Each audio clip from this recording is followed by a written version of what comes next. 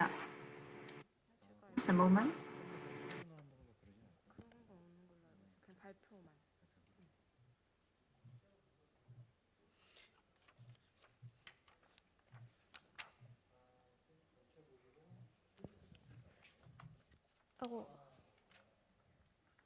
Just a moment.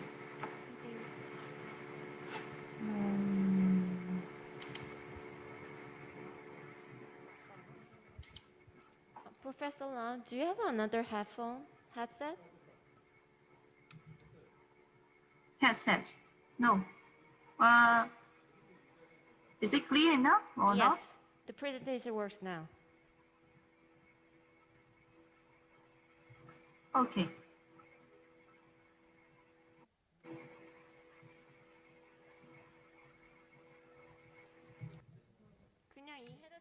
We can hear your like kind of noise sound.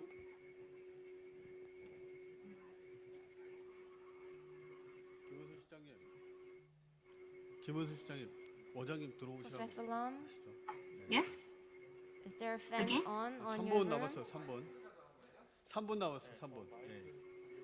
Because we can hear some kind of noise.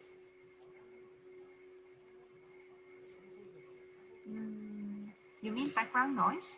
Yeah, background noise.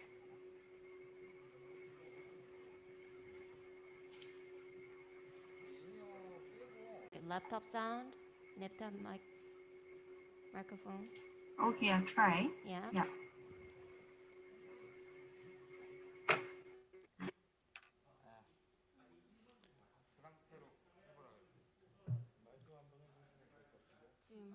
Good afternoon, ladies and gentlemen.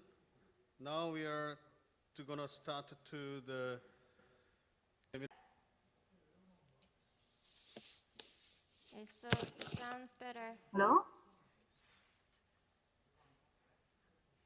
I'm not sure it is better or Yeah, it is better. not better. Yes.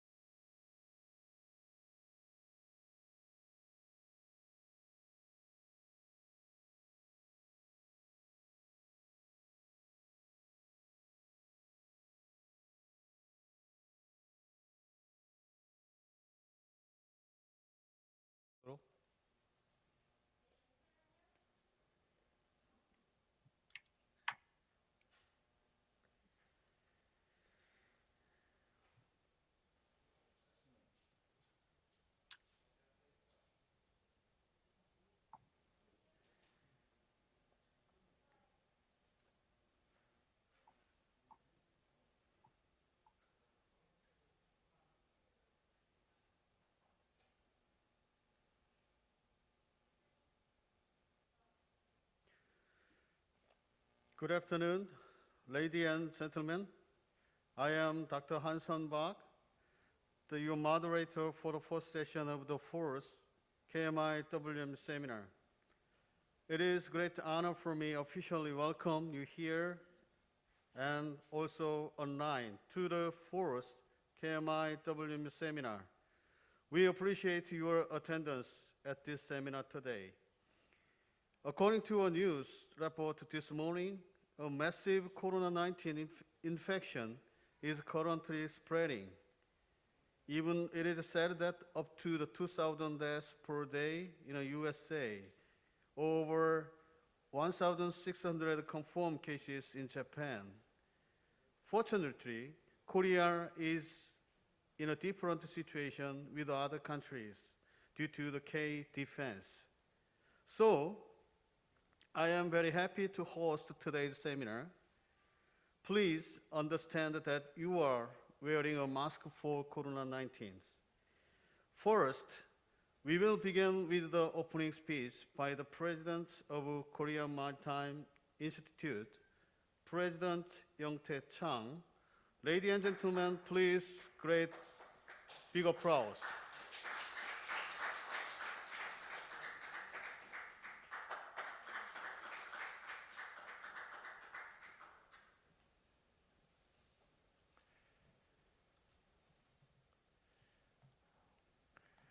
Hello, everyone, particularly those people who are attending this one through online system. Although we all in Korea look very strange wearing masks, today onward, it is compulsory for everyone to wear masks. So although it looks very strange, please excuse our new regulation, unless you are willing to pay some kind of penalty. Okay. Good morning, colleagues in Europe, and good afternoon, colleagues in Asia. First of all, I would like to express my deep gratitude to Dr. Cleopatra Dumbia Henley, the president of World Maritime University, for co-hosting this meaningful seminar. As many of you may be aware, I'm greatly indebted to WMU, as it is my birthplace of globalizing my eyes, heart, and attitude. Without my 2-year study period at WMU, late 1980s, my deep understanding global culture would not have been possible. Therefore, co-organizing this seminar with my colleagues at WMU, particularly Professor Dong-Uk Song, has given me enormous pleasure and pride from the very beginning of planning the seminar.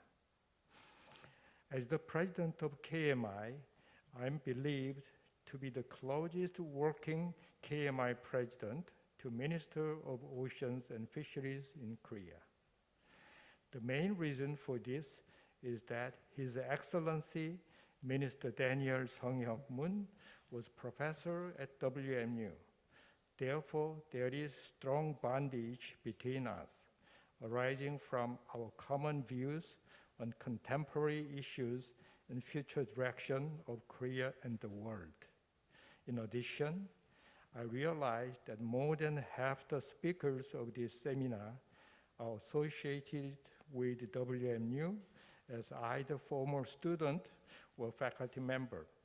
Although we attempted to select top-notch researchers in thematic areas of the seminar. In this regard, I am very much grateful to the invited speakers in Europe and Asia for their insightful presentation. Also, my special thanks should go to the in-person participants and online audience via YouTube. The title of the fourth KMI-WMU seminar is Container Shipping Business and Maritime 4.0 Policy and Strategy. In particular, this year's seminar consists of the 3 sub-themes. The first is a recent development in container shipping market. In this session, Dr. Jasmine Lam, Professor Dirk Marx Johns, and Dr. Mei-Feng Luo will present the current situation of container shipping market and major challenges. Especially, COVID-19 pandemic has brought out structural disruptions in global supply chain and high uncertainties in container shipping market. I expect that 3 prominent speakers will lead us to deep understanding of the impacts of COVID-19 and their challenges. Based on this diagnosis, we can respond to the challenges in more effective ways. The second theme is environmental regulation and shipping ecosystem. As well known, the global society aims to achieve carbon zero target in 2050. Following this ambitious target, the global shipping industry also endeavors to achieve carbon zero in shipping sectors. In 2018, Getting to Zero Coalition was launched with the participation of 100 global members. Also, in 2019, Global Ship Financial Institutes declared Poseidon Principles, which will give benefits to the green finance. These efforts are expected to contribute to accelerating the adoptions of so-called eco-friendly ships. For this session, Professor Carrillo, Dr. Park, and Professor Cavasanos will deliver excellent presentations. The third topic is Maritime 4.0 and new business models. The fourth, Industrial Revolution is more likely to make a huge change in our economic society. We are currently witnessing the rudimentary stage of the fourth industrial revolutions. For example, quantum computing has not been realized. Quantum computing will give us new phase of computational revolution. Combined with widespread use of IoT, ICT will enable us to have unimaginable, powerful artificial intelligence. Pursuing these challenging technological trends, the shipping industry will make various new business models. For this fantastic topic, Professor Vinstra, Professor Sahu, and Dr. Ko will usher us into the future of maritime sectors. Once again, appreciating the support and all the endeavors of President Dumbia Henley and her colleagues, the speakers, and my KMI staff, I look forward to fruitful discussions in the seminar. Thank you very much, and tack så mycket. Thank you very much, the President, for the big flowers. Now we have congratulatory speech. President of World Maritime University, President Cleopatra Dumbia Henley had sent over his remark through the video message as well. Please turn your attention to the screen. Please.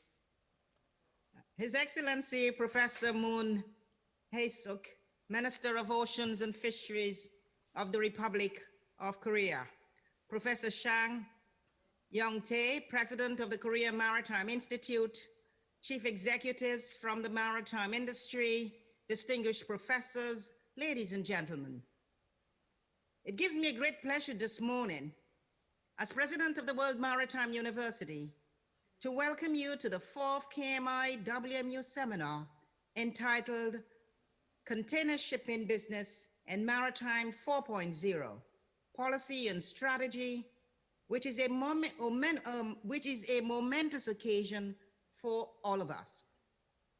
I am very pleased that despite the COVID-19 pandemic, we are able to host the seminar.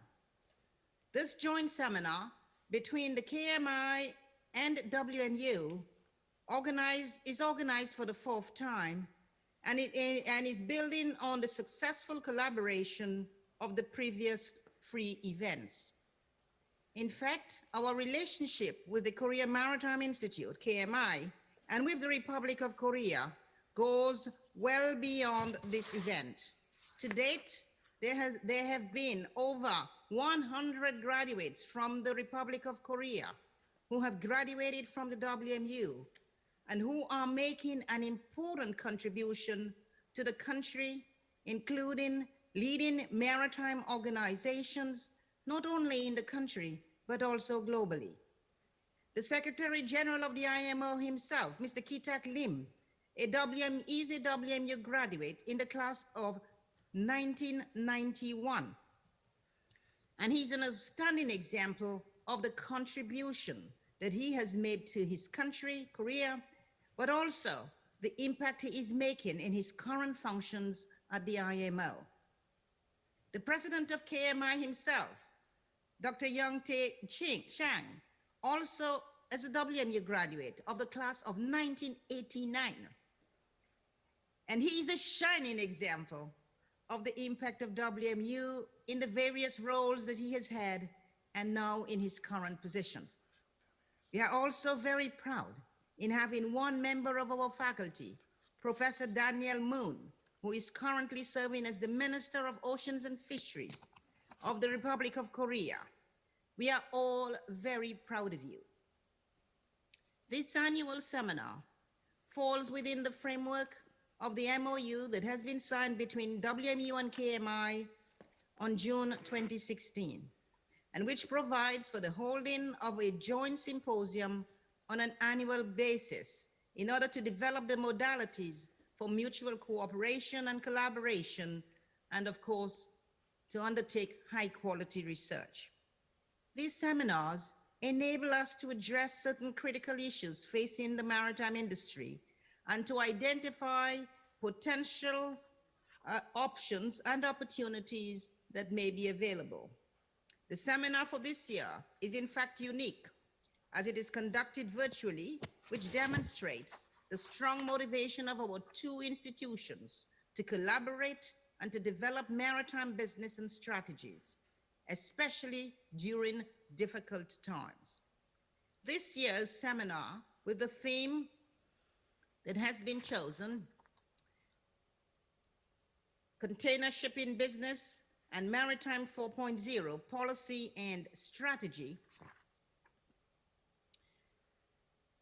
I am sure that this will give rise to very interesting discussions as you move along over the next day and a half. International trade forms the backbone of any country's economy. For example, according to the OECD statistics, the international trade of goods and services comprise almost 40% of the Republic of Korea's gross domestic product. Maritime trade, therefore, constitutes nearly 90% of global trade in goods and commodities. And unlike international trade in services or capital, maritime trade needs to be physically delivered and must develop resilience, a resilience model for sustainable global supply chains, which is of paramount importance, especially during pandemic times like we are experiencing today. It must be highlighted that IMO has continuously ensured communication and dialogue between governments and the shipping companies with a view to ensuring that maritime trade is not affected. This also allows us to think beyond the standard practices and answer some of the major questions, including the following. The first is, what are the long-term impacts of COVID-19 on the structures of the global maritime networks and its stakeholders? I really hope that a vaccine and a cure for COVID-19, as already indicated in recent press releases, that they have found the indications that the availability of a vaccine is in progress. We all hope that the next KMI seminar, we will be able to see each other physically. However, the year 2020 has had significant impact on our lives and on maritime trade. We need to see the long-term impact of COVID-19. How will it shape the maritime trade network and its impact on stakeholders? This will help us in two ways. First, to prepare ourselves if COVID-19 becomes the new norm, which it appears to be. And importantly, secondly, to develop risk management models for such global crises in the future. The second question is, what can we learn from the innovative practices and experiences of dealing with such large-scale uncertainty or even disruption in the global supply chains? The maritime industry as a whole did a remarkable job in readjusting the strategies and ensuring an effective global supply chain of goods and commodities. Still, the central question which we need to ask ourselves is the following: is it efficient, or can we do better? The burden on improving and developing a sustainable global maritime supply chain lies on our shoulders. We must therefore continually learn from our experiences and identify innovative practices in order to enable us to deal with financial, health, and geopolitical issues which continuously affect our industry. The third question is, how can we design a sustainable maritime network and adopt new digital technologies and big data analytics? Even as a lawyer myself, I firmly believe that the availability of big data and the development of new technologies will transform how we do business. It is also the need of the hour during the outbreak of such pandemics, especially for the operational jobs that need human intervention. Automated ships and terminals, decision-making using big data analysis, among others, can add value to the way we do business. To address some of these questions from the maritime trade perspective, there will be 3 different subsessions, as far as I understand, and they are: 1, what are the recent developments in container shipping market? 2nd, what are the several recent changes in environmental regulations and their impact on the shipping ecosystem? And thirdly, most importantly, to look at Maritime 4.0 and to deliver and to develop new business models for the shipping industry. This seminar is therefore extremely important. It is more crucial today than ever before, and it will enable us clearly to look at a range of issues, including the impact of COVID-19 on the maritime industry. And we know how much our seafarers have faced very challenging times and continue to face. The seminar will therefore, as I indicated, be more crucial than ever, as the outputs of our work will not only have an impact on the national and international trade, but also on society and on the maritime industry as a whole. This has motivated us to invite several well-known experts in the industry and in academia to this event. They are here to share their experiences and their knowledge and to bridge the gap between theory and practice. Following the seminar, each presenter will contribute to the publication of the chapters under the book series that is entitled WMU Studies in Maritime Affairs, which will significantly help academics and industry to design theory and policy for the maritime industry as we move into the future. I am sure that the presentations and the book publication will provide useful insights into the state of the industry today, which was not what we expected less than a year ago. Lessons learned, as well as the outlook for the future. And finally, let me take the opportunity to personally thank the KMI, my dear friend and former our president of KMI, and our graduate, and all the participants for their engagement despite these difficult times in making this seminar a success.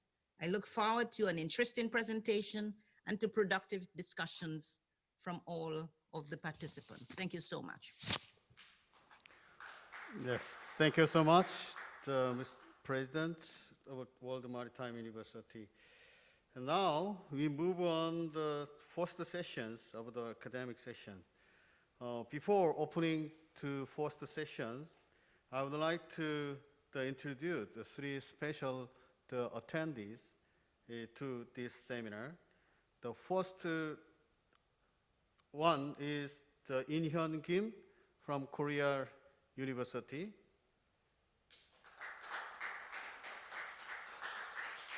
And second is Jong-gil Han from the Sungyeol University. And now is to the Shine Lim of Korea line is coming. And so I would like to polite ask the special attendees to ask questions in each session.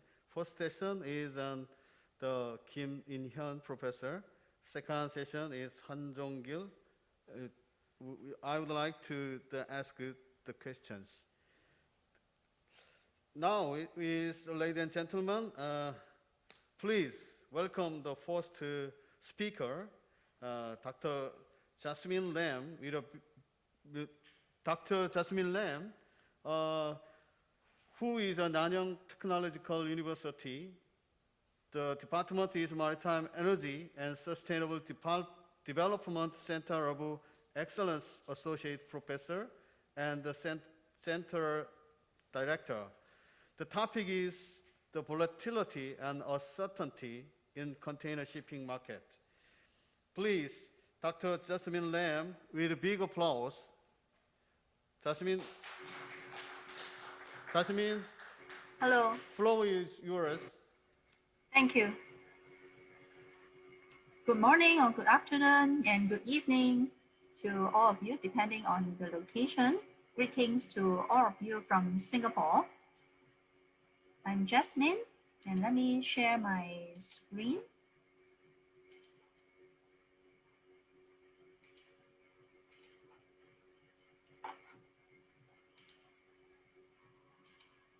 To double check, yes. I believe that you can see it. Otherwise, please let me know. I'm very glad to be here to present this topic. And also, first of all, I would like to thank KMI and WMU for inviting me to speak in this very meaningful and interesting seminar. So the topic is on volatility and uncertainty in the container shipping market, since this session focuses on container shipping. And there are two keywords, volatility and uncertainty. I'm sure that you agree with me that this year, particularly, we encounter these two phenomena. And here is the outline of the presentation. After a short introduction, I will give a very brief overview of the literature status, and I'll focus on volatility and uncertainty in the container shipping markets in relation to COVID-19. Also, the comparison with other shipping markets. Even this session is on container shipping. I believe that it is interesting to have a comparison to see the situation of other markets as well. And then importantly, implications and recommendations, and finally, a short conclusion. So we understand that shipping is always volatile. It's not just applicable to this year. And there are even more uncertainties and volatilities in recent years. And also, unfortunately, there are some signals of downward revision of the global economy as well. For example, there are escalating trade tensions between the US and China in recent years. And we understand that there is a phenomenon of Brexit. There are even more uncertainties this year and in the near future. For example, the COVID-19 pandemic. Even now, there are some signals that the situation may be better, but we are not very sure. And how about when the vaccine will come out and how the shipping market responses? All these are uncertain. The US president's election, it sounds like it's over, but interestingly, it's not yet fully settled. Shipping is a derived demand, and it is very vulnerable and heavily dependent on the global economy.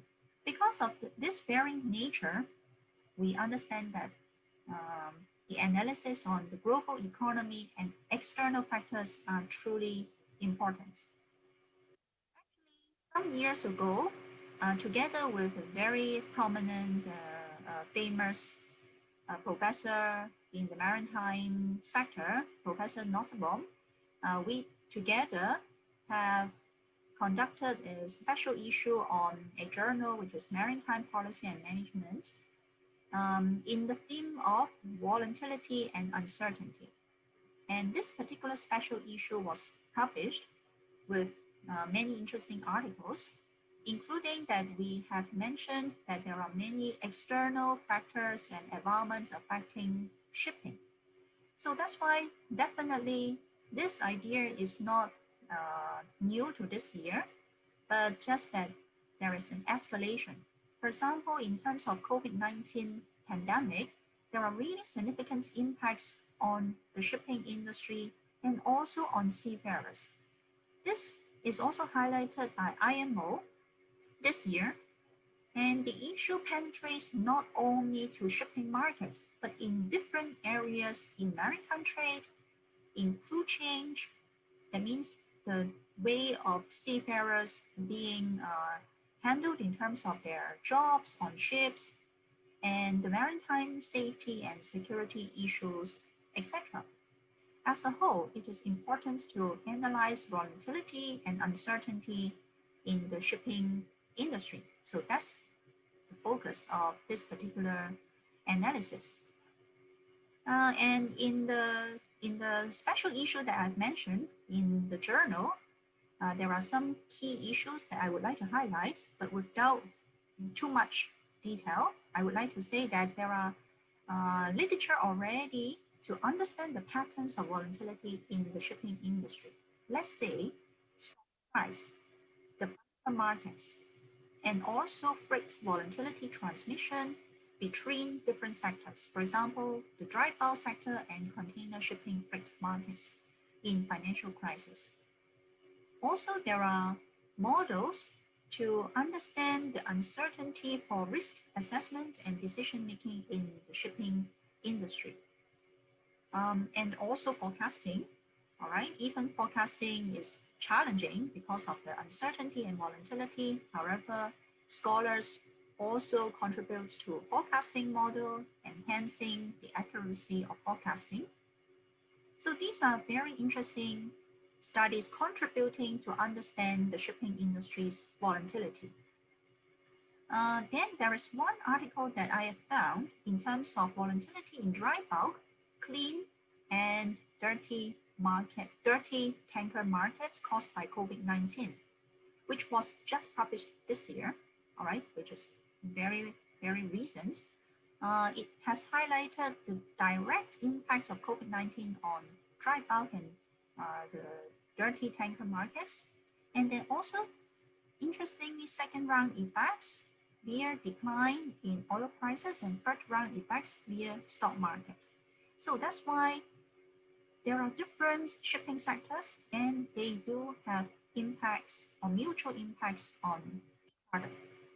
But as a whole, even there are studies on vulnerability in the shipping markets, we find that there are very few which studied from the aspects of port throughput and vessel arrival, which are important indicators of the shipping industry.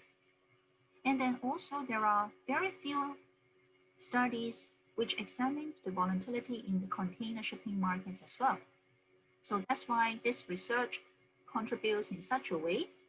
I focus on analyzing the vulnerability and uncertainty in the container shipping market related to COVID-19 with a focus on the Singapore market and then draw implications accordingly.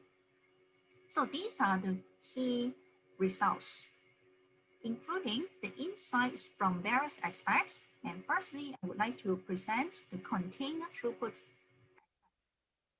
So here in this graph, in the lower part, left-hand side, we can see the container throughput in Singapore, which I analyzed the situation in 2019, represented by the bars in gray, and 2020 this year in blue color.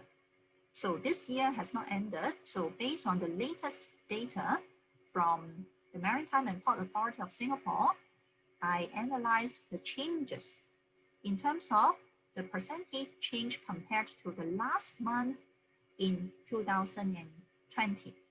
All right, so you can see that that means the blue bar represents the year 2020 situation. In the first 3 months, Singapore, in terms of container throughput, has done well. That means there is not much impact, and actually there was an increase in container throughput.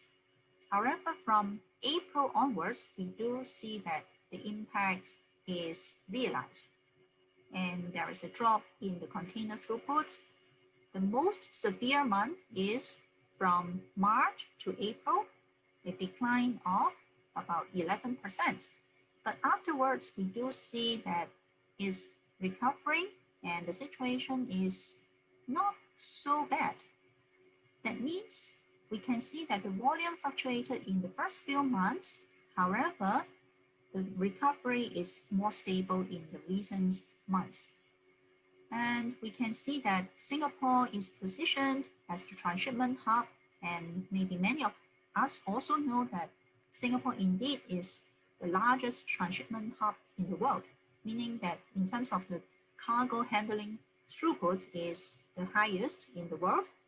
So it reflects that shipping is really essential. Even there is pandemic, of course, let's say food supplies and raw material supplies, energy supplies, all these continue. And indeed, they are very, very crucial to everyday life of all people. So then it reflects that Singapore is supporting the global supply chain, trade, and various economic and social activities. And the Port of Singapore is rather resilient, even there are some negative impacts. And in terms of volatility, on the right-hand side, I have also done the analysis, the year-to-year trend by the percentage change. When compared to the last month of last year, we do see that 2020 is the most volatile year in the recent 5 years by analyzing the variance in container throughput. Now, let's take a look at another indicator, which is about container vessel arrival. So that means this is more on the ships calling at Singapore. And 2020 fluctuated in the beginning and then started to remain in a growing status since June. So that means in line with container throughput, also that Singapore is still resilient and there is already a recovery trend. And 2020 is lower in terms of container vessel arrival in each month when compared to 2019. And the highest reduction of more than 16% in May. However, after that is recovering. And in terms of volatility, likewise, we can see the lower part, right-hand side, the year-to-year percentage change. And 2020, again, is the most volatile year in the recent 5 years, based on the calculation of the biggest variance in the percentage change. So it means that indeed the pandemic has brought higher volatility. And we can take a look at the container freight rate as well. All right, not only the volume, not only the shipping traffic, but also container freight rate. Freight rate in general decreased in the first 4 months since the outbreak of COVID-19 in China in December 2019. However, it's very interesting to know that the freight rate has improved, even exceeded the pre-pandemic level. So what has happened? Largely speaking, the main reason is the aggressive vessel capacity reduction strategy by blank sailings. That means canceling the sailings in container liner shipping in response to the demand crashing effects of the pandemic. So there are some data to support. For example, there are 126 blank sailings in Trans-Pacific routes, and 94 in Asia-Europe routes through August from the 3 shipping alliances. And additionally, there are around 75 blank sailings or cancelled sailings through September. So largely speaking, that means the demand has reduced because of pandemic.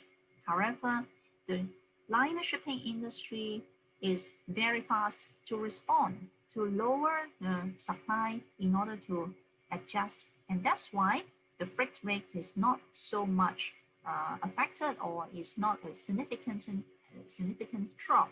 Even now, the freight level is rather high. Okay, so now let's take a look of the comparison with other shipping markets in Singapore. Then here again, I analyzed also using cargo throughput and then also the shipping traffic and freight rate. So we can see that actually not only container, but also other sectors are affected. Almost all markets present negative trends, meaning that in terms of the throughput, there is a lower throughput when compared to the same month last year. Only one exception, which is the non-oil bulk market, which has a relatively small volume. So, but in comparison with other markets, the container shipping market is not the most volatile. Even by itself, is more volatile than the 4 previous years. But conventional cargoes, oil bulk, and non-oil bulk are the top 3 volatile markets in terms of cargo throughput. Let's say for conventional cargo shipping markets in Singapore, the volume has dropped more than 45% in May compared to the same month in 2019. Then for cargo vessel arrival by tonnage, container shipping market is actually less volatile than tanker and bulk shipping. Okay, then the right-hand side shows you the trend and then also the percentage change. For example, in terms of tanker, the percentage is more than 12% and bulk more than 10%. So this aligns with the previous finding that non-container shipping markets are even more volatile in terms of the cargo throughput. Then how about freight rate? Okay, we find out that container markets and the dry bulk markets are volatile, and the dry bulk market appears more uncertain than the container market, despite a similar decreasing trend in January to May this year. So that means there are indeed some differences among the different markets, and the container shipping sector is volatile and uncertain, but when compared to the other sectors, that's not the worst, I would say. Okay, then these 2 graphs show based on the Baltic Dry Index and Baltic Tanker Index in terms of the development, and that's why this is the basis for the comparison between the different markets. So after analyzing certain trends and data, importantly, what have you learned? What are the key takeaways? So these are the implications, and I also come up with some recommendations as well, because I think importantly, we learn and we move forward and try to overcome the challenges and come up with opportunities. So we find that responsive supply adjustment is very effective to counter volatility and uncertainty in the container shipping market. So this is down to the basic idea. For every market, it's about demand and supply. So when demand drops, if companies are responsive enough, so like in this case, the container shipping market, so that's why the supply is also adjusted accordingly, then the freight rate recovered fast and even exceeded the pre-pandemic level because of the collaborative capacity adjustment. All right, so that means the container shipping alliances, they do collaborate in this area to avoid a severe crash. And also there are some references to be drawn from Singapore as well. Based on that, we find that Singapore, in terms of the port, it is resilient against uncertainty and risk. And also, with the help of high level of automation, the Port of Singapore remains operation during the pandemic. It matters because not only the productivity is good or it remains, but because of pandemic, there are restrictions, for example, like in terms of physical activities or even lockdown. But when it comes to automation, the equipment, machines, and operations can go on. And I would like to highlight what to be done more. That means the recommendation. There is a need to accelerate digitalization of maritime trade and maritime supply chains. And I have taken note that there is another session after this focusing on maritime 4.0 and related issues in digitalization as well. So as a whole, organizations are more resilient to disruptions caused by pandemic events if they are able to provide digital services. Just like, for example, avoiding so many paperworks, moving away from office work to working from home when pandemic requires as such. And companies and organizations can still remain a good quality service level if they are able to have digital solutions. So that's why this is the key. And I think the industry has learned that, meaning that we know that even before pandemic, we talked about digitalization. However, I think this has to be accelerated, especially highlighted by the pandemic in this year. But it requires joint efforts from the private and the public sectors. We do know that there are challenges, but that's why I recommend that different organizations do need to work together to accelerate this path. And also, I recommend focusing on process innovation by tapping on emerging technologies as well. In the earlier research that I have done, which was published in 2019, last year, there are 3 top innovative solutions for enhancing customer value of liner shipping companies. So these are the 3 based on the research. Use of ecological ship and eco-container technology, for example, green technologies, big data solution, automation and digitalization of systems. So that's why this research reinforces the point that I made. And this is a particular example as well, blockchain. I think many of us hear about blockchain. Blockchain is a promising technology addressing the digital needs of the industry. Just like what I have mentioned, from paperwork to digital solutions, working away from the office, but you can be maintaining your services wherever you are. So blockchain enhances the digital solutions, and it can be still secure, transparent, and the traceability can be enhanced as well. So for those who are interested, actually, my university and also together in collaboration with another university in Singapore and US, we have conducted a joint project in the impact of disruptive technologies on maritime trade and maritime industry. And the report is publicly available. And also, I would like to highlight that it's very interesting that a hybrid business model focusing on both cost minimization and service differentiation is one of the key ways moving forward, because this business model enables flexible and versatile capabilities of liner companies, which are very crucial in the volatile industry. So meaning that shipping companies have to be good in both cost minimization and service differentiation, which is truly challenging, but that's why we need innovation. All right, so more about process innovation by tapping on emerging technologies. I would like to also highlight 2 special issues in two journals that I am showing on this slide. So these are both published this year. So I think that means the contributions are very, very new and would be very current. So including artificial intelligence and big data in shipping, published in MPM, and on the right on data analytics, not only for shipping, but international transport management as a whole in the journal RTBM.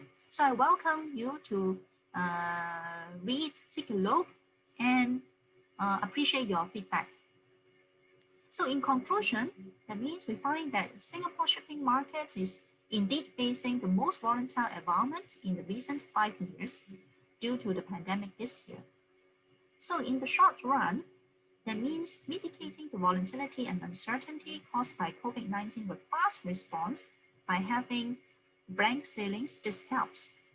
And we find that, but for longer term, by only adjusting the supply would not be sufficient. Importantly, we have to leverage digitalization, just like blockchain for process innovation and hybrid business model as well. So this particular research, of course, is ongoing and is an early attempt to study the impact of COVID-19, but I focus on volatility and uncertainty, and these will stay. That means even after the pandemic, I'm sure that these will stay. That's why we draw implications for the container shipping sector and also the governments on how to accelerate a sustainable recovery and building resilient capabilities. So these are the references. I welcome your feedback. Thank you very much. Thank you, Dr. Sussman. It's a very useful presentation for the research and the industry. And next, we would like to invite the Professor Mark Jones. Mark Jones is the Hamburg School Business Administration professor. Today's the professor talk topic is container ships and the black swan. Could you start your presentation, or Professor Doc? Yes, thank you. I would like to welcome everyone, and I'm very happy to express my gratitude that I can participate in the conference. Coming in after Jasmine's presentation, of course, is difficult. There were many interesting questions to be asked, maybe to Jasmine already. We investigated based on the book Black Swan, Container Shipping. My presentation, due to connectivity problems, will be played digitally in a moment, but I wanted to take the opportunity to welcome you live in this way. So please play the presentation. Thank you. Thank you. Good morning, good afternoon, good evening, and good day to everyone who's listening into at this eminent conference. I'm Max Johns from the HSBA Business School in Hamburg, and I'm very happy to address you today at this panel. My subject is container ships and black swans, the impact of disruptive events on the industry. What we have done over the last 9 or 10 months is observing the container shipping industry very, very closely from Hamburg, from our business school. And I would like to share some of my thoughts and some of our observations with you today.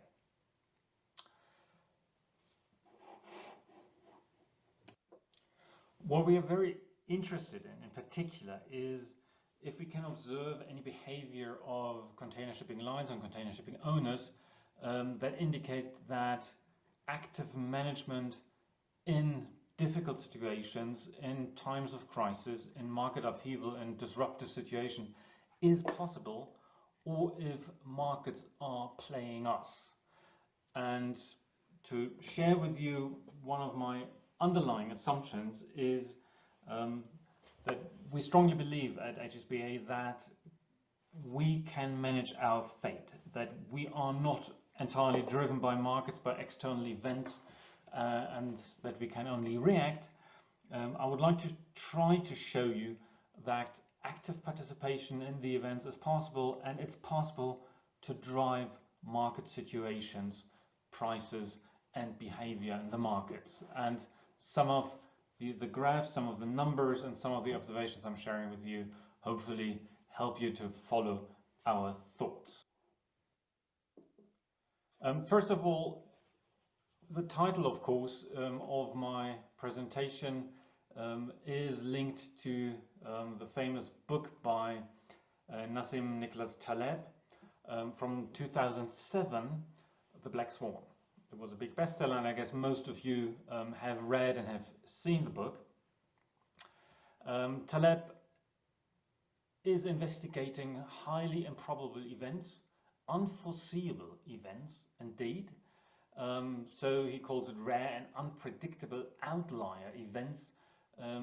So those that cannot reasonably be predicted. Normally we have very simple explanations for those ex post. And one of his main observations was at the time, and he made this publication before the financial crisis. So he, in some way, he helped us very much to understand the financial crisis of 2008-2009. He focused strongly on risk models, and he said in common risk models normally we underestimate black swans, which leads us to mismanaging these situations. And somehow he also deviated to and observed the blindness to these large deviations, but in particular the wrongfulness of risk models and what led us to wrongly manage the situation was highly interesting. Probably also quite a few of you know that maybe the current pandemic, COVID-19 and Corona, have not been so unpredictable. Bill Gates and quite a few others, but mostly quoted actually is Bill Gates, who mentioned at the Massachusetts Medical Society in 2018 and another speech in 2015 and in some other utterances even before in the decade, that there would be a significant probability of a large and lethal modern-day pandemic occurring in our lifetimes, and he in particular referred to a virus. So maybe it was not so unpredictable, and just last week also probably quite a few of you saw this little ad in The Economist who said the current pandemic is not a black swan. So I could end my presentation here and say, sorry, a couple of months ago I picked the wrong title. So I can't speak about black swans and container ships. Thank you very much. However, I think this is academically not very useful. Let's look a little bit and compare events of the last 2 decades or 2.5 decades. So here we have the ton miles and the million TEUs transported, and we see very clearly this is a strong, almost linear upward path. However, we have 2 major dents in here. One is in 2009, and we all remember after the financial crisis, a very deep dip in the number of containers that have been transported. And equally, we see a dip, but it's not equal, but different, slightly different. So at the time, 2009, we had a dip of 9.5% of transported containers and container miles. And currently, we are speaking, numbers are still varying somewhat around this year, but we estimate that we probably will have a dip of somewhere above 5% of the number of container transported. So comparable events, a decade apart, and we would like to see how this came and how the container shipping industry reacted. Here we see the 2 numbers you will have seen a few times, and maybe throughout the conference we will also see them again a few times. Over the last 30 years we have the world GDP in orange here,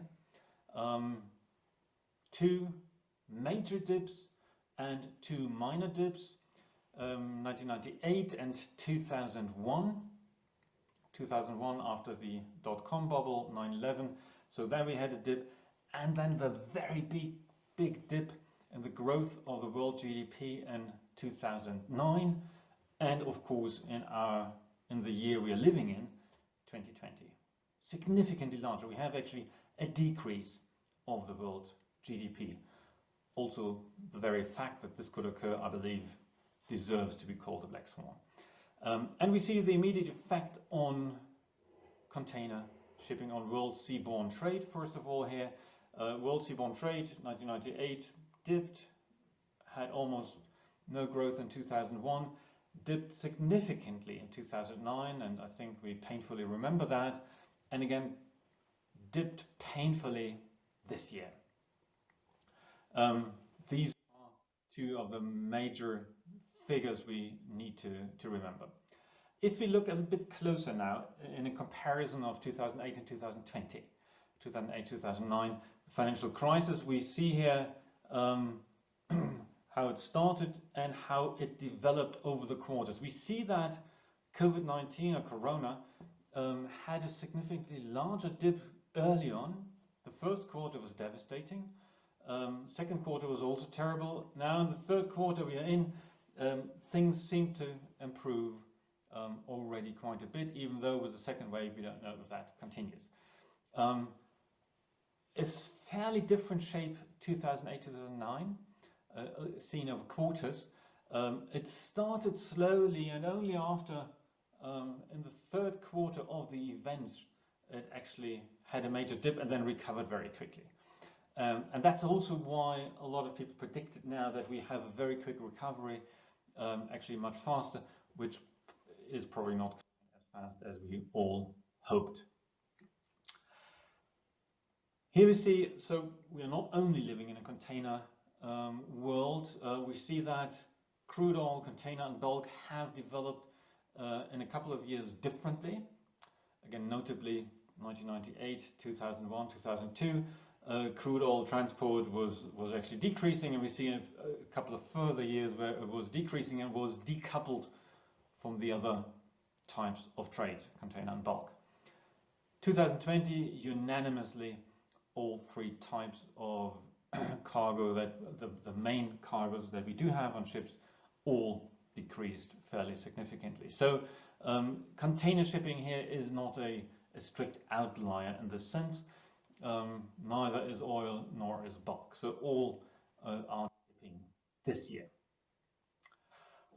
What we were interested in now this year, we looked at correlation coefficients between the Clark-C index. We used that as an indicator on rates that can be received for container transport, and the CCFI indices, the combined ones, the global ones.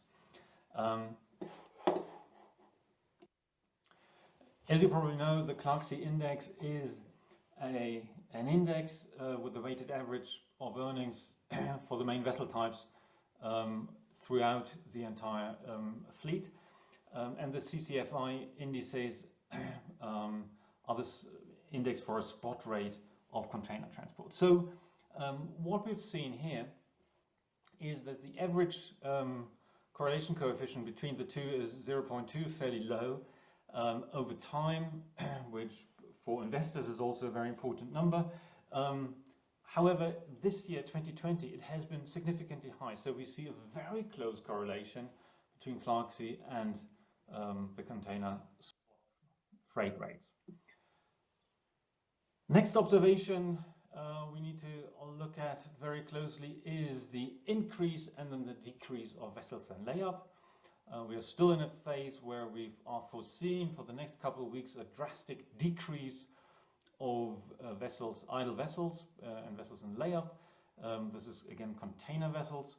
I took here the Clarkson's figures, the figures for produced by Alpha Liner are even more drastic, where vessels in layup have decreased even stronger. We see two effects here. One is that at the height of the COVID-19 crisis in June, April, June, early July, major insecurity, we had the peak of ships in layup. On top of that, unforeseeable in this particular period, which had nothing to do with COVID, we had a large number of container vessels in the shipyards sitting there to get scrubber retrofits that had to do with the changeover of the fuel types around 1st of January this year. So that was an escalating effect somehow. However, important to see that the vessels in layup are obviously decreasing, and of course that has a major reason. The freight rates are increasing. There is this particular thing we can see. So you see here for the latest figures from the last few weeks, we have a drastic decrease of the idle fleet, and at the same time we have a drastic increase of the container spot rates, and this actually has increased significantly over the last 4 weeks, which are not to be seen on the slide here yet. So importantly, so less idle fleet, higher rates that are appearing. For time charter rates, we also see that they have meandered relatively poorly throughout the year 2020.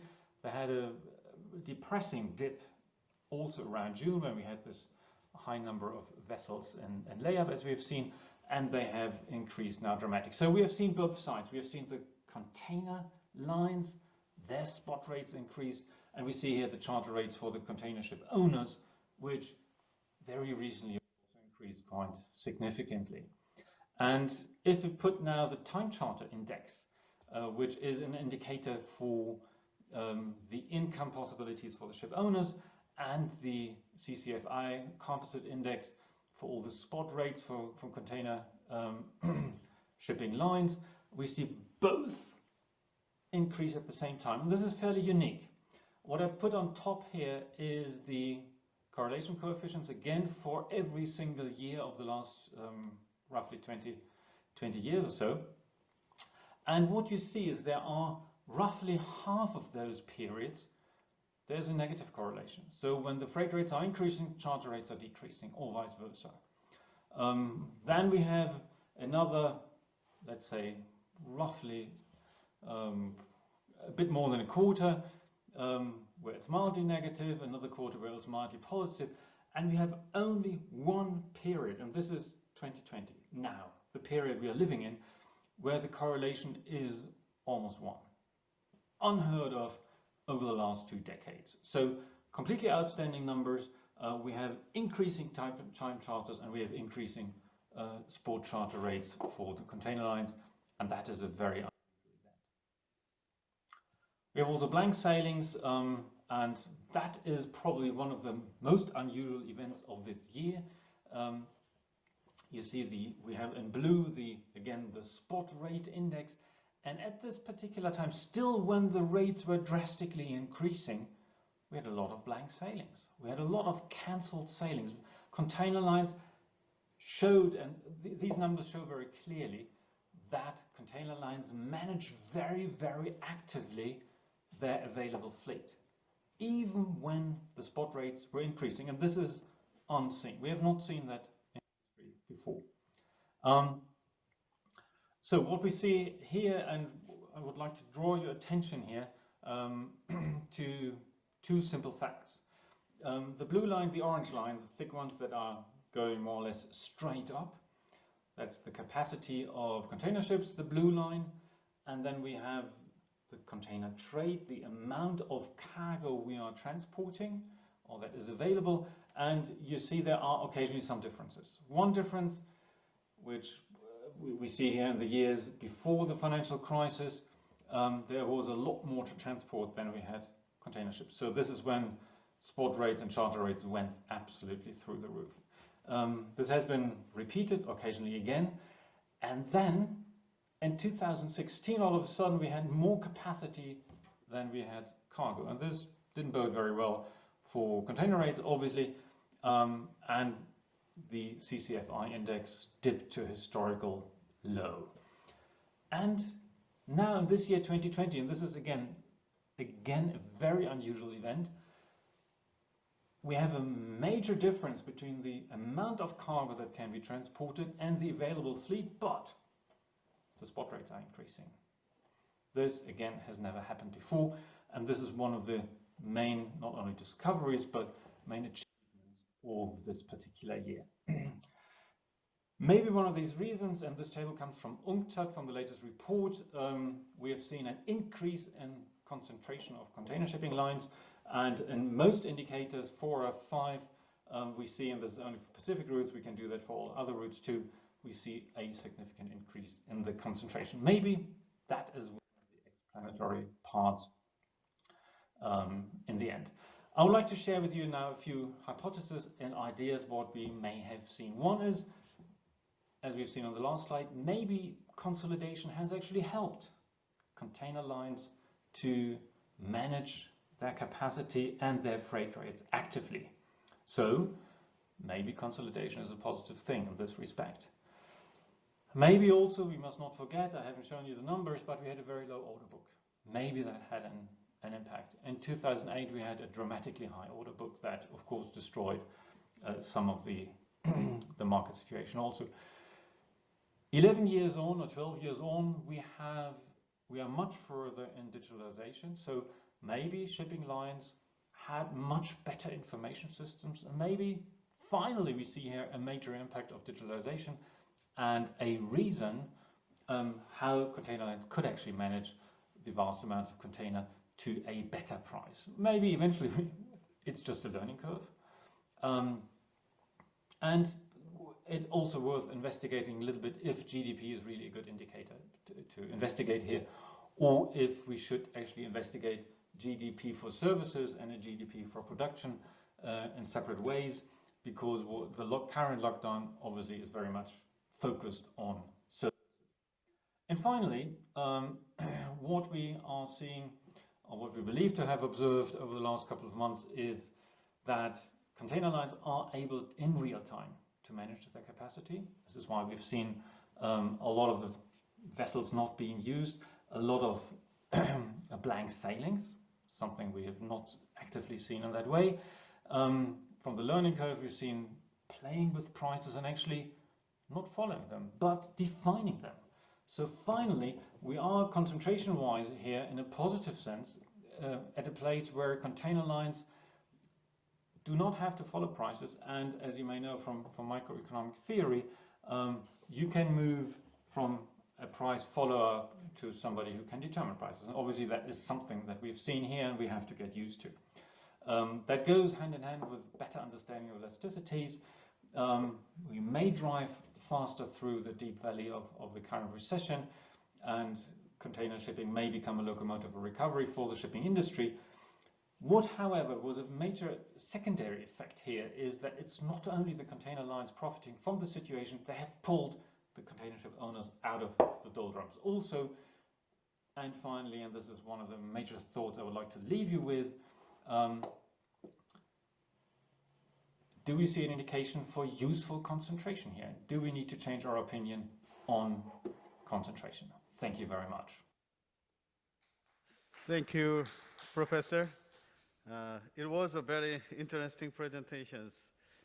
You know, to the black swan is a very seductive metaphor. I think I had to do more research on how this black swan can be a white swan.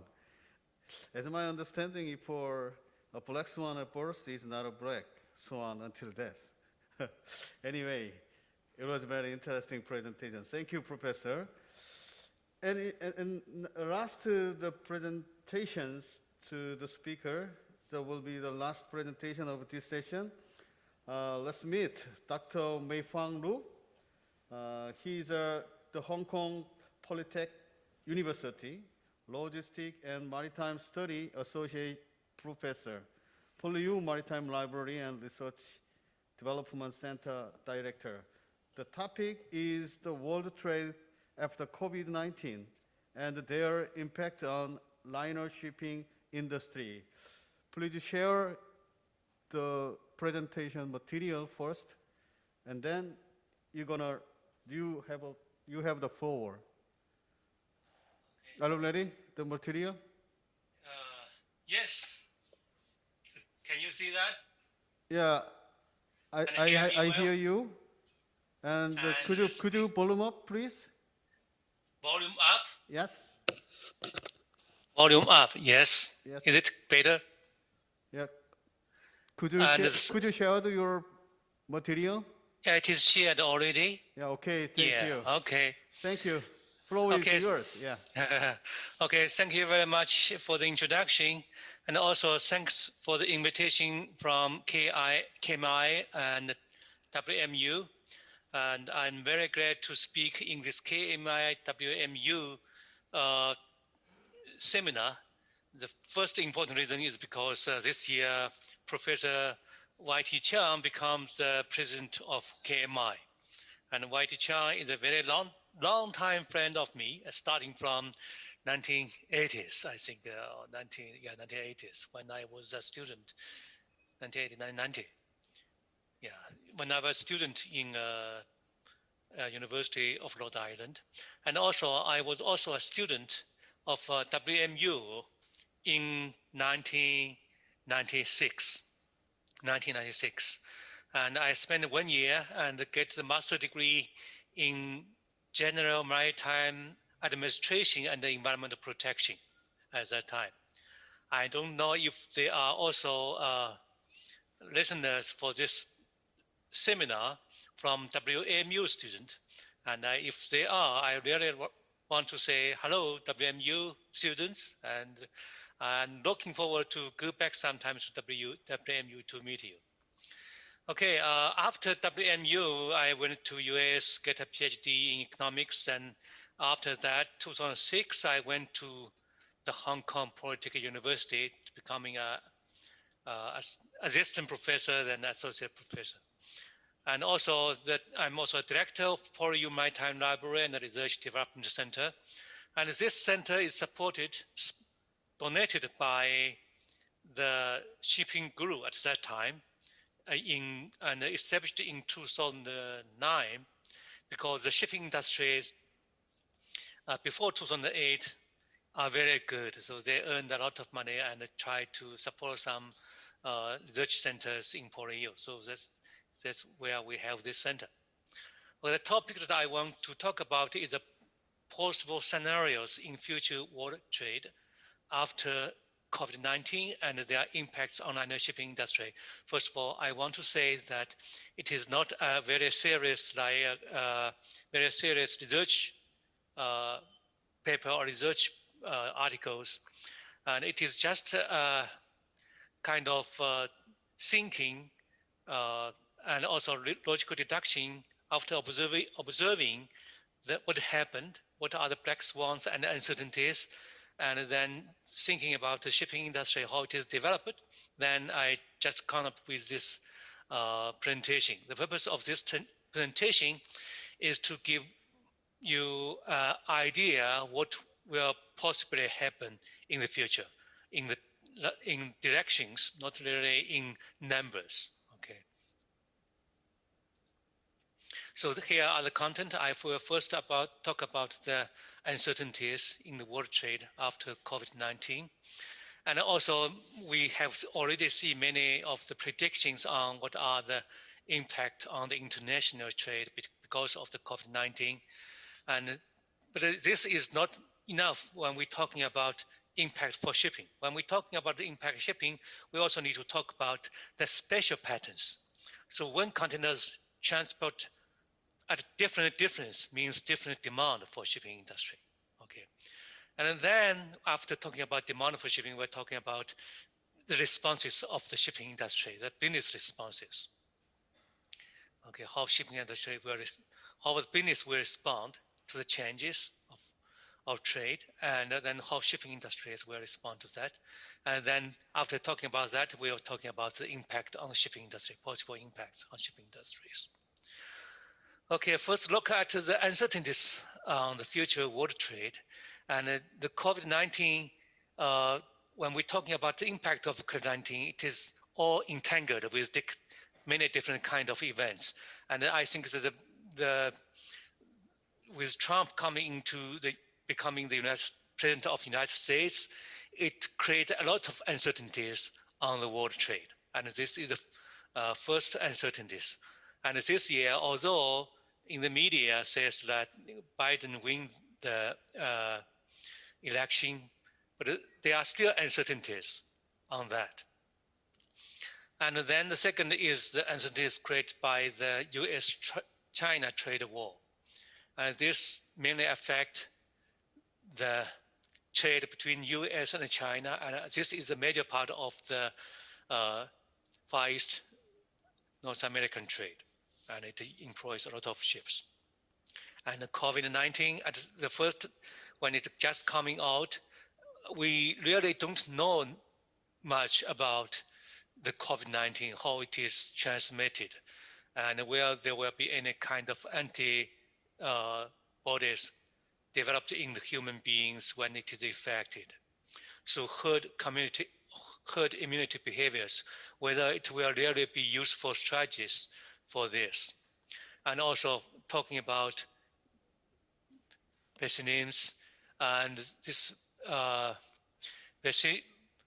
vaccines for this COVID-19, we don't know when it will be developed, how effective it will be. So all these are the uncertainties. And based on these uncertainties, business made some adjustment to response, and they have their own strategies. All these uncertainties and the business response strategies, this will result in the future world trade. Okay. Now, talking about the temporary trade, as a matter of fact, this prediction, many people cite this prediction on the possible impact of COVID-19.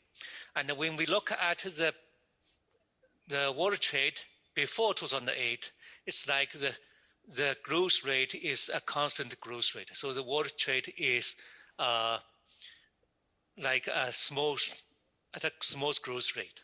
Now, black swans comes in at this time, okay, and then it totally slowed down the growth rate. Actually, this growth slowdown of the growth trade sounds like happened before the financial crisis. If you look at the growth rate changes happened in 2006, 2007, this growth rate almost have similar increase rate after the 2008. Okay. Now this growth rate after 2008 sounds like still a very stable growth rate, but this is of course a very comparatively smaller growth rate than the one before. It means the world economy is slowing down after 2009. That does not go back to the previous growth speed.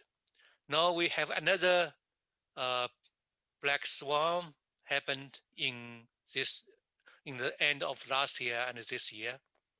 And these are all the prediction of international trade in terms of dollar or volumes. But this is just a time trend, prediction of the time trade. And then people were thinking about, with all these government policies on provide local supplies and also uncertainties due to the centralization of the global supply chain, and whether it is good to continue to do this global supply chain as before. So that people develop three models. Like the first one is what the Trump that is to bring all the manufacturers into America, the scenario one, and make a localized value chains or localized global supply chains. Okay, and this one, the scenario three, is like the business as usual continuation of globalization. That is, we still use the global low-cost resources to manufacture good goods to supply to the customers worldwide. And then the scenario two in the middle means some kind of mix of this. regionalization of the value chain, like whether it is good, for example, for North American customers to use the production in, for example, South America or like in Mexico. Okay, of course, these spatial patterns will have a significant impact on the transport distances, and it will have significant impact on demand for shipping. Okay. Now, we also need to consider about the impacts on the trade at different time range. And this impacts, like at the first time, when we just had this, just heard about the outbreak of the COVID-19, the immediate response is lockdown because we don't know much about the nature of the virus. So many countries, after they find the outbreak in their own countries, they adopt this strategy. And this lockdown will put a sudden stop on the world trade because even the port will not work. The manufacturers will not work because no people working there. And the shipping companies cannot work also because of the seafarers working on board the ship. They're also afraid of the infections of this COVID-19. Now, many terms, and this is the situation that we are having now, and now we know much better about the virus, although the virus is changing. And also, we don't know when the effective vaccine will to be available. Okay, but people know better how to prevent the infection.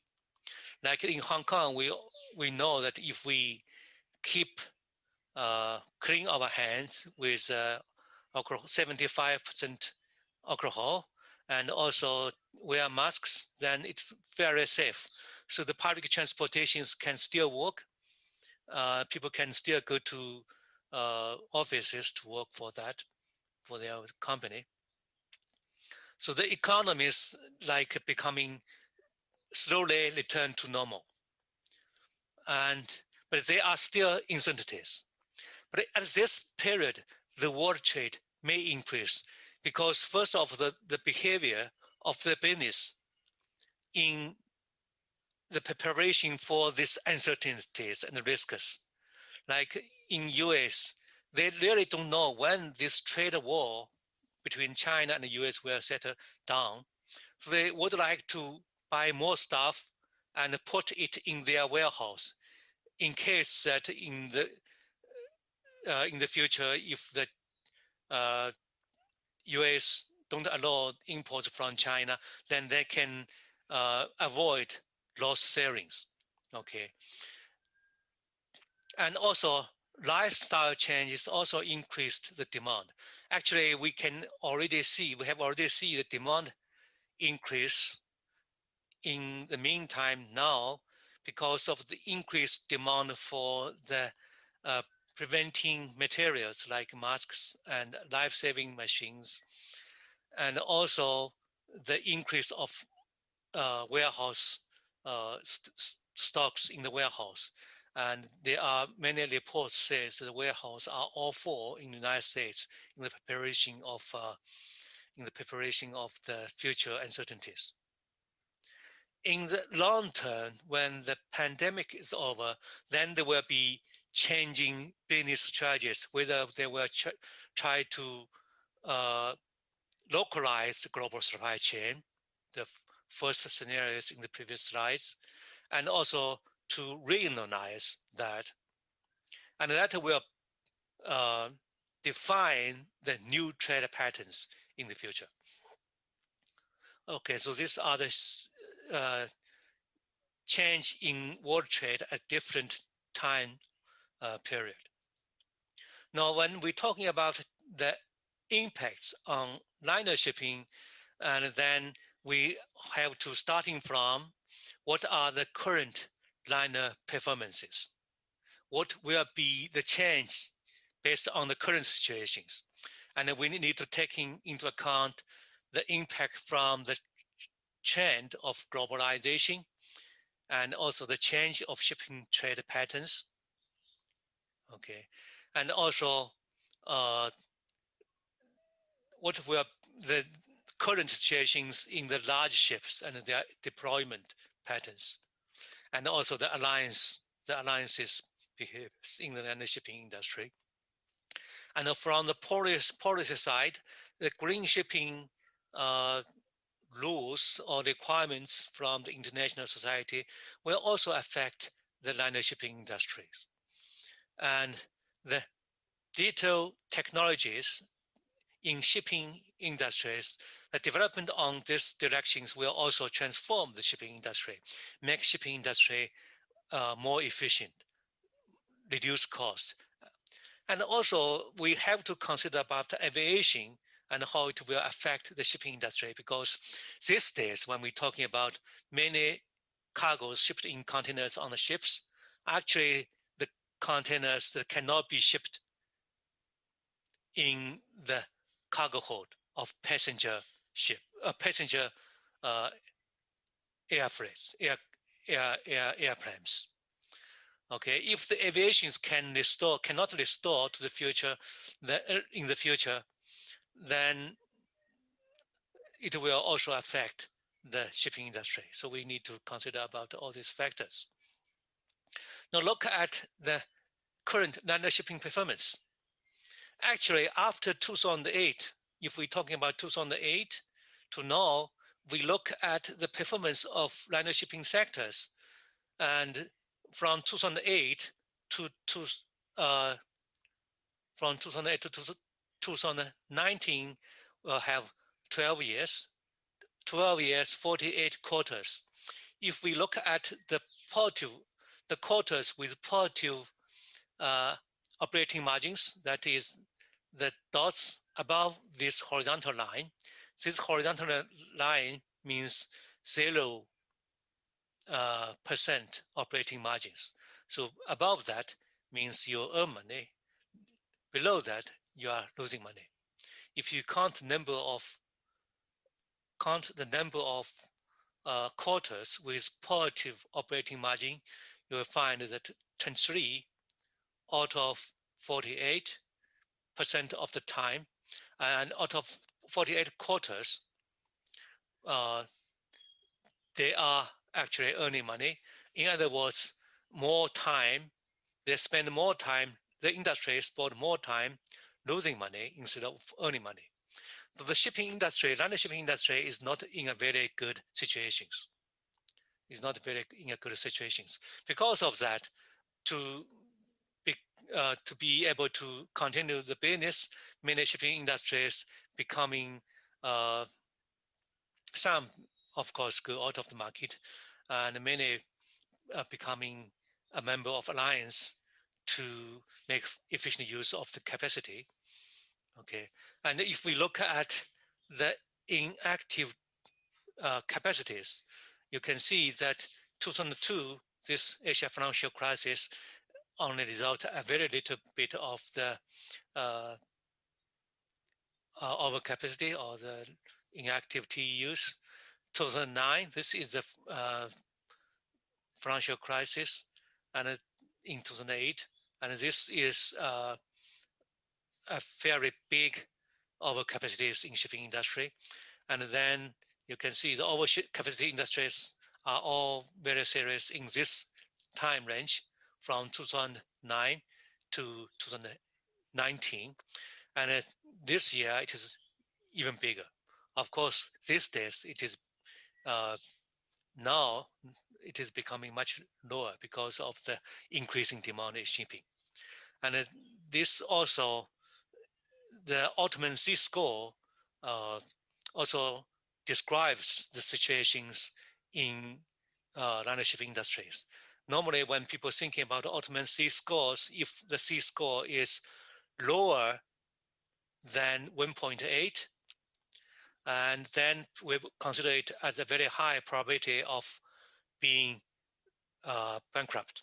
Okay, now you can see that only two liner shipping companies, Hapag-Lloyd and Maersk, are above this line. Most of the liner shipping companies are below this line. Means that most of the shipping companies are having a very difficult time to maintain in business. Of course, this time, no, the shipping companies are all making big positive profit, as you see in the second quarter of 2020, and the third quarter of 2020 could be even better. Now, if we look at the liner shipping strategy, from this we can see what is the situations of the large ships in the world shipping fleet. Okay, this is the bar indicating the number of serial ships, and the line in this figure stands for the average ship size. Okay, as you can see that the number of serial ships does not increase as faster from after 2008, 2009, compared with that before 2008, 2009. But the average ship size increased much faster. And this is a clear indication of more large ships are used in shipping industry. And then in these two major routes, Far East Europe and Far East North America, most of the capacities are controlled by these three liner alliances. And if we look at the distribution of large ships on this shipping route, and here in this figure, it shows the ship size distribution on each route. And the one that I want to point out is Far East Europe route, this gray bar. You can see that the large ships, especially for those ships that is larger than 15,000 TEU, most of them are deployed in Far East Europe route. Now, this Far East Europe route and the Far East North American route are considered as the two major shipping line or main line. And this figure talking about the change of global trade patterns that already happened in the past. And this line, solid line, stands for the mainline trade, that is east-west route, Far East North America, Far East Europe route. And this two, the orange or brownish line stands for the north-south trade. And this grayish line stands for the trade in non-mainline east-west road, east-west trade, okay. And if we calculate the ratio of non-mainline versus the mainline rate, and we can see that it decreased, this ratio decreased before 2008, but before 2007. It means the increasing mainline trade compared with non-mainline trade. The indication of increasing globalization. Now, after 2008, this ratio actually increased. It means people already try to reduce the cargoes that need to be transported for a long distance. Far East Europe route is the route that use the longest shipping route, Far East Europe route. And this figure on the right also is also an indicator of the change on trade patterns. Okay, and this blue line stands for the billion TEU miles. TEU miles means for one TEU transport how long distance, TEU miles. And this is the actual indication of the trade patterns. And this brown line indicating miles per TEU, that is for each TU, what is the distance transported? And you can see that the transportation distance are actually decreasing after 2008. Okay, so more importance are given to the regional trade, okay, instead of the global. Now, next we're talking about the short-term impacts after COVID-19. That is what happened to now on the shipping, on the liner shipping. Okay, this short-term is not the short-term that I mentioned before. The short-term means right after COVID-19, and here the short-term means the impact on the shipping industry, short-term impact. And if we look at the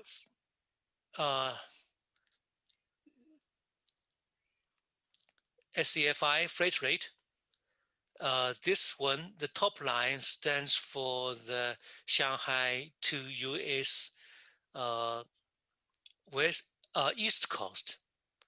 Shanghai to US East Coast, the rate should be higher because you need to use the Panama Canal. And the blue line stands for the Shanghai to US West Coast. West Coast don't you need to use the Panama Canal, and also the transportation distance are shorter. And you can see that at first when we had this COVID-19, the freight rate is in a decreasing trend. And then after May, the freight rate increased very fast. And this is because at the first, really it happened that the liner shipping alliances are blank sailing. And later they are increasing the capacity. They cannot come up with the demand of the Shanghai US continental trade. And here are some of the explanations on why we could have this rate increase. Okay, many people said that this rate increase is caused by the blank sailing, reduce of the capacity. But in later, when we look at the offline data, we actually find that their capacity is actually higher than the capacity employed at the same time last year. So it is not because of the capacity, it is because of capacity shortage. It is because of the first, demand is very high. Second, the empty box imbalance really create a problem. This one, the brown or yellow area is alpha liner charter index. And you can see charter index decreased very sharply at the beginning of 2020.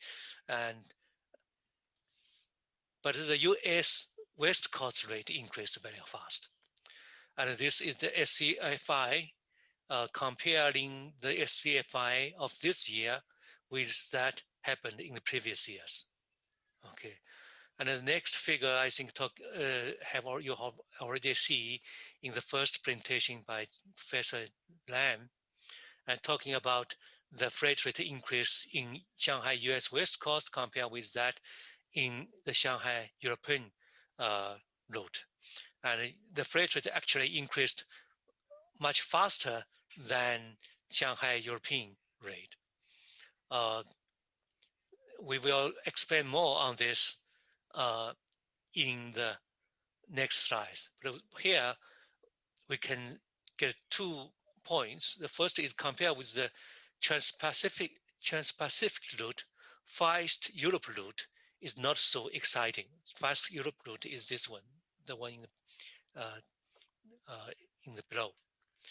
And in the Far East Europe route, we have to remember that almost all the large ships are employed in this route. So you cannot have a very high rate because of the use of large route.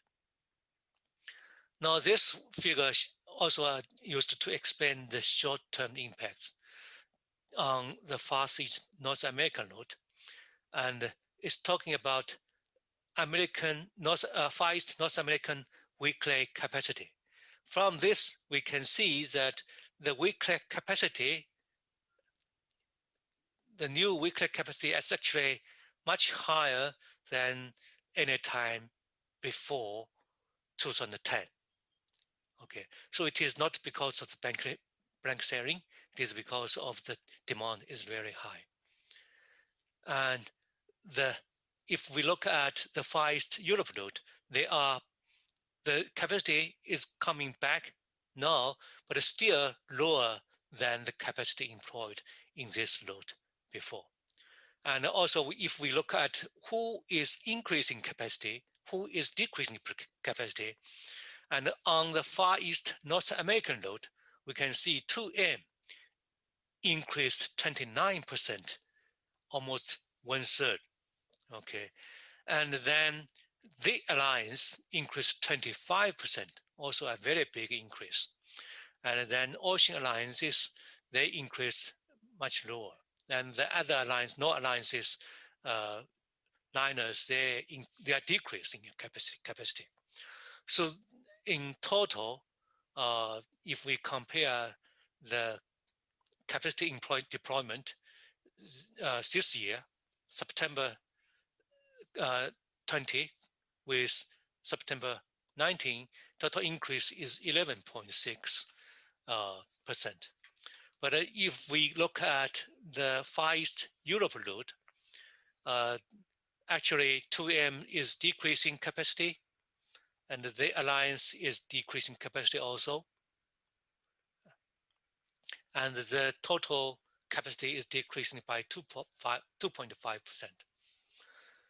But today, I just saw the news from Ivliner that actually the Far East Europe route also increased dramatically because of the high demand of maybe the hygiene equipment or materials to protect the virus. And this one, I want to show, for this figure, I want to show what are the ship size employed in this two route. And look at this color, the greenish color, that is the color indicating the ship size larger than 18,000 TU. Okay, in Far East North American route, actually there is no such ships, almost no such ships. Even you cannot see ships that is higher, larger than 15,000. But if we look at Far East Europe route, most of the ships, dominant part of the ships are ships that is larger than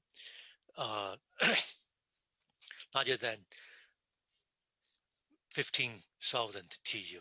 Okay. Now we need to recall what I have said before, that large ships are only employed in this two route because of the long trade route, long turnaround time for, or the long enough time for the whole route. So having big container ships, you can use economic scale. But if there are change in trade patterns, if China become not so big exporters, whether this Far East Europe route will still have such a high demand. Okay. Now let's look at the long-term trade. Well, of course, I still think that globalization will continue, but the way of globalization, the pattern of globalization may be different.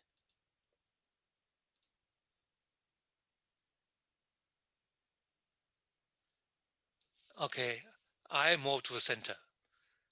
Thank you. Not the not how to, can I move to center? Okay, I move to center.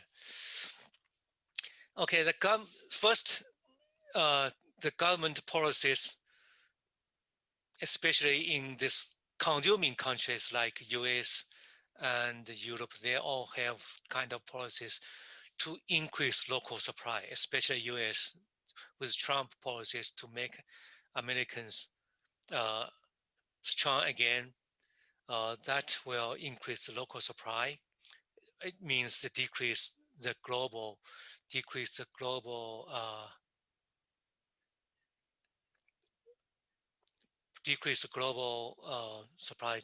supply, and that will decrease the demand for international shipping because trade pattern will change. And second is business response to both government policy and lesson learned in the COVID-19. One of the important lessons learned in COVID-19 is they have to buy all the equipment, even masks from mainland China. And that is too far. And that also mainland China suffered from this virus and lockdown, so they cannot get any supply. This not only happened in this hygiene equipment, it also happened to some supplies for auto vehicles. Okay, so business learned that, and then they want to diversify. Okay, but they will still make profit using global resources, but they will be more cautious. They will diversify, reduce the risks of such similar things happen. Okay, of course, this will affect the position of China to become a world workshop. Okay, China is famous to act as a world manufacturing center before, but these days, when we look at the manufacturing cost, the increase in the manufacturing cost, China is also cannot be the manufacturing center anymore because of the increase in labor cost.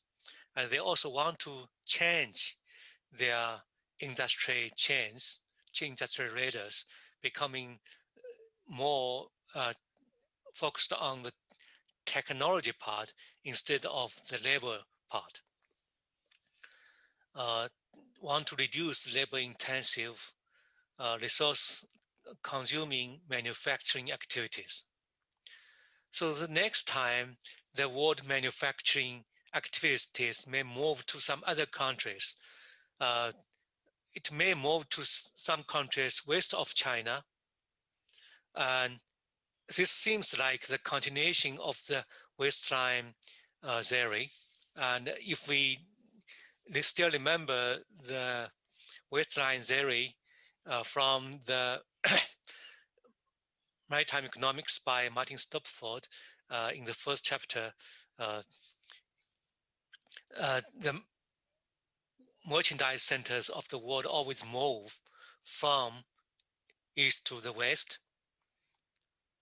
From east to the west. I don't know if the direction is right, but the move from Middle East to North Europe to US East Coast, West Coast, and then to Korea and also the mainland China. Now it's time to let the other countries west of the China to have some opportunities. And one of the countries that have such potential is Vietnam. And even the Chinese companies are, even the Chinese companies are investing in Vietnam. And maybe they will go back to Europe. And then there will be a change in trade patterns. And this change may take a long time, as these countries need time to develop their facilities. The major problem for Vietnam, I didn't mention India, but the major problem for Vietnam is their logistic facilities are not as developed as China. So moving the commodities and peoples even inside the countries is difficult, no matter what, and the port development is not very high at this time. But think about if this hardware is easier to build, if in the future that Vietnam or India becoming the next trade centers, then this Far East Europe route will not be very useful to use these large ships, because you need to have maintain this weekly capacity. If you maintain this weekly capacity and transport in shorter distance, then large ships will not be very profitable. And another pattern is source trade, and this have been happening. And talk about the increasing dominance of source trade long time ago, and this will also reduce the demand for shipping. And like China, we are talking about making China as a consuming country instead of exporting country. Then most of the cargoes may be coming from the other regions in Asia. So the intra-Asia trade will increase. And for North America, maybe the South America will have a chance to becoming the manufacturing centers. And the reduction in the shipping distance may be good for the environment, because if we keep the quantity of trade certain, then reduce transportation distance will reduce the energy requirement and reduce the emissions. Now, when we're talking about the impacts on liner shippings, and while the international trade will slow down, the shipping demand will decrease faster in terms of TU miles. If we combine the demand decrease with the trade pattern decrease. Okay. So if the trade demand decrease coupled with the transporting distance decrease, the dominance of large ships in Far East Europe route will reduce. And as we can see that major liner shipping companies, especially those working in the Far East Europe route, they have these large ships, and then get rid of these large ships will be a very difficult process because the cost is very high. And also many of the new technologies like unmanned ships, big data, plus artificial intelligence and blockchains, the application of these new technologies, this will reduce risks in ship operation, reduce cost, and increase efficiency. Of course, we have a lot of risks and uncertainties caused by these black swans. But there is always some period between these major events of black swans. And this period between these major events, because of the reduced risks in ship operation, the shipping business will have lower risks. And when the risks is low, cost is low, then you cannot expect to earn more. Because if you earn a lot, the other shipping companies will get into, the shipping industry, increase capacity to share the profits. Okay, so I predict that in the future, it will be very hard for the shipping industry to be very profitable. The another thing is technology increasement in ship building, and its capital cost is also decreasing. So invest in a large ship. It is very costly, and it will be you need to be very careful to make such a decision in the past. You need to be very careful in making such a decision in the past. It's not anymore in the future because the capital cost is low and the risk is low. And if you see a good market and build a ship and get into the market to take the chance, will not take a lot of time. Okay, this will reduce the possibility for the shipping freight rate to be high, reduce the time of for the shipping freight rate to maintain at a high position. So slow market will, so shipping market now is very good. Of course, if the COVID-19 is the problem is solved and the black swan disappears, and the market will slow again, because we have a very huge overcapacity now. Okay, and this slow market will continue until no overcapacity. Well, shipping market is not totally demanded by the demand. It is also demanded by the capacity, as Professor Len said. Okay, so when people feel that market is not profitable, then they will leave. When the capacity being taken out of the market, then the market will become better again. But in competitive market, making business profitable is more difficult. Of course, I add this in competitive market. And these days, whether the market is still competitive, it's very hard to say. That's why when the freight rate increased too high in Shanghai or in some other route, the government stepped in, asked them not to charge too high, because the ship owners are also have a very big, negotiation powers. They will push the government to do something.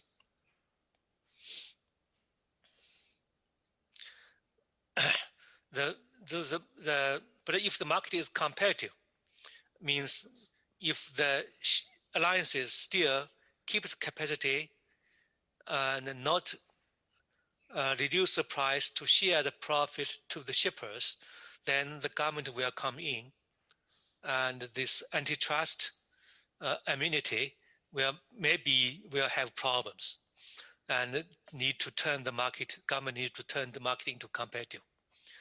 So when the market is competitive, when the risk is low and earnings high, more will enter to share the profit until no profit.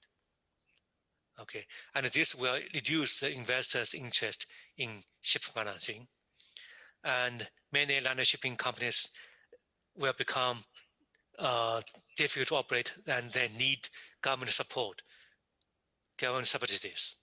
And I think the next slide is the last slide that I want to show the situations in government subsidies, state support for container shipping lines.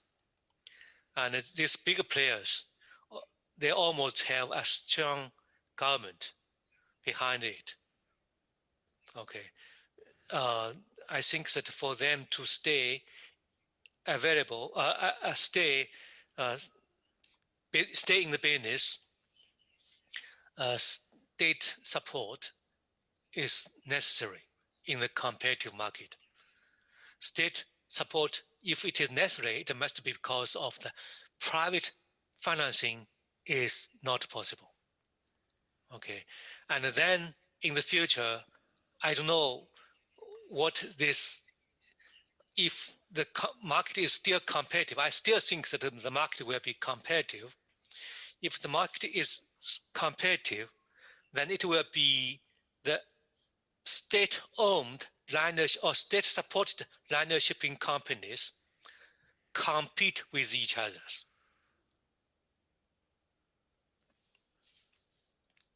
Okay, so this is the end of my presentation.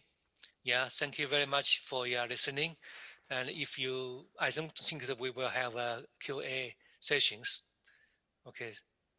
Thank you to Professor Dr. Mei-Fang Lu.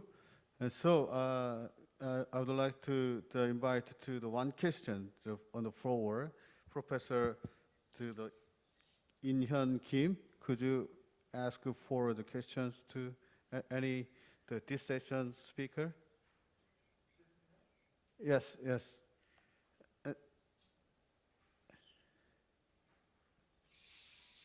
Okay, yeah.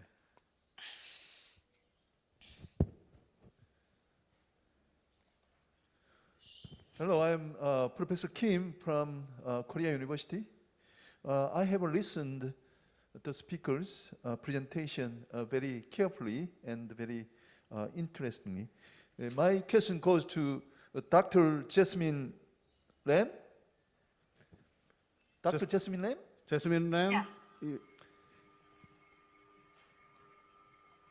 Your presentation was very intriguing. Your presentation was very intriguing. And please look at the page 10. Please look at page 10 Page of 10.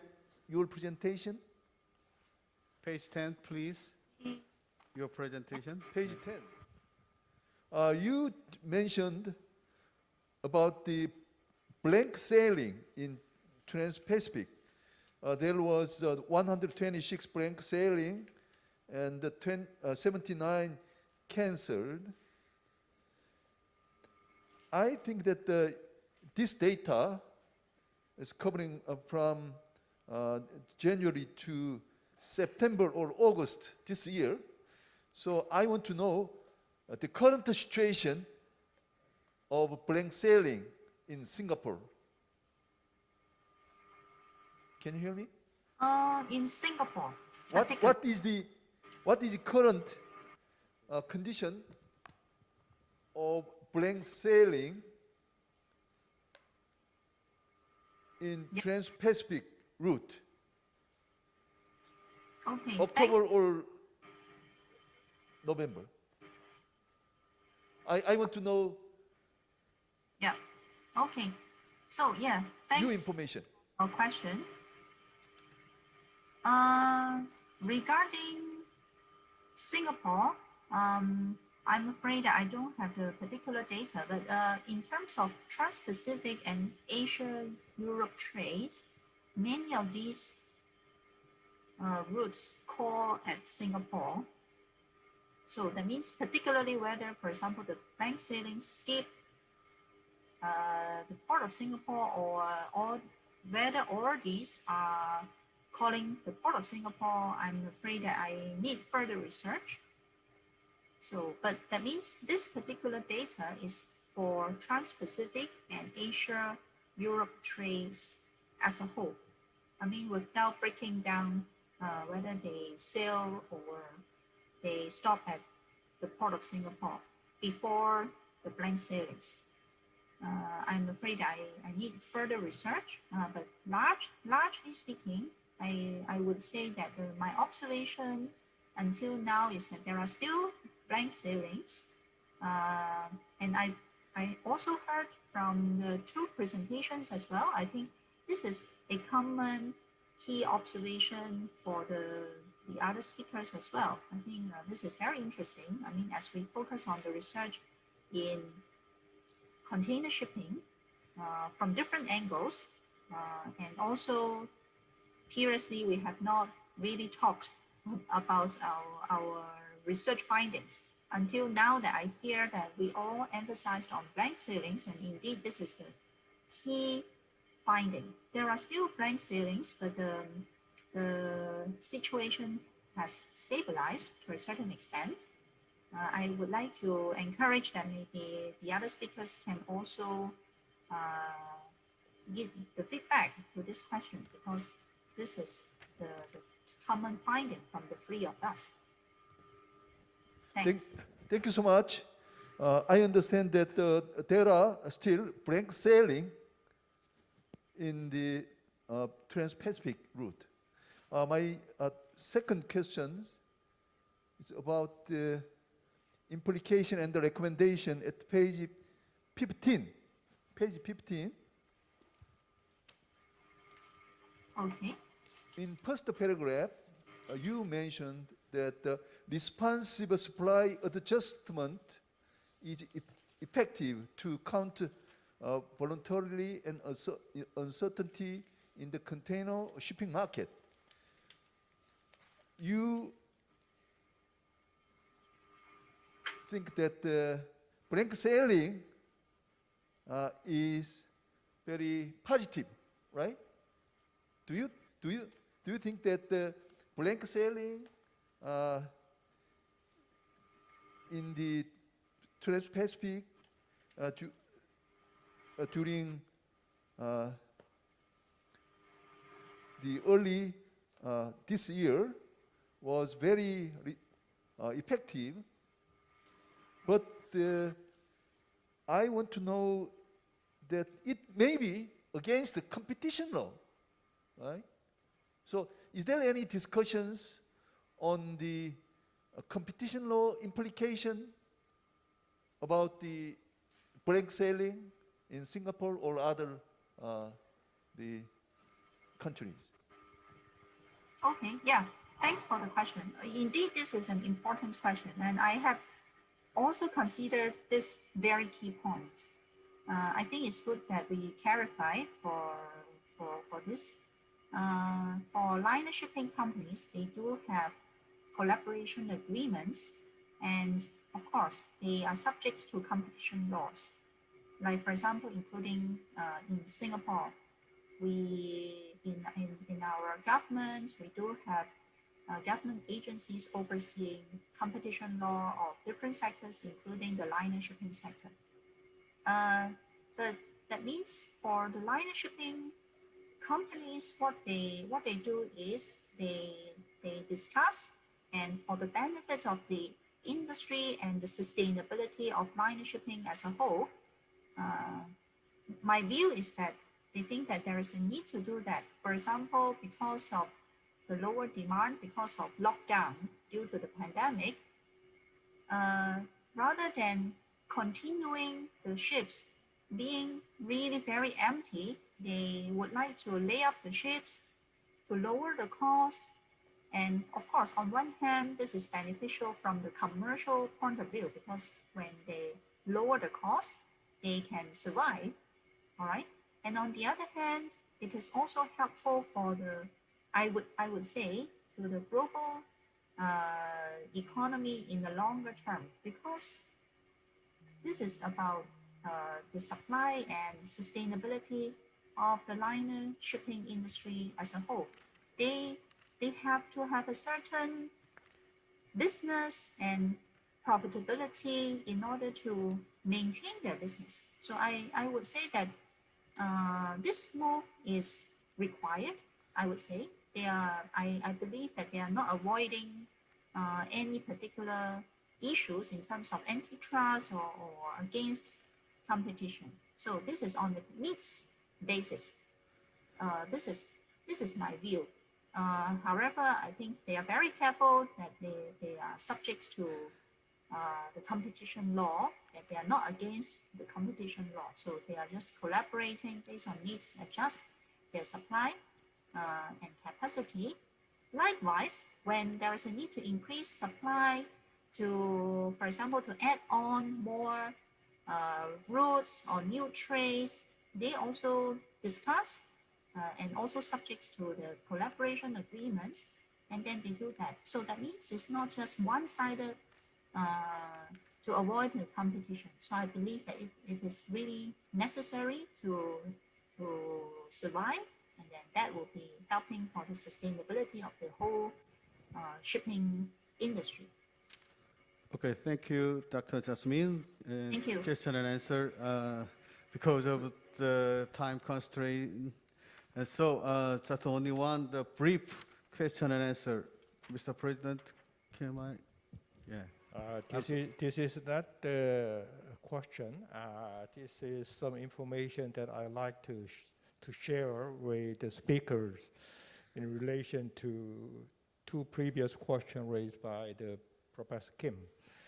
Yesterday, we had a roundtable discussion inviting major industry people, and the last week, we also ran some kind of the international seminar whereby some consulting company like the Drury, Sea Intelligence, and others participate together with also Theo Noteboom joint presentation with Jean-Paul Rodriguez. And from what we heard, actually, in terms of what is happening in recent week is probably I'd like to share this information in relation to those questions raised by the blank sailing. And they were actually tracking down about how many vessels have been on blank sailing and how they try to actually deploy those blank sails into the major trade route between Far East and to US, surprisingly. And in the week 21st must be probably sometime near April, I think, the percentage of blank sailing was 11.5%. When this idling capacity is reaching out to week 49th must be somewhere probably 1 month should it be. 49th is dividing by 4 weeks is about very close to October or something. Yeah, and the idle capacity was reaching 1.8%. So if you look at about the freight rate, especially this Far East to Pacific, to US East West Coast, freight rate is very, very high. And when we had similar discussion together with actual carrier yesterday, you know, I don't see any blank sailing cases right now along the trade route between Far East to US for two reasons. One is freight rate is too high. However, there is still some bottleneck, not in the port area, but along the hinterland supply chain. So therefore, for example, HMM CEO and high official, and there is a lot of problem of finding back empty container boxes back to the trade route. So therefore, if they make a new order of container box, newly delivered container box can be delivered only next April. So there is a really extreme high demand in this route. So they don't have any blank sailing capacity along this route. That's one thing. The second thing, another information that I'd like to share with you, compared with the 2009 crisis with COVID-19, big difference why we are keeping up this high freight rate. Although now there is no such blank sailing cases along this trade route between Far East and the Pacific, the alliance had lessened. During the 2009 crisis, the fleet capacity adjustment took 3 to 4 months, whereas right now it takes only 1 week. So fleet capacity adjustment is almost like a real-time basis. So combined these two questions together, I don't think blank sailing is the case, particularly between Far East and the Pacific route. And fleet adjustment, if you look at the new or the other thing, there will be much high demand continuing to govern the end of this year, also next year. So this is one information I'd like to share with you. Could you answer, Mr. the Meifang rule?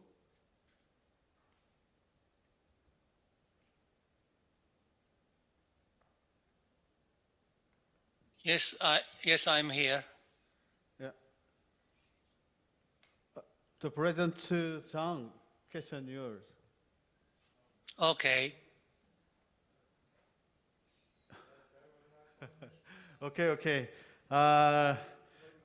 Because of the time constraint, maybe we think about our president is KMI, the Zhang is very good, useful comment.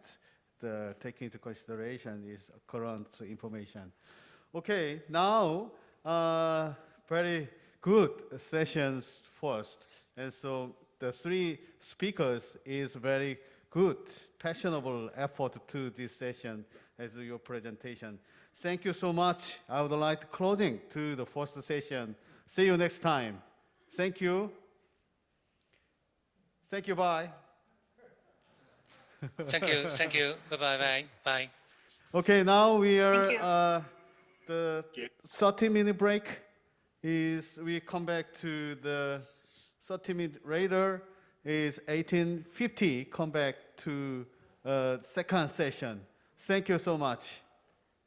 We have a break.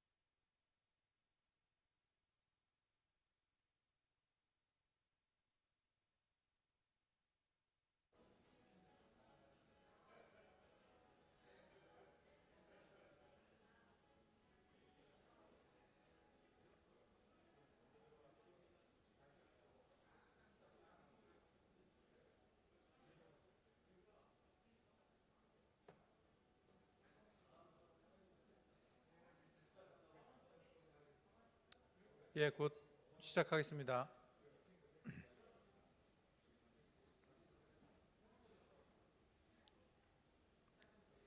예. Good evening and good morning to Europe. My name is Hee-Sung Yoon, and I'm the session moderator of the second session. We were three speakers in the second session, and the first speaker is Professor Pierre Cariou. Even if I do not know Professor Cariou in person, I'd like to have an honor to introduce him to the audience. He is the senior professor at Catch Business School, and at the same time, he is the visiting professor at WMU. He has got research interests in shipping economics and port economics and maritime safety. His topic today is the decarbonation pathways for bulk and container shipping. Please welcome him with big applause, please.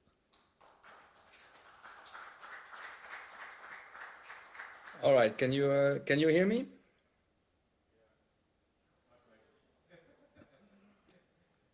Yeah, we can hear you. All right, if you can share your slides. All right, I'm going to share my slide. Just to let you know, I cannot start my video, my camera, because I'm blocked by the organizer. So I think somebody has to unblock me. Okay, I can start my video now. All right, I guess you can see me too.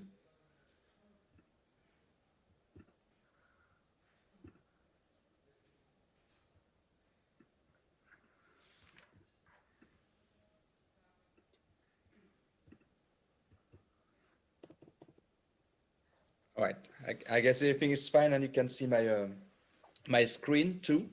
So just let me know if it's this is not the case. Can somebody tell me if you can see the screen and if you can hear me well? Yeah, I can't see your screen yet.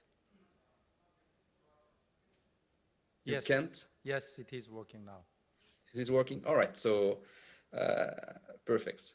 So thank you for thanks to you for inviting me today. It's a great pleasure to be here. I'd like to thank the Korean Maritime Institute, obviously, but also the World Maritime University. I've also been connected for many years to the WMU as a professor in charge of shipping and port management specialization. And it's always a pleasure to be back, even virtually, with KMI and WMU, with Dong Wook and all my former colleagues. So thanks again for the invitation for this seminar. So the presentation I'm going to have with you is about decarbonization, which is the second theme of this symposium, knowing that decarbonization was mentioned by previous speakers, and in particular by Jasmine, as one of the main game changer in the near future. And this paper, actually, the idea about this paper was first to focus on bulk, and then Dong Wook suggested me to extend to container shipping, which meant actually, which has a lot of meanings to me, and to wonder if we are on the right pathways. The paper I'm going to present you is still a working paper that I developed together with another colleague, which is from Norway, Dr. Elisabeth Lindstad, which is based in Norway, who has been working quite for some time also about the topic of decarbonization. So my presentation will be following 5 main steps. First, the background with the rationale for this paper, few elements on the methods, the way we did it, and you will see the method was, I would say, quite simple to answer this question of decarbonization. And then I will move mostly to the main findings, which are on carbon intensity and then on global emission, and to conclude with the view on are we on the right track, I would say. So what is once again the rationale for this paper? It's as you all know, in 2018, the International Maritime Organization agreed on an ambition plan was targeting mostly 2050. And there were many targets, many objectives. It has been more discussed lately. I think it was 2 weeks ago at IMO, but roughly there are 3 main objectives when you look at the IMO ambitious plan or strategic plan. First, work on energy efficiency design index, and this is for new ships, which means to give some goals in terms of carbon emission for new vessels. Then there was a second goal, was targeting what we call carbon intensity, and the main target was to reduce carbon emission per ton miles by 40% compared to 2008 by 2030. And the objective, the main objective, is to continue on and to reduce carbon intensity, then by 70% by 2050, and once again compared to 2008. The third main objective, I would say, is about global reduction in maritime greenhouse gas. And this time, the final target is a reduction in absolute value of 50% by 2050. So starting from that, our view with Elizabeth was to wonder after 10 years, because when you look at 2018, okay, knowing that all these targets are compared to 2008, but to look already from 2008 to 2018, are we on the right track? And then obviously to forecast, is it realistic, as much as we can see today, to assume that this 40% reduction in carbon intensity will occur by 2030? Then is it realistic to assume that this 70% may occur by 2050? And last but not the least, is it realistic, knowing how much we could see today from literature, from the latest IMO report was just published, once again, to assume that we could reduce by 50% the total emission in 2050 compared to 2008. So this is the paper background, this is the paper rationale, and this is the paper objective. Obviously, we put it in a simple way, but you can imagine that the answer are subject to a lot of assumption, to a lot of work or forecast. And this is what we did actually in a former version, and you will have a new version, obviously, in the book following the symposium. So what is it about? Once again, we focus on carbon, okay? And we know that carbon is only one type of greenhouse gas, but it's still the most important one. It's still 98%, okay, in terms of tons. In terms of effect, it's something else, but this evaluation is for carbon. Second point, this evaluation is for bulk carriers, oil tankers, and container ship, okay? The view was to contrast different market segments, which are subject to different dynamic, I would say. But anyway, if we still take these three together, it represents something like, just give me a second. It still represents something like 54% of all emission. So it's only half of emission, but it's still I would say the three most important segments.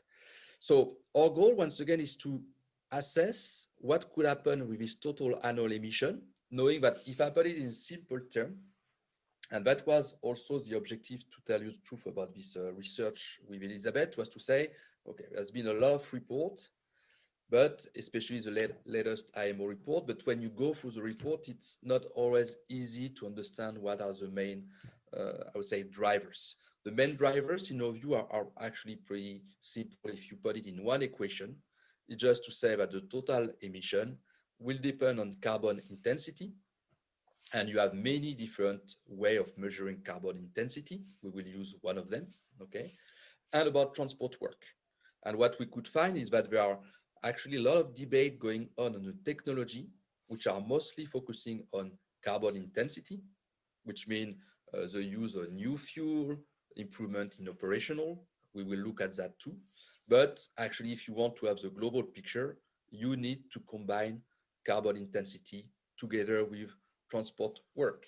And if I want to put it in simple terms, I would say, just to say, if you reduce carbon intensity by maybe 50%, but at the same time, transport work is going to increase by 50%, the effect is equal to 0. You don't have any reduction. So you need to look at both aspects, and this is what we have tried to do in this study. So first, about the carbon intensity, there has been many work which have been published. Obviously, here are few examples, but there are far more, and actually there's a lot of people working on it. So I would say every month you can add probably 10 or at least 10 or 20 publications. But what you can get from the literature on carbon intensity, for the one who are really focusing on how to improve carbon intensity, is you have two main ways. The third one being to combine the first two. First one, if you want to reduce carbon intensity, which is the amount of carbon per nautical miles, ton nautical miles, you can increase or improve the technology existing using the same fuel, or you can go into operational improvements thanks to ship design, operating speed, vessel size, or you can switch to another type of propulsion or a type of fuel, okay, which means you use a fuel with zero or near zero carbon content. Okay. So I would say this is more on the way to do it, which is obviously by itself a huge topic. But what we look is to try to look at the past, what has been done so far during the last 10 years, and how are we about this carbon intensity. To tell the truth, this is also in the latest IMO report, but we did our own estimation using a slightly different methodology, but what has been employed, for instance, by the IMO. Okay, what we decided is first to measure carbon intensity using the annual efficiency ratio. There are many ways to do it. Okay, what's specific about the AER is that, as you can see, you look at the amount of emission, and then you divide by the carrying capacity of the vessel. Okay, there are other ways to do it, which might be more accurate, which is, for instance, not to use deadweight ton, but the real amount of cargo which is carried.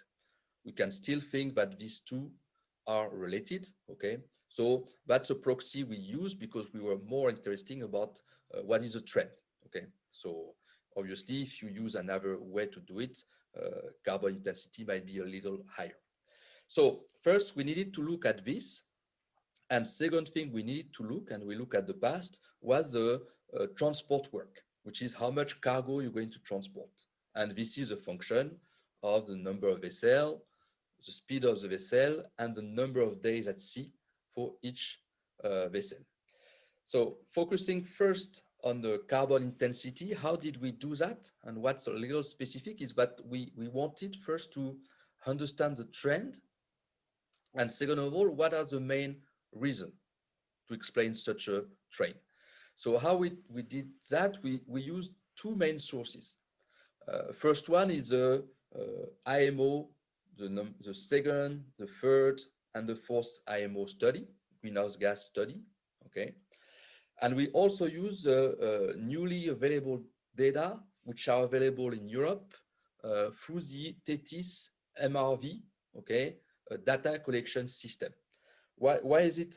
Why did we do that? Because it was a way for us to actually to identify or to be able to plot different annual emission record, a carbon intensity measurement, also in considering when the vessel were built. So maybe to move in a more concrete example, this is what we did actually, that we reported from either from IMO or from the TETIS European data, some information that were calculated by them on what is the gram of CO2, for instance, according to the vessel size.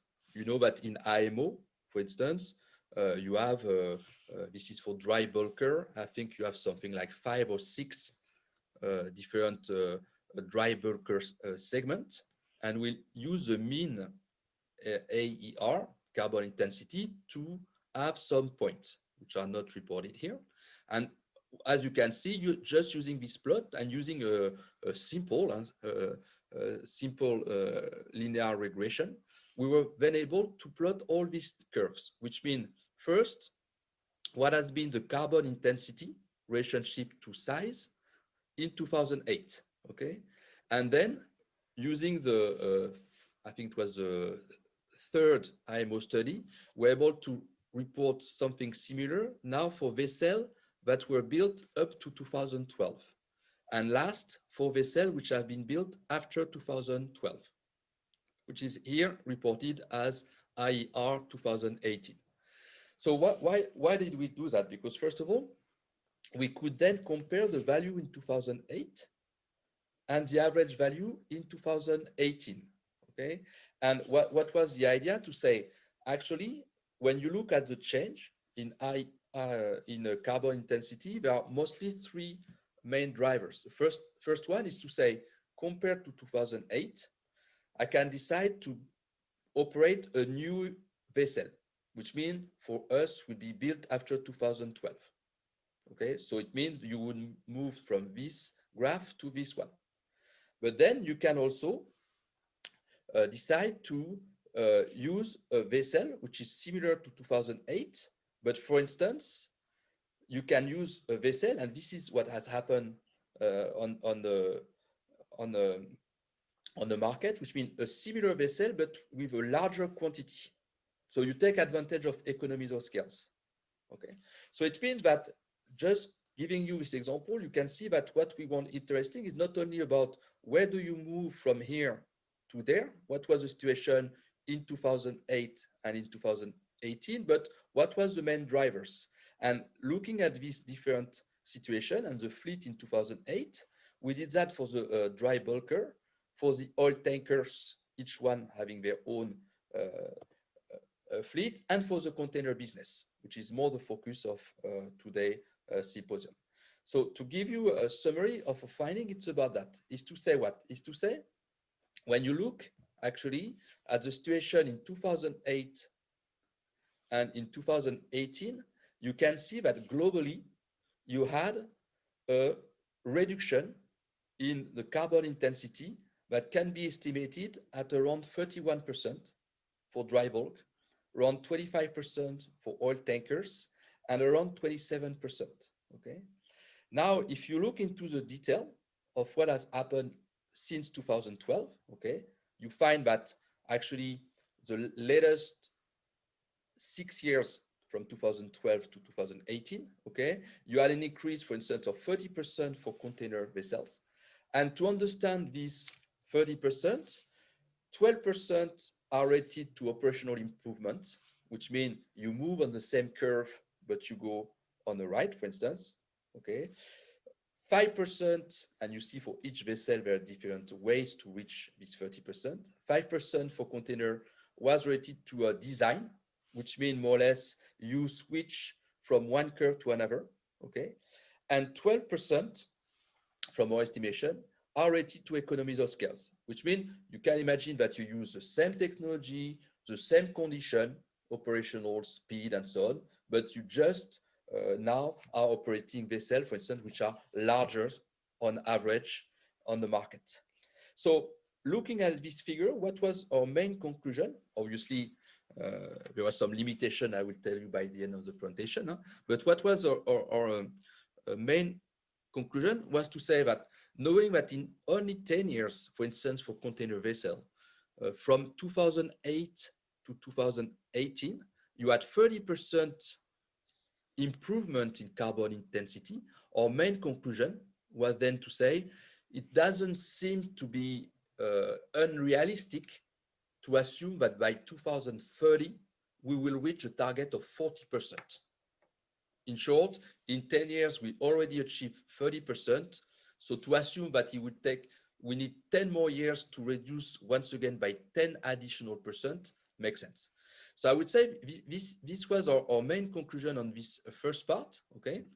Which was to say it is realistic, and assuming that later on, here I just go to the main findings, but assuming that later on, meaning from 2030 to 2050, that you will have a new type of propulsion, new type of fuel, and zero or near zero carbon fuel. Once again, our main conclusion was to say it doesn't seem to be, once again, unrealistic. We're talking about the future, so it's always has to be with a lot of caution, to assume that this target of 40% and then 70% by 2050 can be reached. Now, the last part of the paper was to say, okay, but as we know, there is a bigger aim. The bigger aim is what? Is to reduce global emission. It's not only to reduce carbon intensity. So in order to do that, we need also to go in the future. And we review many studies which has been done to forecast future trade, okay? Some were mentioned in former presentation, but mostly we rely on a study from DNV, which is I've been working a lot, some study from the International Energy Association, but also the studies from IMO, especially the last IMO study, to assume different pathways, different scenarios for, once again, bulk, oil, and container trade. Roughly, I also wrote a report 1 year ago for OECD about future trade, future maritime demand. Actually, we could see that there is two trends for oil-related trade, and this was mentioned, I think, by Max in his presentation, where there is a kind of a decoupling effect, which means these trades are not explained any longer by GDP. They are driven by policies, by sustainable development scenarios, okay? That's why we use the IPPC scenarios, and by the emergence of energy mixed, okay? Which is different for most, not all, but most dry cargo and container trade, where the future might be driven, and I think Mei Feng also mentioned this aspect in his presentation, more be driven by Asia and what we call in economics the hypothesis of convergence. The rough idea is to say the growth rate in Asia or in developing countries, it was at this time developing countries, with a huge differential between GDP growth in Asia and Europe is not going to continue any longer. You should have at one point what the international economist names the convergence hypothesis, which means China should reduce its growth, okay, and should be more aligned with what we can experience in the US or in Europe, for instance. And then there is also these large patterns about regionalization, protectionism, which will lead to shorter distances, and Mei Feng showed that, which means that once again, when you combine all that, is to say dry cargo and container trade, they were mostly driven by GDP, but there is less effect with GDP, there is more regionalization. So in short, for this trade, the growth rate we experienced before is not going to continue any longer. So taking that into consideration, this is reflected actually in most studies. So here, I just use mostly the latest IMO report. I've been reviewing the reports that I get access to also to this kind of information. And we were looking with Elizabeth about what are the predictions between the mean and max, okay? And this is the mean and max that we could find mostly based on the gravity models. And these SSP1 and 4 are the IPPC scenarios about future.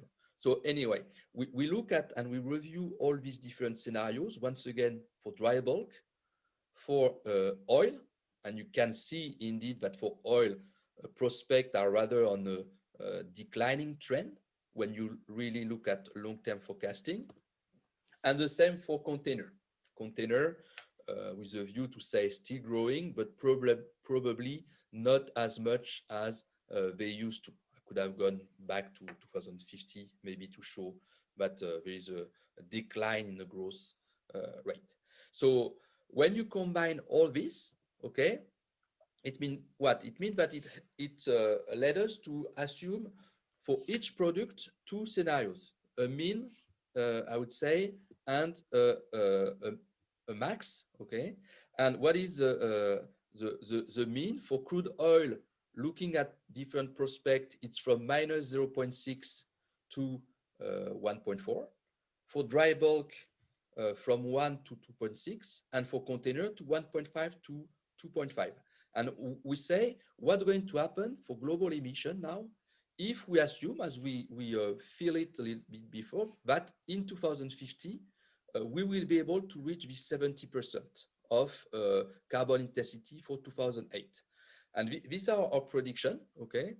So our main conclusion was to say for oil, in the low case scenario, we did it actually per each ship segments. So this is for oil tankers.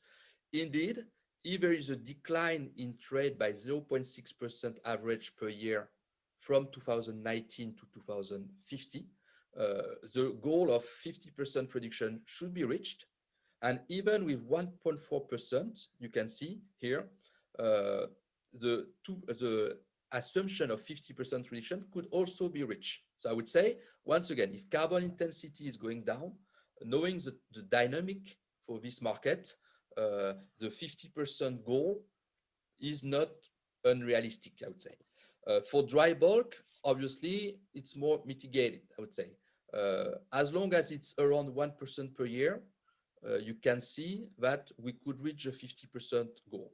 But if we are more in the upper limit, what was 2.6%, according to the former estimate, you can see that we will never reach the 50%, even with a 70% decrease in carbon intensity. Last but not the least, the container business. Here for the container business, once again, due to the huge increase in carbon intensity, you can see that once again, with 1.5% per year for container business, 50% is not unrealistic. Now, if on average, the container growth are around 2.5, which seems to be more in line with what we expect, to tell the truth, we would be able to reduce something like 1/3, okay, but definitely not 50%. So I think you have the idea of the paper was to look at what has been done, what has been said, some projection to combine the carbon intensity and the development in the world trade, and to reach, I would say, this conclusion, which is to say that if we believe that carbon intensity will reduce, okay, as planned, 40% by 2030 and 70% by 2050, okay, roughly, as long as the trade is increasing not more than 1% per year, if you look on 2018, 2050, we could assume that it might be realistic to see this 50% decrease in emission by 2050. Now, as long as the trade is more than, let's say, 1.5%, 2% per year, then our main conclusion at this stage would be to say it's not realistic then for this market to consider that even with 70%, we will be below 50%. And this is where you have all the discussion going on, obviously, about the implementation and the need for zero carbon emission, because then it's the only way if you want to reach these goals. So this is our main, I would say, conclusion, knowing that obviously, there are many limitations from our work. We focus on carbon, and we know that it's not the only greenhouse gas, especially because of the long-lasting impact from other greenhouse gas, such as methane or the other sulfur that we didn't consider. Like any forecasting exercise, obviously you can challenge almost any of our assumptions. If we go back in 50 years time, which means in 30 years from now, obviously we had to take some assumption, and you can challenge why did you take 2.5, not 2.6, and so on. But this is a part of the game and the idea about doing forecasting. We decided to go into simple estimation of carbon intensity, if you want, not because we're not aware about all the other factors to consider. For instance, that fuel consumption is actually depending on the condition at sea, that the cubic law, and I've been working with Roar Adland, one of our colleagues from Norwegian School of Economics for many years about it, but to say that according to the cubic law you consider, according to the selling condition, according to the market, indeed, emission might be over and or underestimated. Still, we still believe that what we assume is still simple, but accurate enough to do some long-term projection. This is more for as a takeaway. When you look at the latest discussion at IMO, I think there is so much discussion, in my view, going on about the technical aspect of measuring, carbon intensity, that they tend to forget that, okay, this is done for long-term forecasting.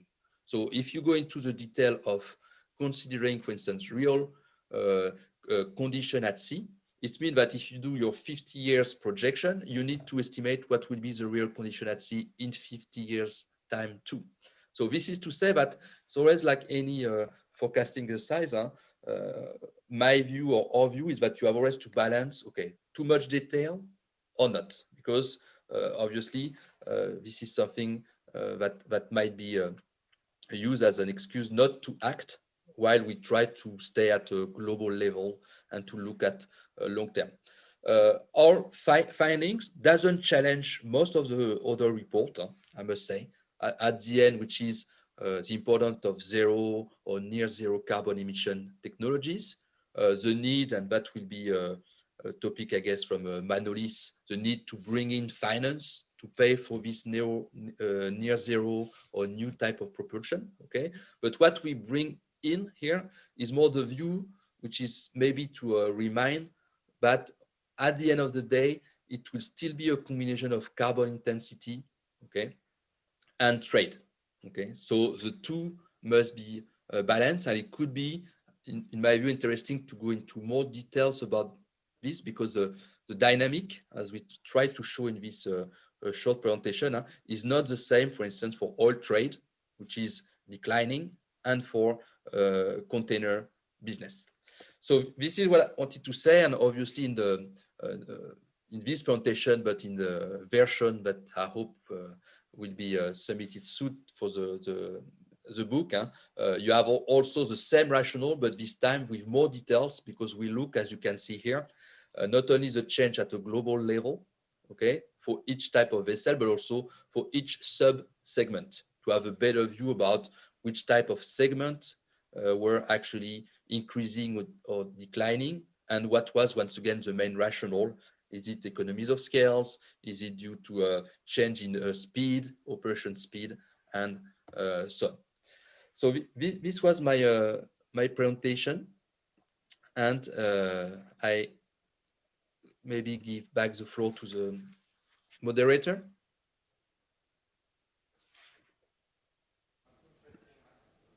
Presentation, Professor Cario, and thank you for keeping your time.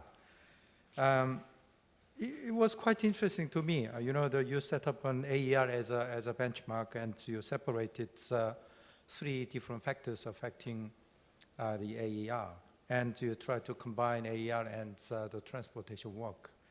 And now I think we have got some insight on figuring out whether the target, IMO target, can be achieved or not.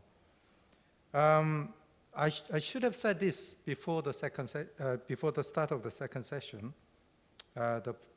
Even if the speakers have got 30 minutes, as you know, we are about 30 minutes behind the schedule. So I'd like you to make your presentation as compact as possible. The next speaker is Dr. Hanson Park. He is an expert in maritime safety. He is currently working for KMI, and he is in charge of maritime safety and environment. His topic today is the impact of assessments on future environment instruments in shipping industry. Dr. Park, stage is yours. Thank you for today's joining to my presentation. Good afternoon, ladies and gentlemen. Today, I would like to introduce an analysis of impact assessment related to the future marine environment regulations related to the shipping industry. In particular, the research was conducted in consideration of the fact that the impact of greenhouse gas reduction regulation may have more impact on least developing countries and small island developing states than in developed countries. Today, our topic is come together. Researcher Boram Kim and In-Hye Jung of KMI's Maritime Safety Department are conducting research together.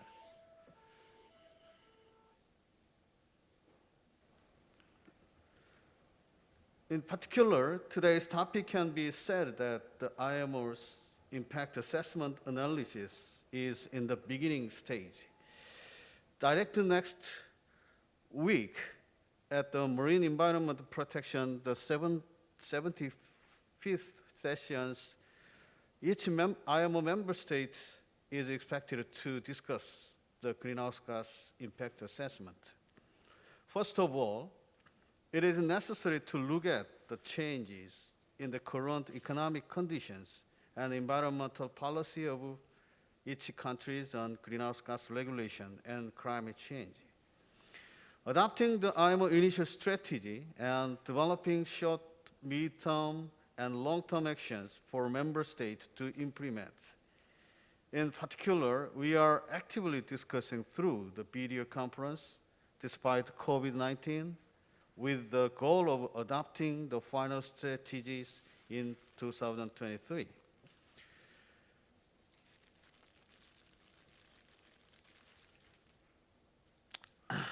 This slide is, I think it is necessary to first look at the research result of the fourth IMO greenhouse gas studies in order to conduct this research. According to the results of the fourth greenhouse gas reduction study published in October this year. The fourth IMO greenhouse gas study 2020 on IMO greenhouse gas statistics and the scenarios development was finalized and released the last October.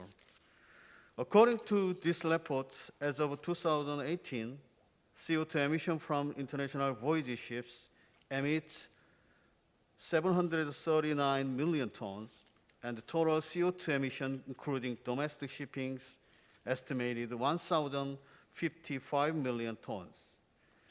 In addition, container ships emit the most CO2 in order of bulk carrier and oil tanker, and are shown to be discharges by the main engine and auxiliary engine and boiler. In addition, the scenario, according to the scenario, the socio-economic pathway, number 2, representative concentration pathway 2.6, that increased from 19% to 150% in 2020 was proposed.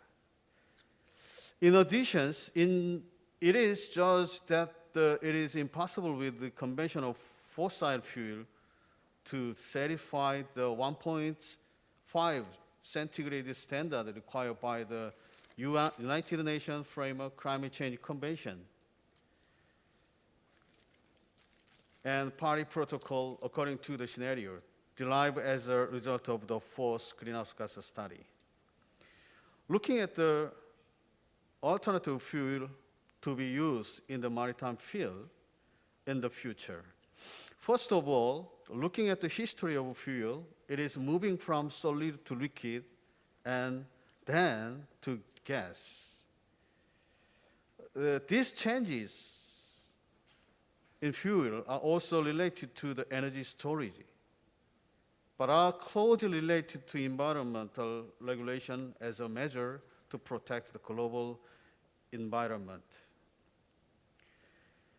In relation to marine energy demand and energy transitions to be actually supplied, DNV's technical report shows that according to the IMO 2020, heavy fuel oil decreased rapidly in 2020, and the low sulfur fuel oil increased relatively rapidly, gradually decreased to less than 10% in 2050.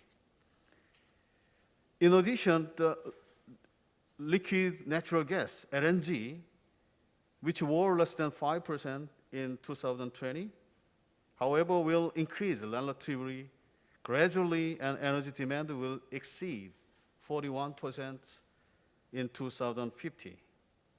What is unique is that ammonia fuel, which began to be used in 2035, is expected to account for more than 20%. In particular, the energy transition timeline shows that the oil peak in 2022, gas overtake oil in 2026, natural gas peak in 2033, half of maritime energy in non-oil in 2038, and 44% of the energy mix is non-fossil in 2050. Very interesting to the nowadays, the circumstances and situations, even the greenhouse gas reduction issue is predicted to have a major change in global environment policy with the victory of President Joe Biden of the US presidential elections.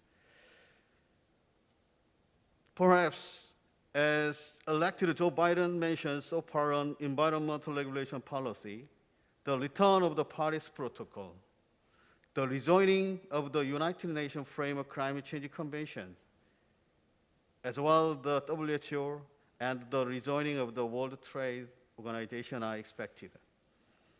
In addition, it has proposed an election period to use 100% of renewable energies. How about Korea? In case of the Republic of Korea also plan to gradually strengthen the environmental regulation policies. Last week, the President Moon declared 2050 decarbonization and zero emissions. Therefore, the Republic of Korea is expected to promote the government's policy with an emphasis. Now, turn back to the vision and the candidate short-term measures of initial IMO strategy on reduction of greenhouse gas emission from ships.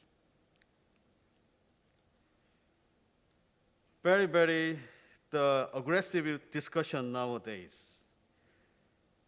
The IMO is to three types of candidate short-term measures. One is candidate short-term measures, Group A, that can be considered and addresses under existing IMO instruments, such as EDI, existing ships, new ships. Another one is candidate short-term measures, Group B, that are not work in progress and are subjected to data analysis. Group C, that are not work in progress and are not subject to the data analysis. On the basis of SIMP, Ship Energy Efficiency Management Plan, Energy Efficiency Operating Index, AER before our colleague mentions in detail speed optimization. Mid-term, long-term is we are expected to the very aggressive impact assessment. The proposal of procedure for assessing impact of candidate measures. The first one, initial impact assessment to be submitted as part of the initial proposal to the committee of candidate measures. Second one is submission of the commenting document. The third, comprehensive response if requested by commenting document. The fourth, comprehensive impact assessment if required by the committee. This committee is Marine Environment Protection Committee. The key elements for initial impact assessment, we made 8 impact element. Graphic remoteness, cargo value and type, transport dependency, transport cost, food security, disaster response, cost effectiveness, socio-economic progress, and development, which is the 2050 scenario. This is an analysis tool and model to support impact assessment. There are 3 categorized. The first one is cost effectiveness analysis tool, such as marine transportation cost model, trade flow model, impact on gross domestic product. Second one, update marginal abatement cost curves. The third, economic trade model, transport model, and combined trade transport model. This is a review of energy efficiency existing ship index. It is now a hot issue at the Marine Environment Protection Committee discussions. When considering this impact assessment, the most likely to be affected is in application of EXI to existing ships. The IMO discussed to adopt EXI at the EDI level, and the conventions made amendment. It will be deliberated and adopted at the MPC 35 next week. The characteristics of EXI is that it requires additional measures and target efficiency in addition to the current standard. There are 3 steps: attain the EDI, attain the EXI. Second step is require the EXI. And the third stage is the survey and certificate system. And now I would like to introduce the proposal of the carbon intensity indicator for energy efficiency. Carbon intensity indicator is an index expressed by considering CO2 emission according to the cargo volume and distance.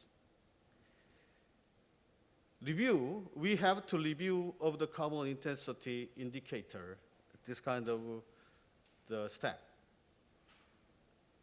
We needed to amendment of the ship energy efficiency management plan. Is ship energy efficiency management plan ensure that each ship is operated at its best potentials.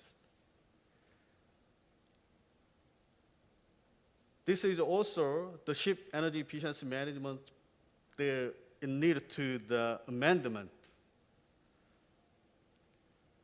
We are very interested in consideration of the rating mechanisms.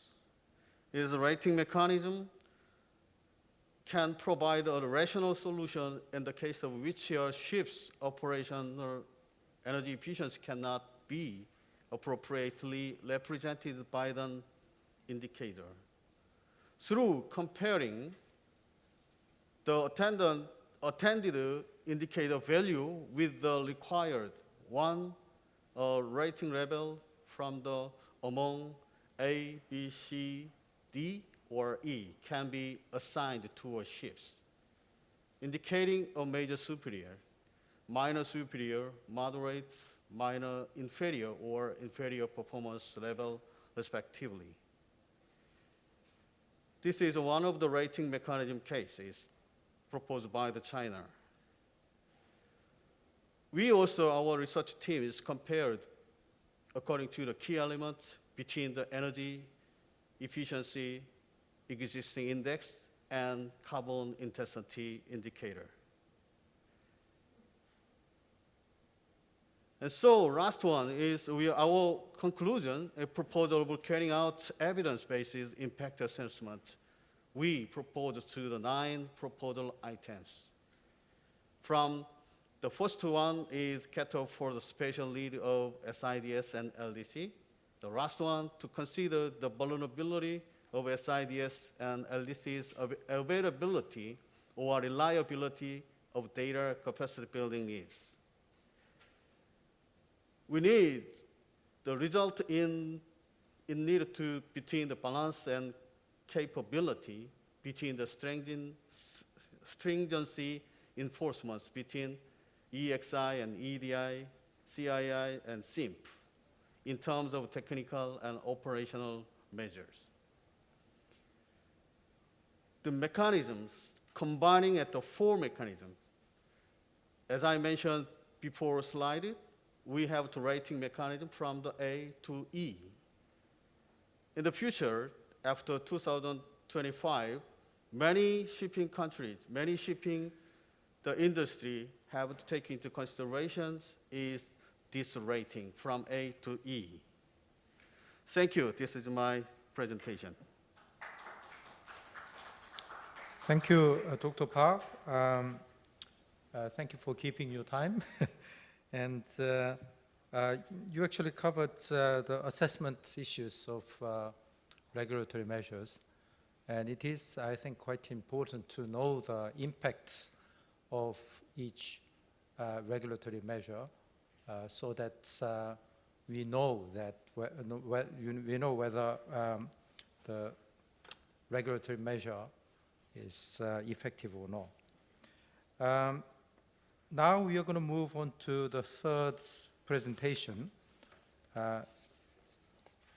Before I move on to the third one, I have to check whether Professor Kavsanos is there. So if you are there, please give me a shout. Manolis. Manolis? Are you there?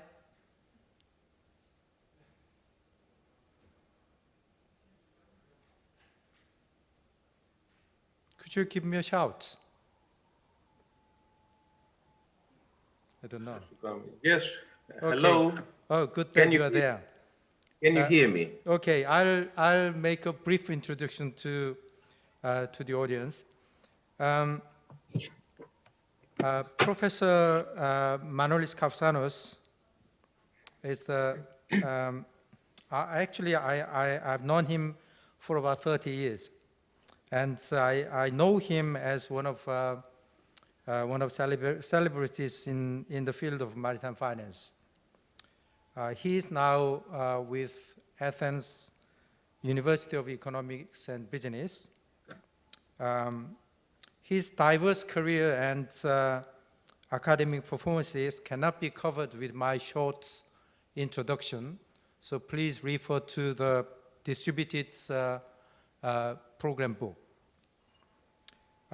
His topic today is the green shipping finance. He will give us insight on the initiatives and the future.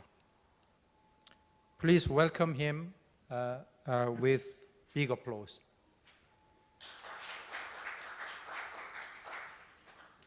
Thank you very much, Dr. Yoon. I would like to share my screen and let me ask if anyone can verify to me that you actually see my screen. Okay. It actually takes about 20 seconds for us to be able to see your presentation. But you can hear me. So be patient. Yeah, you are on the. Your presentation is on the screen now. Okay, great. Well, first of all, let me thank Dr. Yoon for his invitation and also the KMI and WMU for organizing this particular conference. What I will talk about is about green shipping finance, the current initiatives and the road ahead. Looked at it from the high level, so to speak.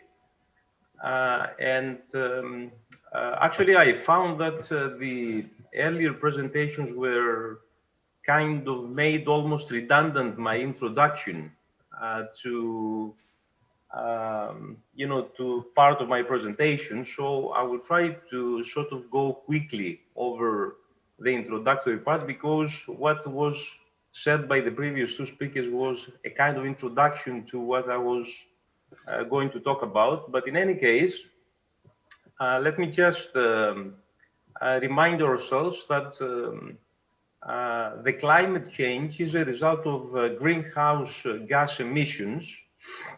And looking at it from the economics point of view, it constitutes a global negative externality.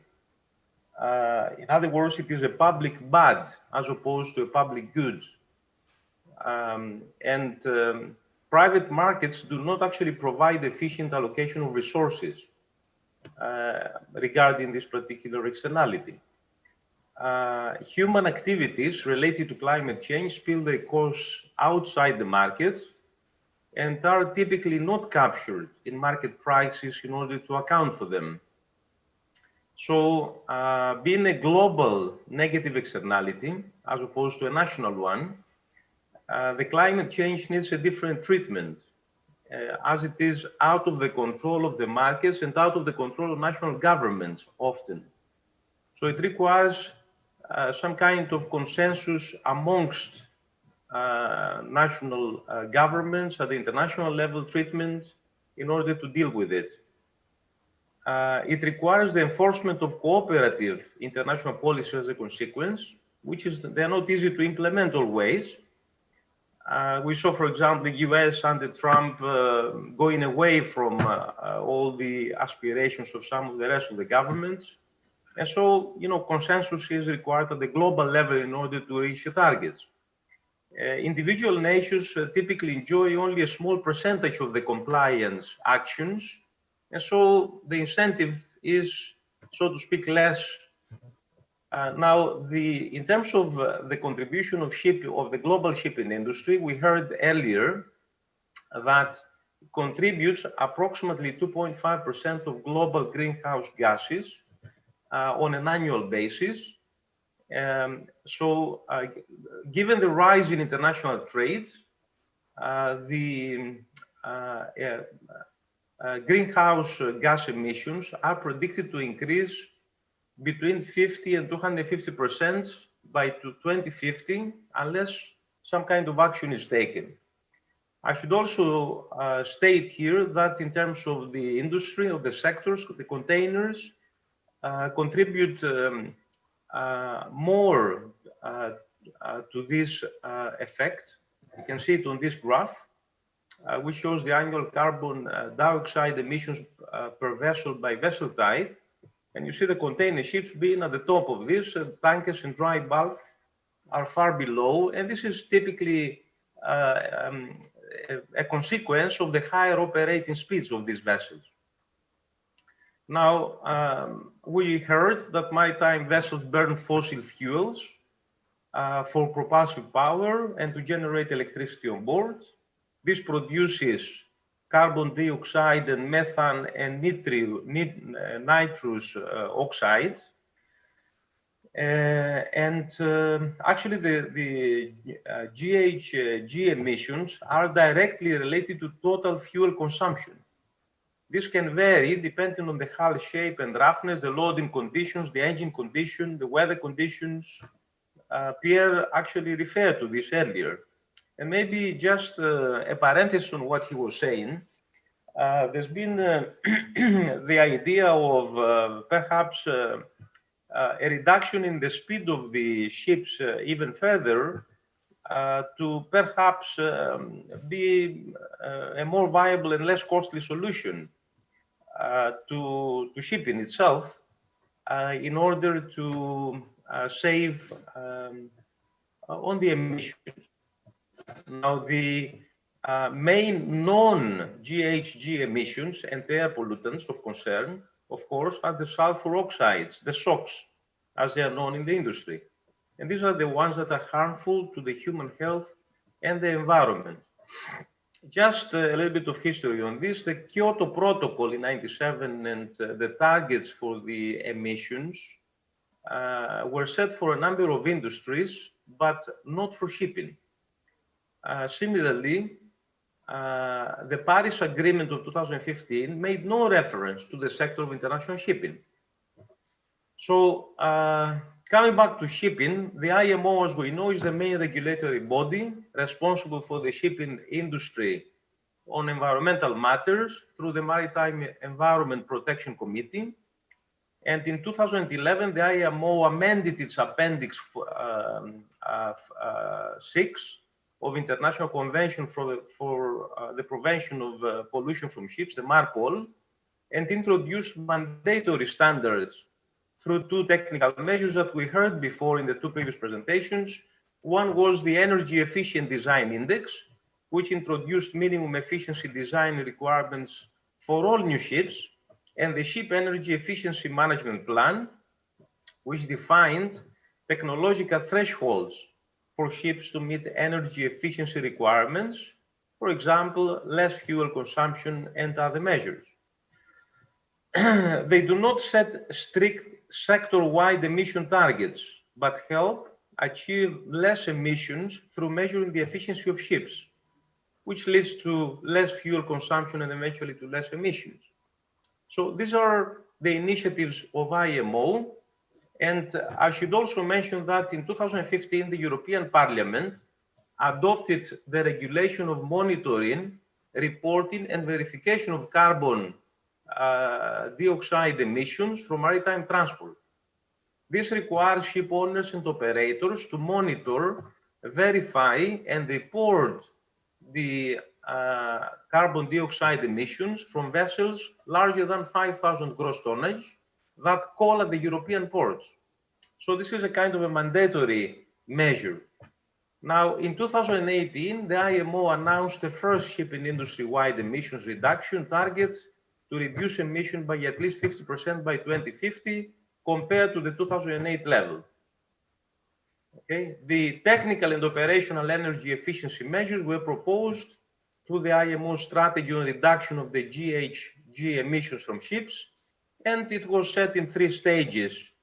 The focus was on improving the technical factor coefficients that I mentioned earlier, the EEDI and the SEMP frameworks, as well as technical cooperation and capacity building.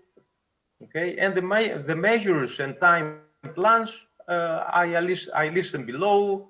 You see there is a national action plan, which is short term and supposed to take place until 2023.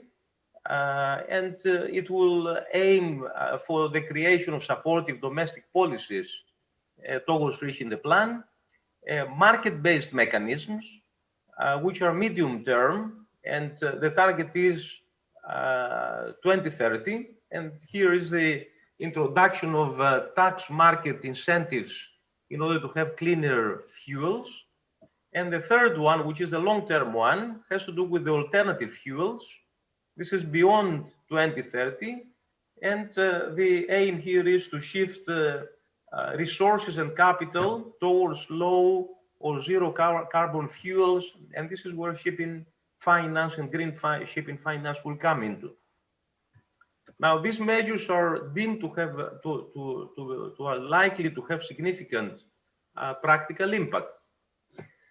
So, apart from the voluntary and mandatory measures taken primarily by the IMO to reduce the environmental footprint of the international shipping industry, it is very important for shipping market players to treat climate changes as a financial risk and a business risk.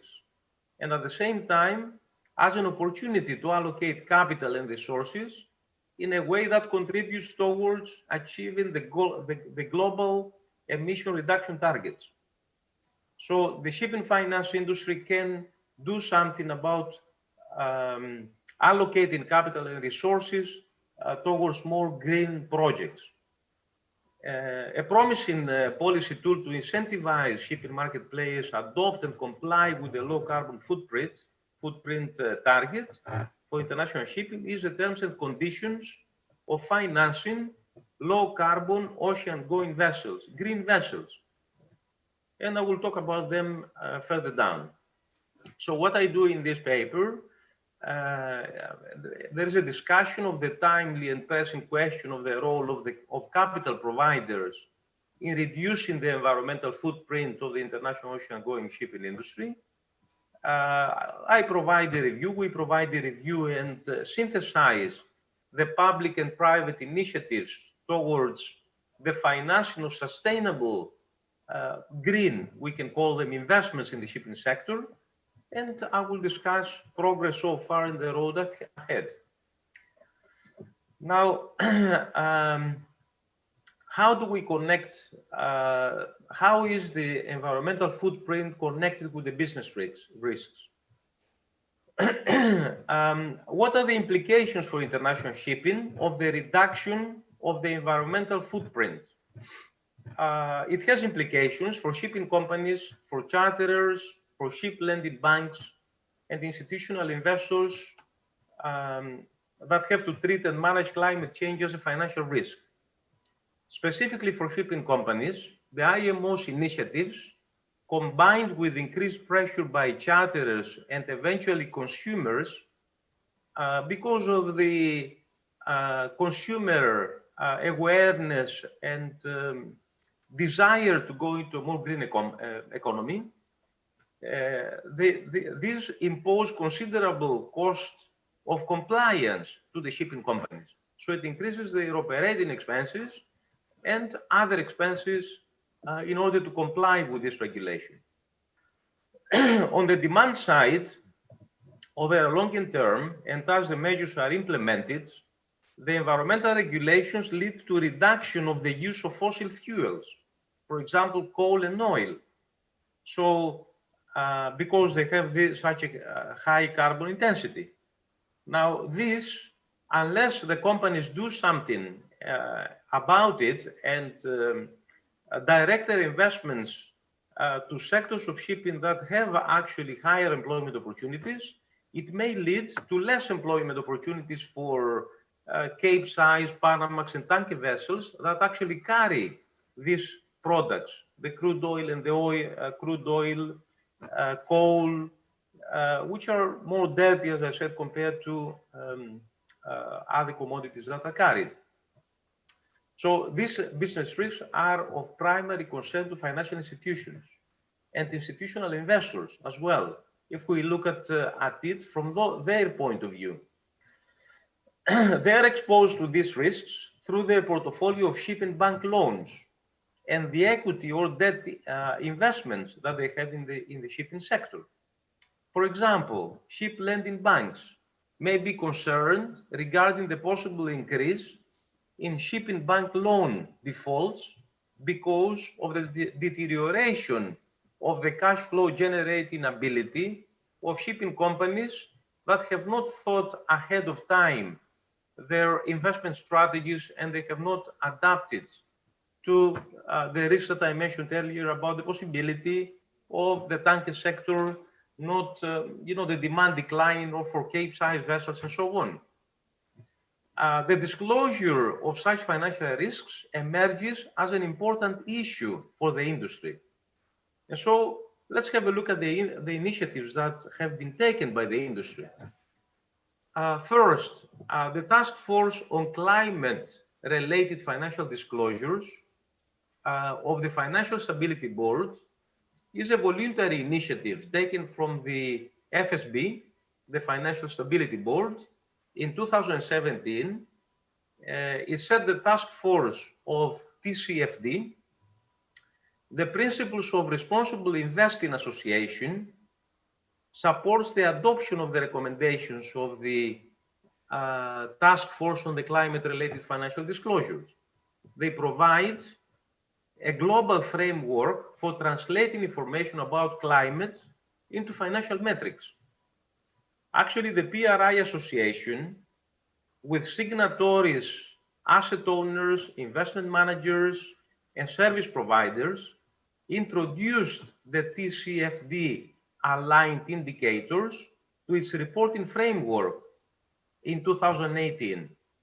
Now, in this association, we have over 480 investors representing 42 trillion US dollars, and they opted to complete the indicators and submit responses to them. From 2020, the climate indicators will be mandatory to report, but voluntary to disclose. The remaining PRI climate risk indicators will stay voluntary, with a view to becoming mandatory as good practice develops and as we learn more from this experience. The PRI is concerned about the longer the world goes without a safe trajectory on climate change, the greater the risk for investors of an abrupt policy response, which is a risk for the companies that are involved. So it is thought important for investors to incorporate emerging mega risks, such as climate change, into their view of the future, into their business plans. And TCFD provides the best available framework for systematically including climate-related risks and opportunities into investment strategy.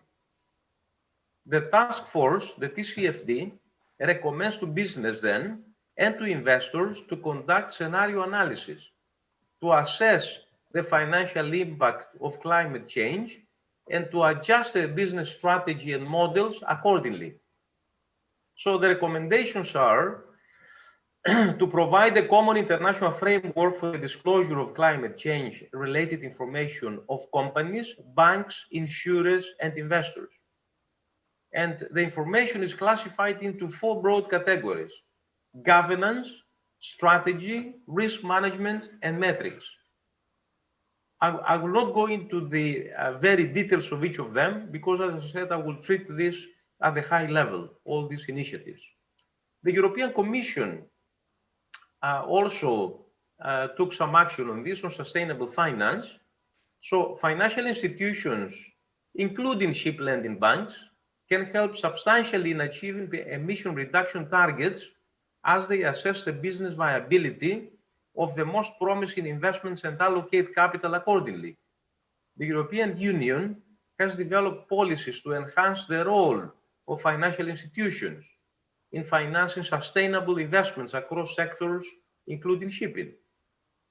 The 2018 European Commission Action Plan on Sustainable Finance develops strategies towards sustainable finance, classifies, providing a taxonomy, economic activities according to their contribution towards sustainability objectives, including climate change.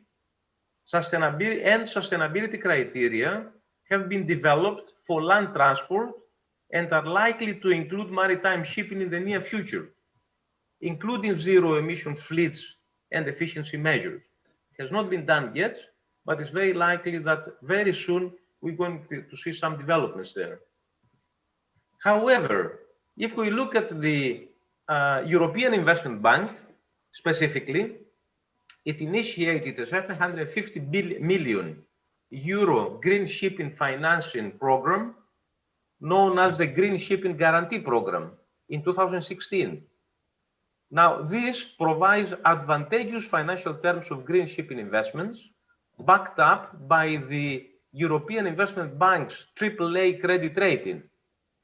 In other words, it reduces the credit risk of shipping bank loans for environmentally focused investments, because the banks that finance these companies can use the AAA rating of the European Investment Bank and therefore have less risk, if you like, So eligible investments are available for ship owners with significant European interests, flag ownership routes, and may include new green vessels that are being financed, they're eligible to be financed, environmentally friendly retrofittings in existing vessels, such as hull treatment, ballast water treatment, scrubbers, and so on, promoting the adoption of alternative fuels, such as LNG. And the European Investment Bank supports up to 100% of the incremental environmental investments on existing vessels, or up to 50% of the debt financing of new vessels. So in both cases, the overall financing will be 20 to 50% of the size of the total shipping bank loan.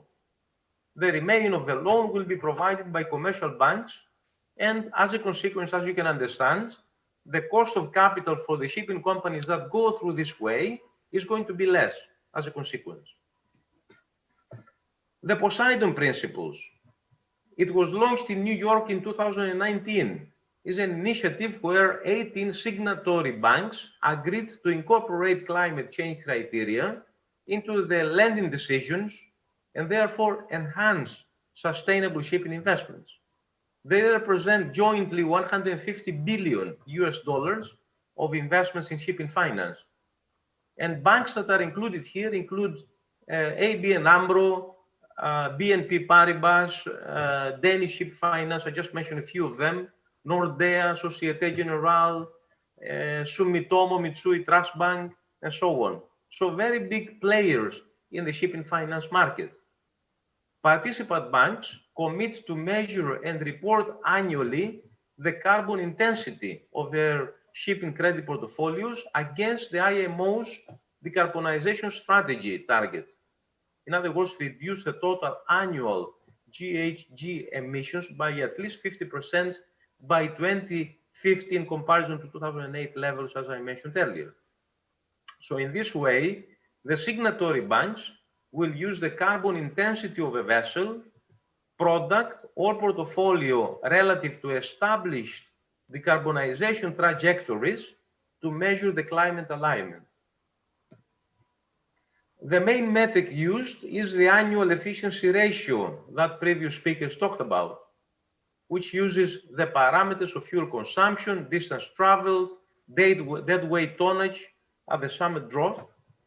The final output is a decarbonization trajectory, which is a time series representation of how many grams of carbon dioxide a single ship emits to move 1 ton of goods 1 nautical mile over a time horizon.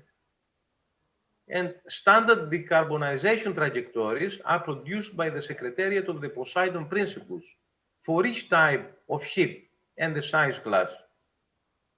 And there are also other private initiatives which suggest that in the near future, shipping companies will need to exhibit alignment with IMO decarbonization targets to access finance in favorable terms. Another example, the Green Loan Principles. This is another initiative launched in 2018 by the Loan Market Association of Europe, Middle East, and African countries, the known EMEA countries, the Asia Pacific Loan Market Association, APLMA, and the Loan Syndications and Trading Associations of North America. So essentially covering the industry at the global level. So the Green Loan Principles is a set of recommended guidelines to be applied by market participants on a voluntary basis to classify a shipping bank loan agreement as green. According to the documentation of the GLP initiative, the Green Loan Principles initiative, the borrower of a green loan should clearly communicate to its lenders the following information. First, its environmental sustainability objectives. Second, the process by which the borrower determines how its project fits within the eligible categories, which are set out in Appendix 1 of the GLP documentation. Anybody can refer to that. And third, related eligibility criteria as set out in the GLP documentation. So borrowers are encouraged to position this information within the context of their overarching objectives, strategy, policy, and/or processes relating to environmental sustainability, and to disclose any green standards or certifications to which they are seeking to conform with, and if they have any, to submit it to the financier in order for them to take that into account. So under GLP, under the GLP, indicative but not limited to categories of eligibility for green projects include, I will not read all of them, we don't have enough time, but the first one refers to clean transportation. For example, electric, hybrid, public, rail, non-motorized, multimodal transportation infrastructure for clean energy vehicles, and reduction of harmful emissions. And further down, you see others like renewable energy, energy efficiency, pollution prevention and control, and so on, and some more which I have here on the list. One more initiative is the Getting to Zero Coalition. Its strategic business coalitions have also started building momentum then. For example, this particular coalition is an initiative launched in June 2019. You see, everything is very, very fresh in shipping finance, brings together decision makers from across the shipping value chain with key stakeholders from the energy sector, as well as from governments and intergovernmental organizations. It is a partnership between the Global Maritime Forum, the Friends of Ocean Action, and the World Economic Forum. More than 120 companies are involved in this initiative, representing the shipping, energy, supply chain, and finance sectors. The coalition supports the decarbonization initiative, which was launched back in October 2018. Now, further knowledge support is provided by the UCL Energy Institute, this is the University College in London, the Environmental Defence Fund, and Energy Transitions Commission. It focuses on the development of commercially viable zero-emission vessels and the associated fuel supply chains, which must enter the fleet by 2030 in order to reduce the shipping sector emissions by at least 50% by 2050, and as set out by the IMO. It recognizes the fact that commercial vessels can be operated for 20 years or more, which means that the ships entering the world fleet around 2030 can be expected to be operational in 2050. Similarly, infrastructure associated with fuel supply chains can have a long economic life of up to 50 years, and reconfiguration to new fuels can be a lengthy process. So there is a need to have technically feasible, commercially viable, and safe zero-emission deep-sea vessels entering the global fleet by 2030. Finally, I need a few more minutes to finish. The capital markets and green shipping, we have the Climate Bonds Initiative. It's an international not-for-profit organization which is pushing for the development of green bond markets, has published its first certification criteria for shipping climate bonds just recently. Shipping has been absent from this $100 trillion global green bond market, which has grown substantially since 2007, about 13 years since it started. As you can see, the timeline from 2007, when it started, the launching of the Climate Bonds Initiative in 2009, and the launching of the standard and certification scheme for them, and then the updates in 2016 and 2017. So the new Climate Bonds Initiative criteria will help establish uniform and credible sets of rules for green investing in shipping, while promoting those projects that can mitigate climate change. So if you see here on this slide, you see that they provide a taxonomy. And if you look at under transport, one of them is the waterborne transportation. Okay, you have rail, vehicles, mass transit, and so on. Waterborne transportation is one of them. So what do the CBI say, the CBI statement? The criteria that they set require that ships are not primarily dedicated to transporting fossil fuels and are either zero emission ships at the point of applications for certification to be financed in the bonds, or performing below the average operational emissions intensity of their respective size and class throughout the tenor of the bond. So it's important to have these benchmarks, if you like, that were discussed in earlier papers and in my paper earlier today. Okay, but all these have to be kind of qualifying throughout the tenor of the bond, the period of the bond. So in terms of shipping, those ships that want to be certified by performing better than the group's average must also have a managed reduction plan detailing how they will continue to transition towards zero emissions by 2050.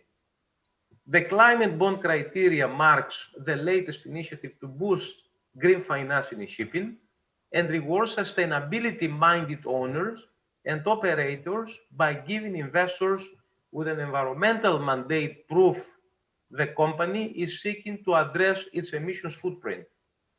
A group of industry experts from companies including NYK, Nordea, Citi, ABN AMRO, and others contributed to the development of the CBI shipping climate bond criteria. By requiring issuers to consider how the asset will stay aligned with the trajectory to zero emissions by 2050, the criteria provide more transparency to the market so that financiers can make informed decisions about how their assets will contribute to climate action and mitigate the climate risks that could affect the valuation of their assets. The CBI criteria is technology agnostic, and any type of propulsion, including LNG propulsion, is eligible for certification provided it meets the emissions trajectory requirements. So to summarize, here are the green shipping finance initiatives that we've seen over the last 2 years, actually. The Task Force on Climate-Related Financial Disclosures, the European Investment Bank, the Poseidon Principles, the Green Loan Principles, the Getting to Zero Coalition, and the Climate Bond Initiative. Okay, so with that, I would like to thank you for listening to me. I apologize if I have taken maybe a little bit of more time. Okay, thank you very much. Okay, thank you. Yeah, thank you very much for Professor Katsanos. Actually, environmental regulations are affecting various aspects of shipping finance. And he introduced a lot of initiatives and movements, including financial stability boards, Poseidon Principles, and CIP, etc.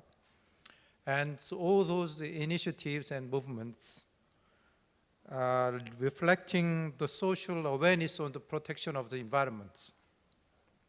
So through this session, I hope all the participants have got some insights on the future of the shipping finance landscape. Thank you. Then we are going to have a very short break till 8:30. So you got roughly 12 minutes. So see you in a minute. Thank you.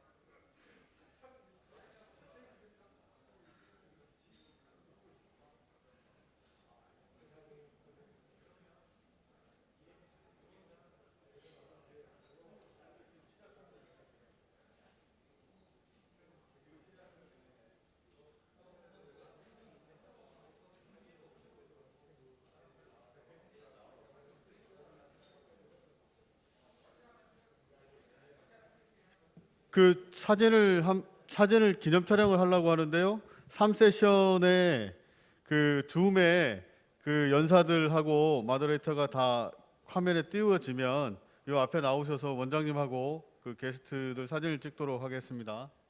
예, 지금 앞으로 나와주세요. 사진 찍을게요. Excuse me, the Professor Dong, did you hear me? Camera. Professor Dong, did you hear me? Yeah. Yes, I am. I can hear you. Yeah, we have the time, the photo, the Okay. 2 minutes, please. Okay Yeah, then. we are come together. You are joined to. Okay then. Okay, Okay, very Max. good. Yeah. Okay. Those of you on camera off, can I ask you to camera on so we can see the face?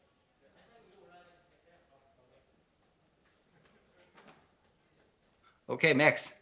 It's good. Timely decoration. I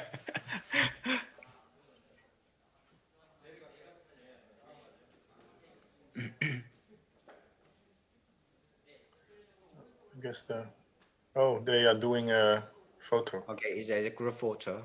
Yeah. So we are all in the background. Mm. Mm. Have to look intelligently.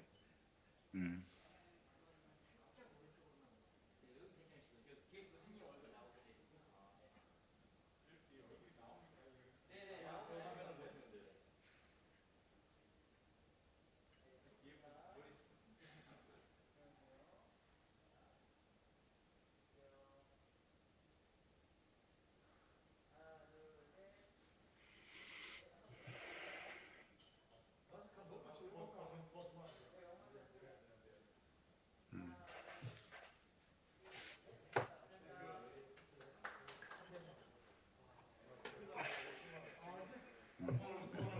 No, done.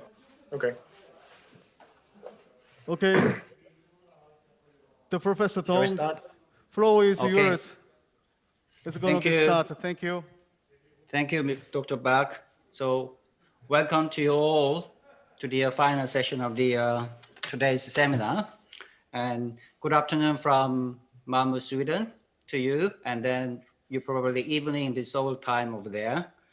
And so previous two sessions talking about market trend and then green issues. And now in this session, we're covering more technology and the more futuristic perspective of new model in business in shipping industry.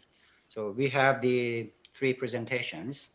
So before then, let me just introduce myself to you that I'm Dong-Nuk Song and working currently in WMU as a Korean chair. And we have 3 presentations to be done by the 3 eminent professors and academic and researcher in the field. So first of all, let me just clarify one housekeeping point. So each speaker has a 20 minutes presentation, and we created some room in the end to creating for the Q&A session. So while listening to their presentation, if you have any specific questions, you can maybe write down, then I'm asking for the question in the end. So first of all, let's move on to the first presentation speakers, the Professor Albert Winstra. He is currently the Professor of the Trade and Logistics and Rotterdam School of Management, Erasmus University. And at the same time, he also Scientific Director and TKI-Dynalog, Dutch Institute for Advanced Logistics. So he's going to cover interesting component of technology. So technology as a new business model for shipping. So Albert, hand over to you. Yes. Yes, thank you. Let me put this up. So I think, yeah, I can see that you can see my my screen. So yeah, thank you very much. Thank you also for inviting me. So I don't have to introduce myself anymore, but it's clear, I think, that I have this sort of dual job. I'm part-time professor and part-time director. And I think this presentation is exactly the result of those 2 things, because I have a background in shipping as an economist, but as part of my other job, I'm also heavily involved in, among others, funding innovation and research in the area of shipping and ports. And I will talk to you about how we do that in the Netherlands, and what is our innovation policy specifically for maritime. And I will try to end with 2 case studies to illustrate how from this technology and innovation, business models are also developing. So I guess if you look at the title, I'm talking about new business models in shipping, not so much new business models for shipping, because I think shipping will actually be shipping for the next bunch of decades. And we will have ships and cargo and all that.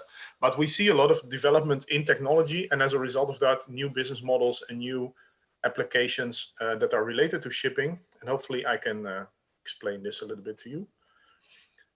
So let's skip this. To explain, the starting point is our innovation policy in the Netherlands. And we have switched, like many places in the world, many countries, but also the EU and the UN, we have switched to a societal approach for innovation. Innovations have to solve societal challenges. And in the Netherlands, we have formulated 4 main ones. Those are the green blocks: energy transition and sustainability, agricultural, food and water, health and care, and security. And we have a 5th one, which is about earning capacity, that has to do with, let's say, keeping sectors and industries competitive. And we have a cross-cutting agenda on key enabling technologies. So a lot of the pure technology development, the engineering, is in the red block. Now, logistics and transportation is a slightly difficult topic, because as you see, there is no clear societal mission, but a large part of what we do connects to energy transition, because our industry of transportation, both by water and by air and by road, has to really make this transition in the next decade or 2 decades perhaps. And that's going to be a huge challenge. In addition to that, there is a separate unit that is dealing with maritime innovation in the Netherlands, sort of a sister company of my organization, Dynalog, and they are actually connected to water. So they are in the 2nd green block under the heading of water, which they are very unhappy with, because you might say, okay, we have water management, we have water safety and clear drinking water, that sort of challenges. And then we have shipping, which happens in water. But that connection turns out to be complicated in many cases. So they have joined us to a large extent. And I will talk a lot about their policy as well in the next few slides.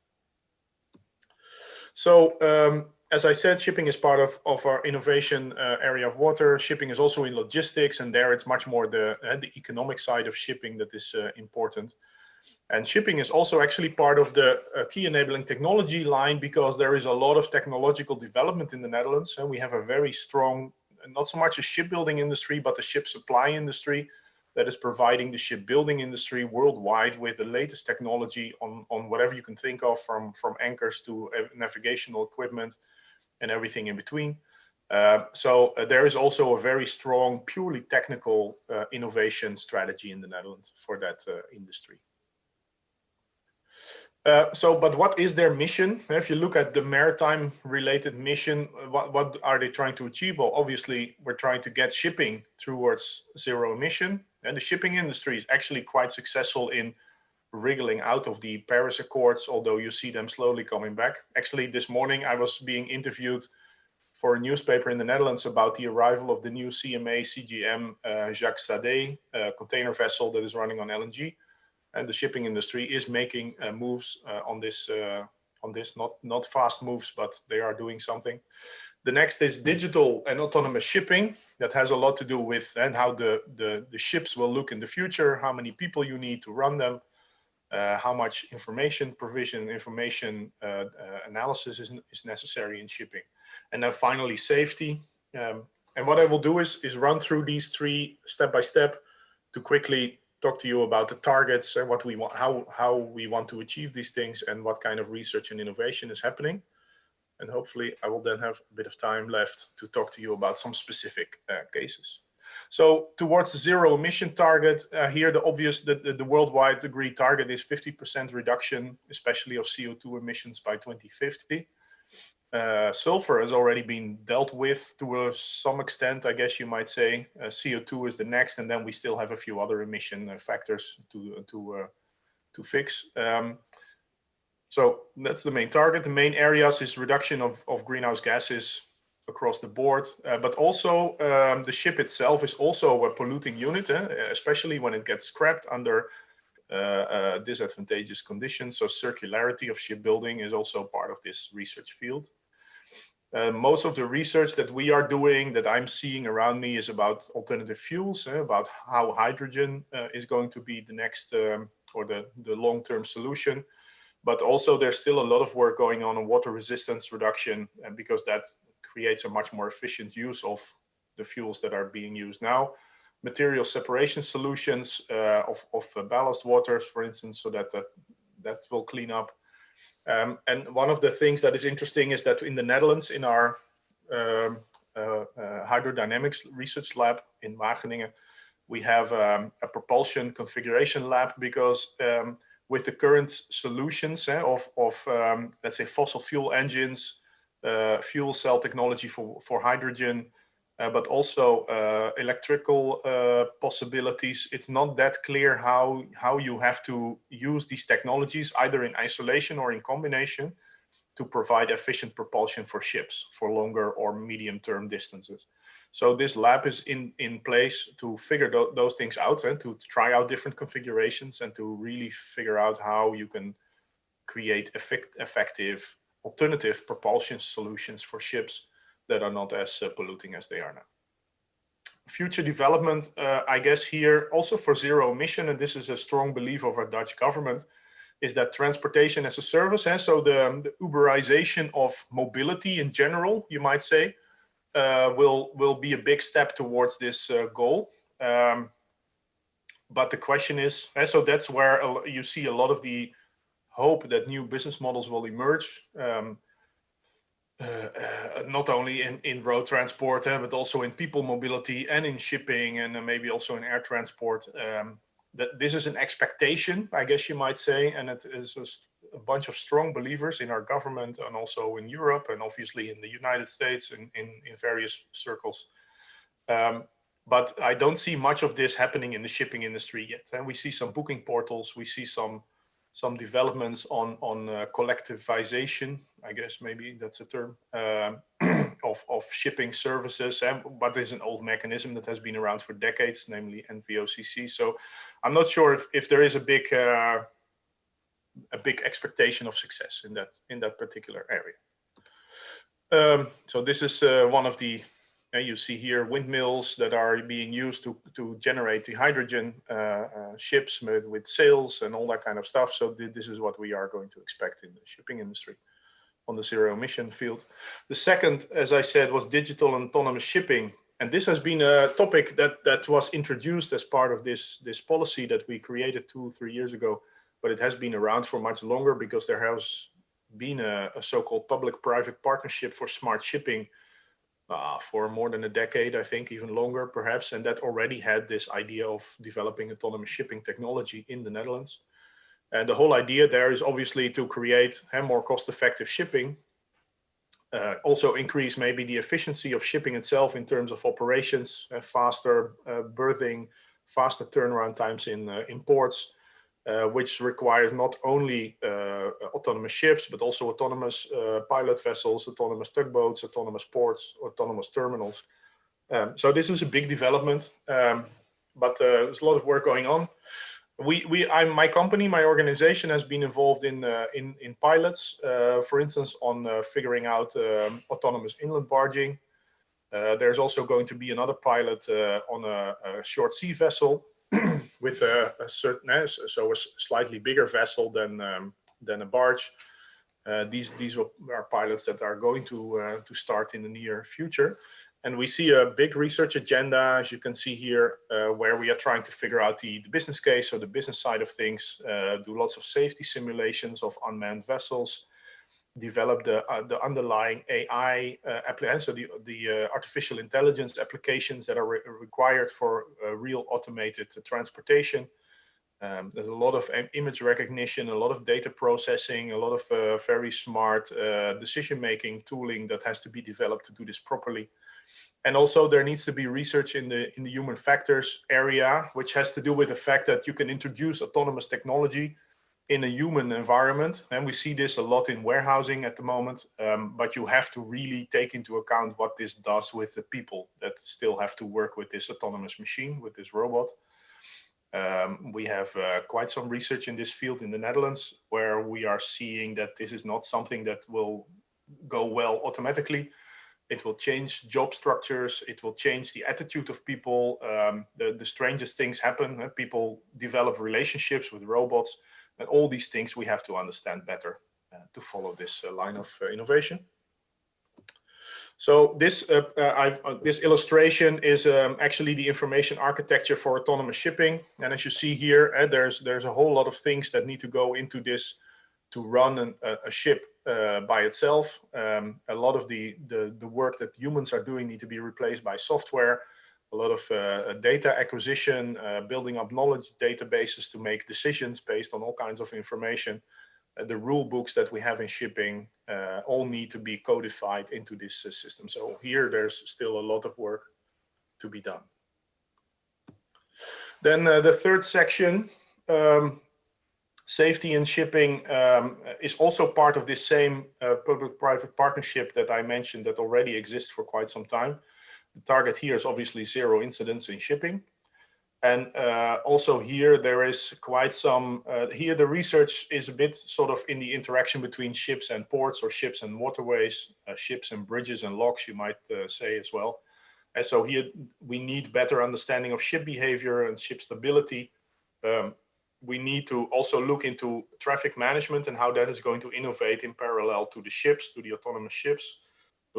We have done quite a lot of work on situational awareness type of research that tries to transform data and information into actionable knowledge or insight that you can use in decision making. And also we see some developments in the field of information support on board of ships, for instance. And there is a company in the Netherlands that is working in this field that is supporting the captain with data processing tooling to make better decisions based on the weather, based on wave directions, based on things that might happen in the near future. So we see a lot of developments here, which may not definitely give us this 0 incident target, but it will actually improve shipping. So these three, and so here I think it's clear if I look at this that these societal challenges, and we have quite some, this is maybe a familiar one, I don't know if you followed a little bit, almost 2 years ago, the MSC Zoe lost 300 containers, which all ended up on Dutch soil, most of them, some in Germany. And this sort of accidents didn't lead to death of people, but it caused a lot of fuss and a lot of problems afterwards. Also questions about how this can happen in this supposedly sophisticated business. So there are real challenges. If we have made these challenges the basis of our innovation policy, and you see that actually a lot of the research flows directly from that. And we are expecting quite some contributions from the research towards these challenges, obviously. I think 2 more things before I talk about the case studies. One is that one innovation that we've introduced in the Netherlands, so 20 years ago, maybe 15 years ago, is to think about the maritime industry as a cluster. And this has helped the Netherlands a lot to look at the integral effect of innovation and development in various areas. And to benefit every part of this maritime industry that we have, both the ships, but also the yards and the suppliers to these yards, the business services, and all these niche areas in which we are active in the Netherlands, be it dredging or offshore or fishery. So this is one innovation in itself, and it has helped us a lot to do a good job, I think, in keeping our maritime tradition alive. And then finally, if I review very quickly the business model development, then I think there's a few things that I could say. One is innovation is a business model in itself. And we are developing new products and new markets, mainly related to shipbuilding and ship suppliers, as I already mentioned. And this has been a business in the Netherlands for decades. and it doesn't really matter what kind of umbrella or societal agenda we put. This is an ongoing activity that is driven by the fact that these new products that we develop find markets.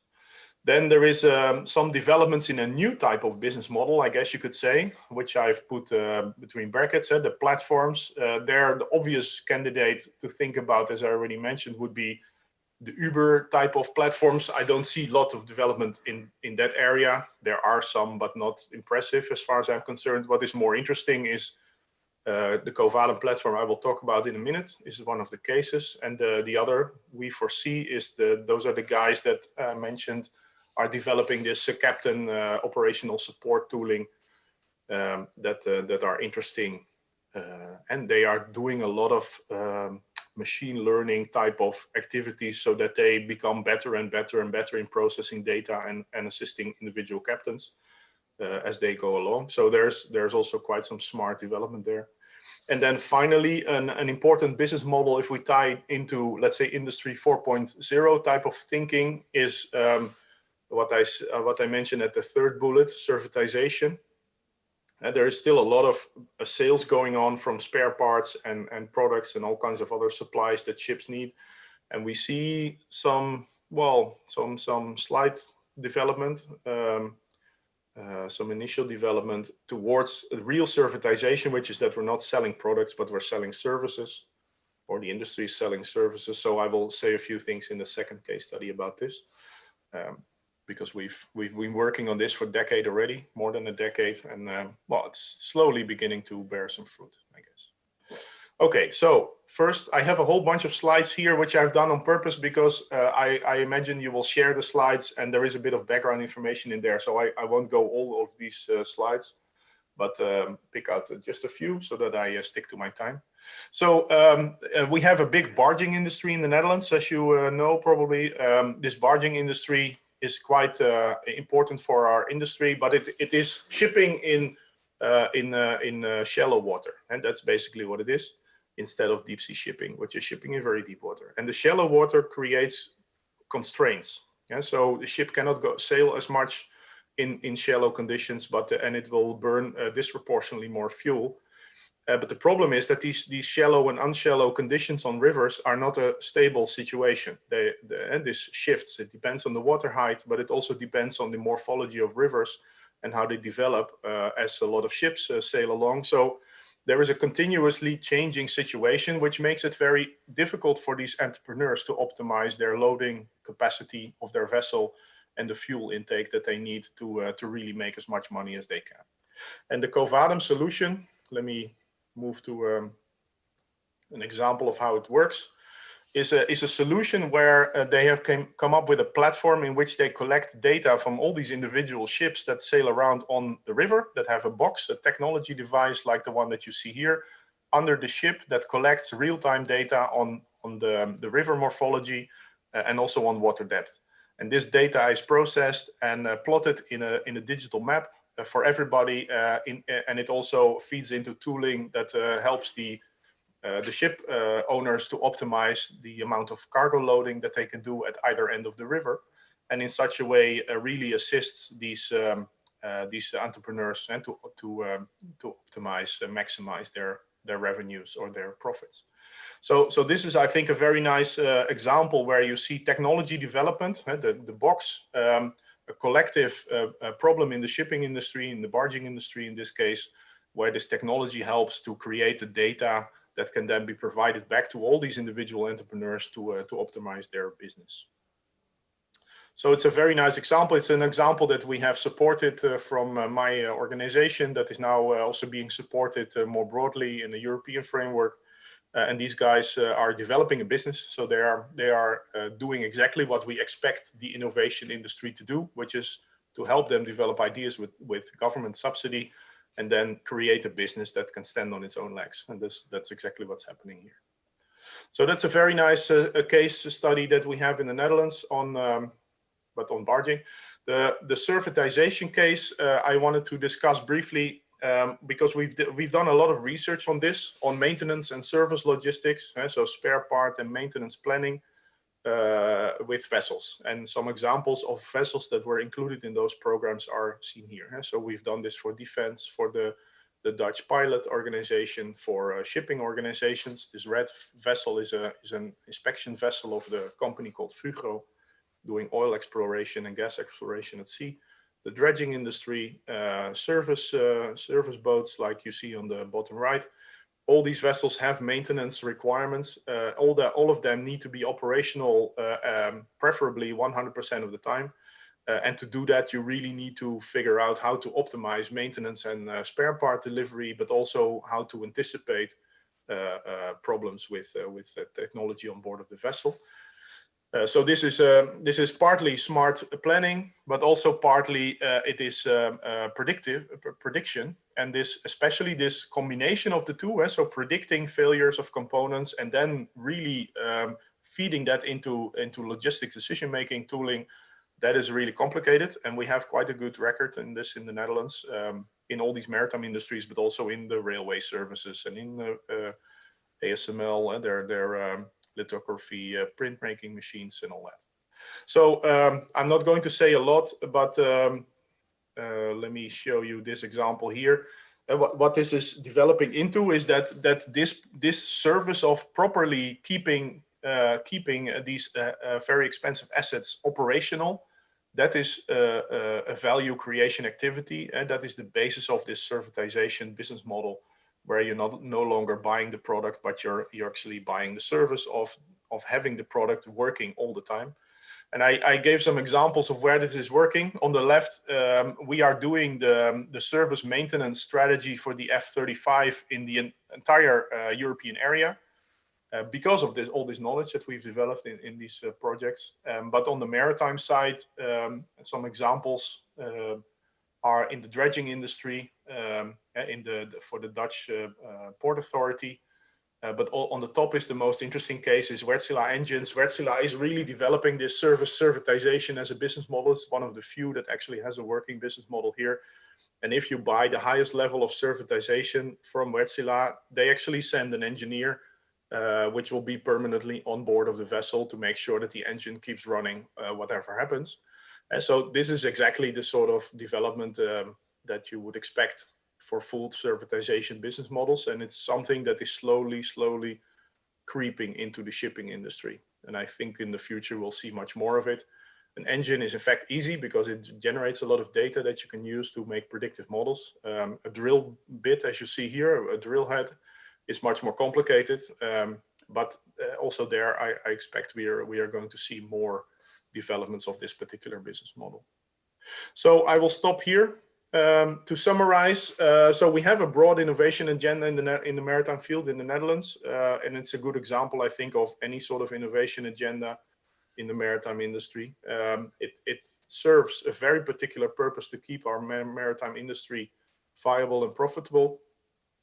If you look at business models, I see some of them, basically the common denominator for all of it is data analytics, very smart data analytics, and that holds for the Covadam, for the We4C, for the servitization, it's all the same.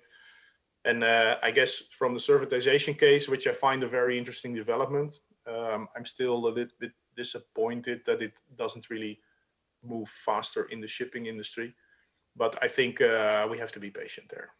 It serves a very particular purpose and it has its merits. So I will give the floor back to you, Dongwook. Okay, thank you, Albert, and for an informative presentation. Then say, okay, so once again, so please reserve the any questions, if any, until the end of session. So for the sake of time, let's move on to the second presentations. The speaker is my colleague, Dr. Satya Sahu, Assistant Professor in Shipping Management Finance. So his presentation is based on his recent big data analysis applied to the major main container port in Asia. So Satya, hand off to you. So much. Let me share my presentation first. Are you able to see my presentation? Yep. Perfect. Thank you so much. Thanks so much. I'm very pleased to be a part of this interesting seminar. And the discussion has been quite interesting, and hopefully I could also contribute a bit from my side. The topic of the discussion for my topic is an analysis of liner services in Asia's major container ports. And we will see one of the small case study of its implication and especially challenges and opportunities for Busan.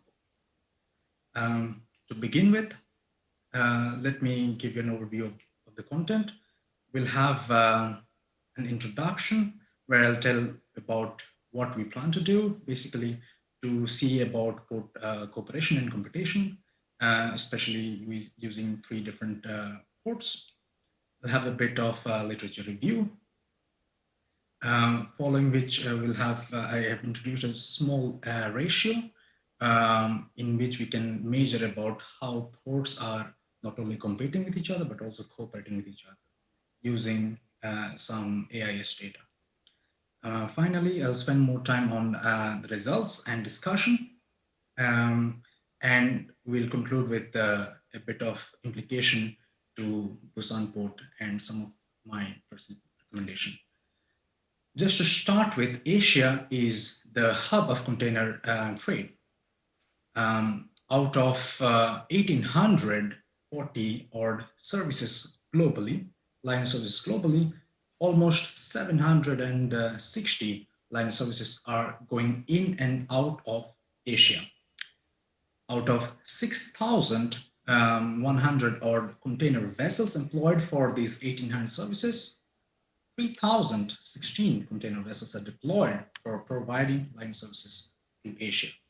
So undoubtedly, we have mega ports, mega container ports. All top 10 container ports are located in Asia, 7 in China, 1 in Singapore, and 1 in Korea. Of course, as we all know that shipping being a global industry, it is prone to anything and everything happening around the world, and which provides a huge amount of uncertainty. The speaker on the first session rightly mentioned that shipping has been highly volatile. Of course, container shipping has not been so volatile compared to tramp, let's say dry bulk and tanker, but still nevertheless quite vulnerable to global situations.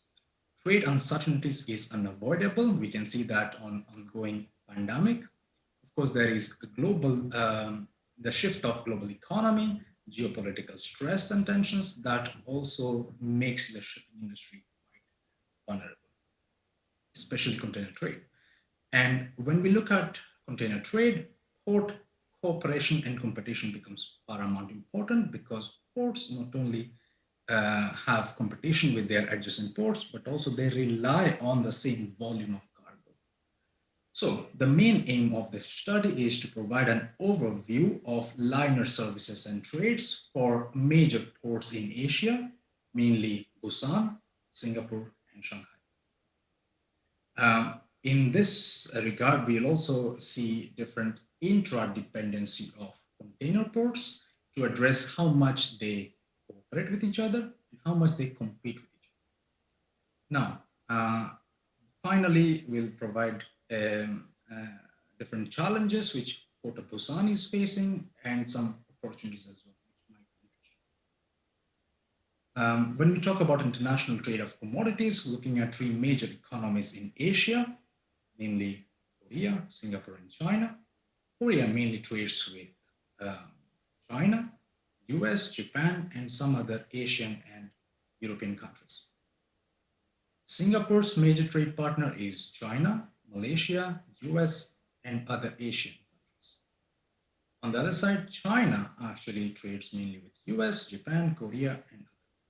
What is interesting to see is the value of trade, and this is actually the value of trade comprising of export and import in 2008, and I got this data from UN Comtrade, that China, the value of trade is much higher compared to Korea and Singapore. So, when we do, in terms of container trades and ports, there has been extensive studies related to regional port competition and cooperation, starting from an interesting study by Professor Tong Song, providing port cooperation and competition with Hong Kong and South China as a case study, especially after 1997 when Hong Kong started getting integrated in China. There has been other studies by Wang, Adolphe, Jasmine, and Fu, providing a game theory model for identifying cooperation and competition and various factors on which cooperation and competition depends on between ports. Along this line, there has been network design approach and game theory as well of mainly two different ports and shipping companies, how they cooperated. What is also interesting to see in this line is that there has been development of ecosystems for ports and how there can be development of logistics ecosystems for ports. And this study also suggests that government intervention is quite important. At the same time, it is also important for different ports to develop cooperation with each other. With the recent development of and availability of big data, is quite important for ports as well to use big data as decision support system for not only efficient operation, but also to develop a resilience model for it. Talking about a method, is a very small ratio, which I call it as port intra-dependency ratio. And this is basically, let me explain this ratio for a while. This is basically interdependency of port I, it could be Busan, Singapore, or Shanghai, on the adjacent ports. So what I try to do is cumulative common liner services and what are the TU's capacity for them, divided by its own port's capacity. So if this ratio is higher, we could call it as this particular port is having highly depending on the adjacent ports. And this ratio is not built from scratch. However, of course, there has been port dependency ratios presented in various literatures, which have been adopted mainly from demography and health economics literature. For this study, I use data from, I use AIS data extracted from Axis Marine's Alpha Line database to look at various services and vessels allocated for various liner services. So nowadays, even though data is not available, the information which we receive is much more simplified, and thus that could be also dangerous for us because we are in the attempt of simplifying complicated data, we try to miss some of the important information as well. And that's one of the reasons why I being a young academia, I feel looking at the raw data is quite important. So we actually know about number of services which liner services or container services provided around the world. It's about 1,800. Number of vessels allocated, container vessels allocated for these services is about 6,000.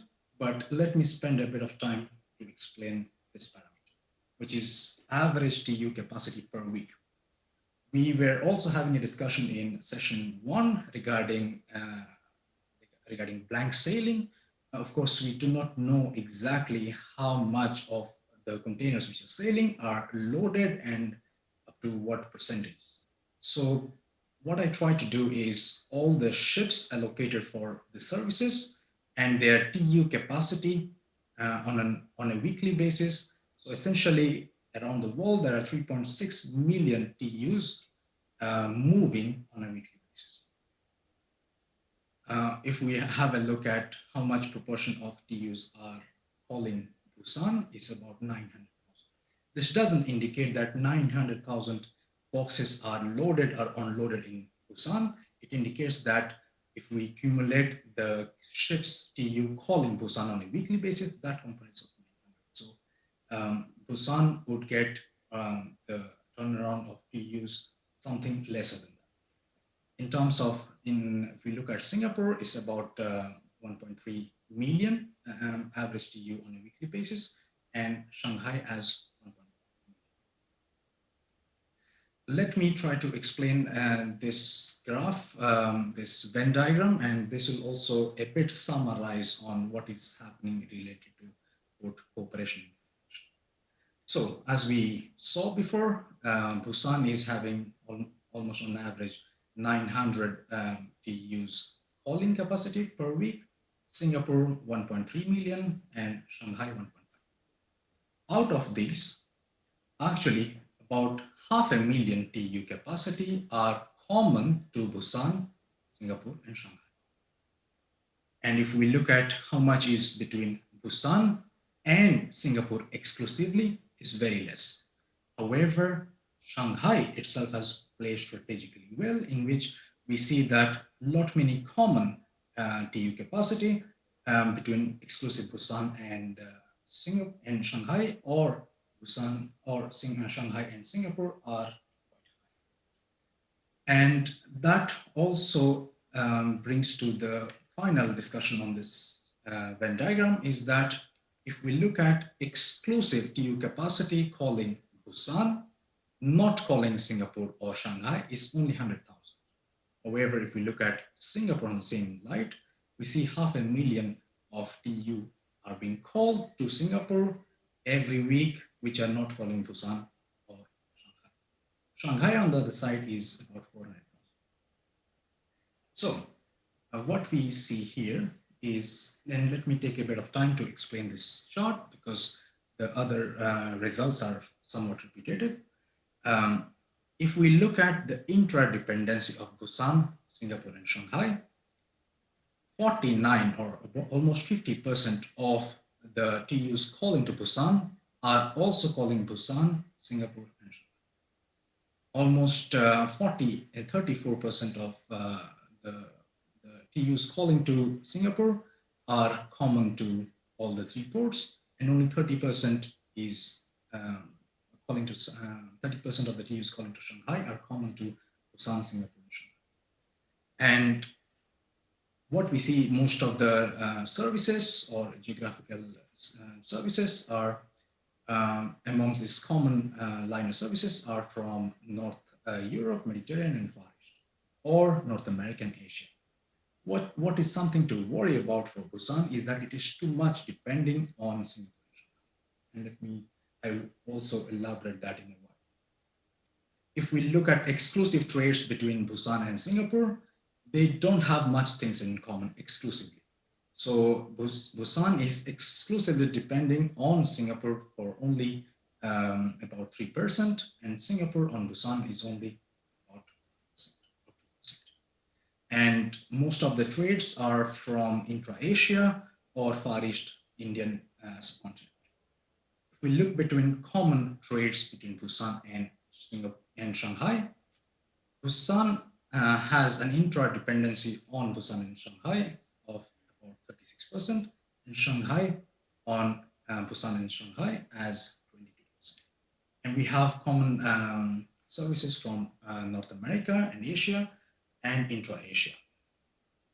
Similar stories are also observed between Singapore and Shanghai, where Singapore is depending on intra-Singapore and Shanghai trade for 24%, and Shanghai has 21%. And we also see some common Far East to Europe route and intra-Asia.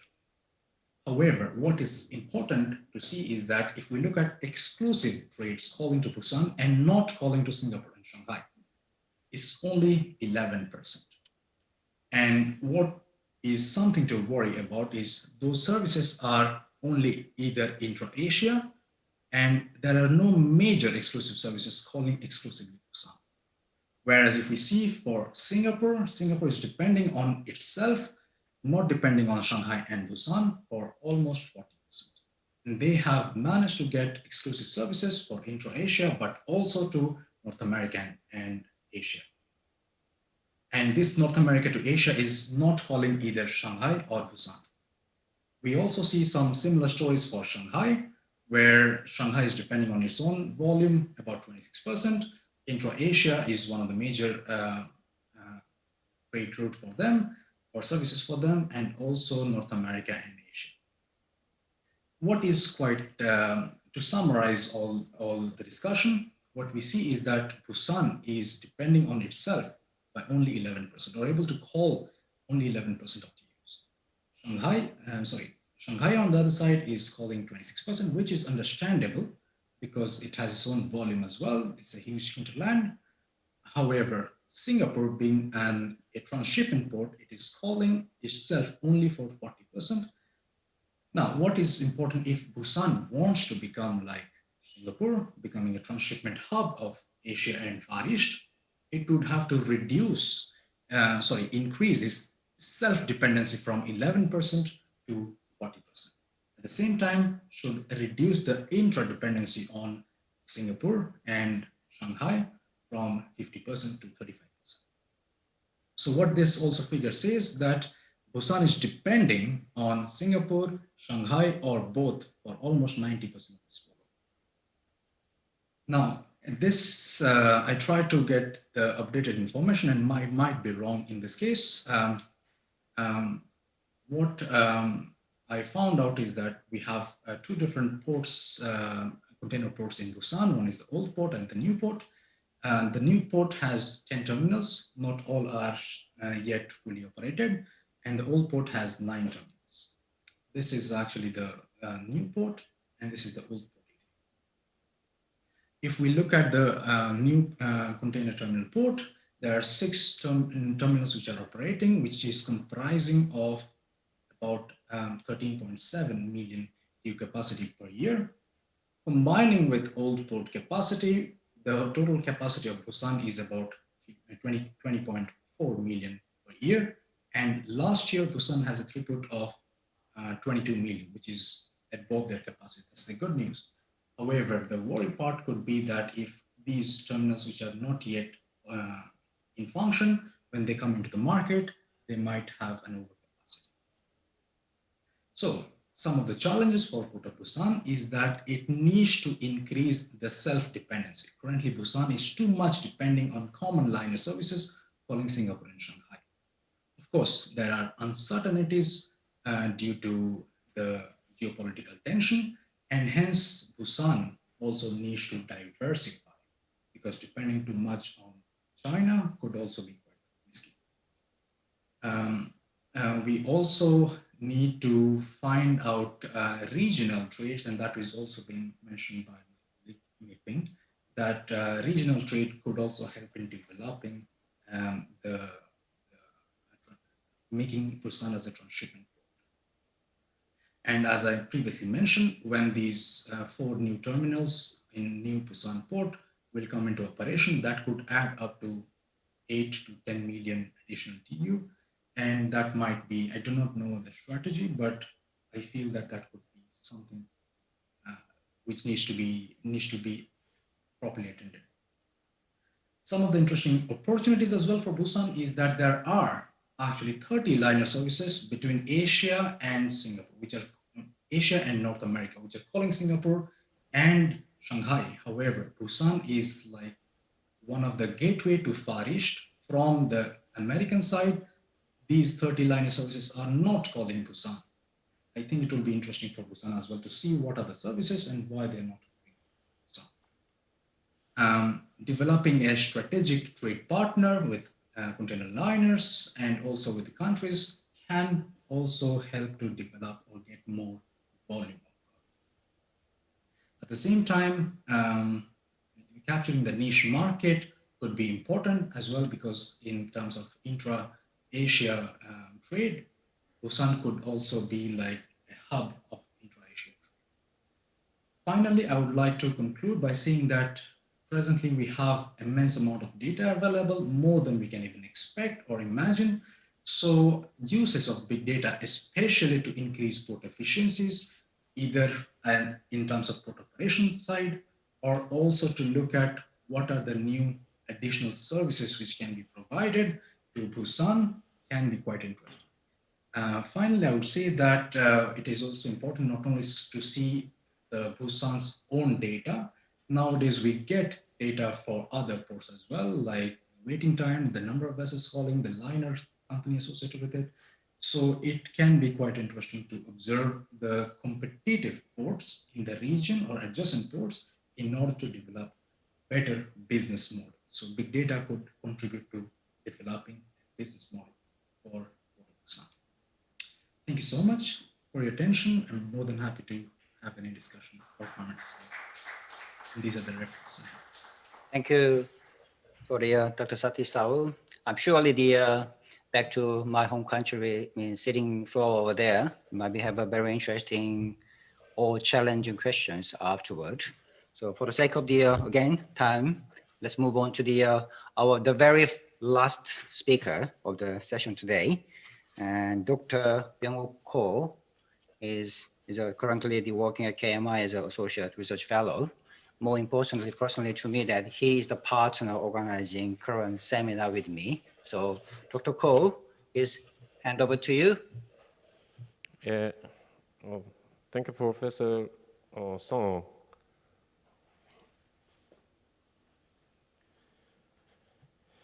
Good afternoon, participants in Europe, and good evening, participants in Asia. I'm Dr. Go. My today's presentation title is Platform Revolution in Container Shipping Markets from a perspective from economics. In particular, my research is intensively based on the economics literature study. In my presentation, I will try to explain the reason why there will be a platform revolution in container shipping market by using the lens of economics. Firstly, I will briefly introduce the background and motivation. Second, before going to the cases of container shipping market, I will shortly review the definitions of a platform from several viewpoints. Third, I will try to lead us to the understanding of platform structures in container shipping market. First, I will suggest prospective benefits and barriers to platform revolutions in container shipping sectors. Finally, I will wrap up my arguments and suggest the future research topics. This table shows the top 5 companies in USA by stock market prices.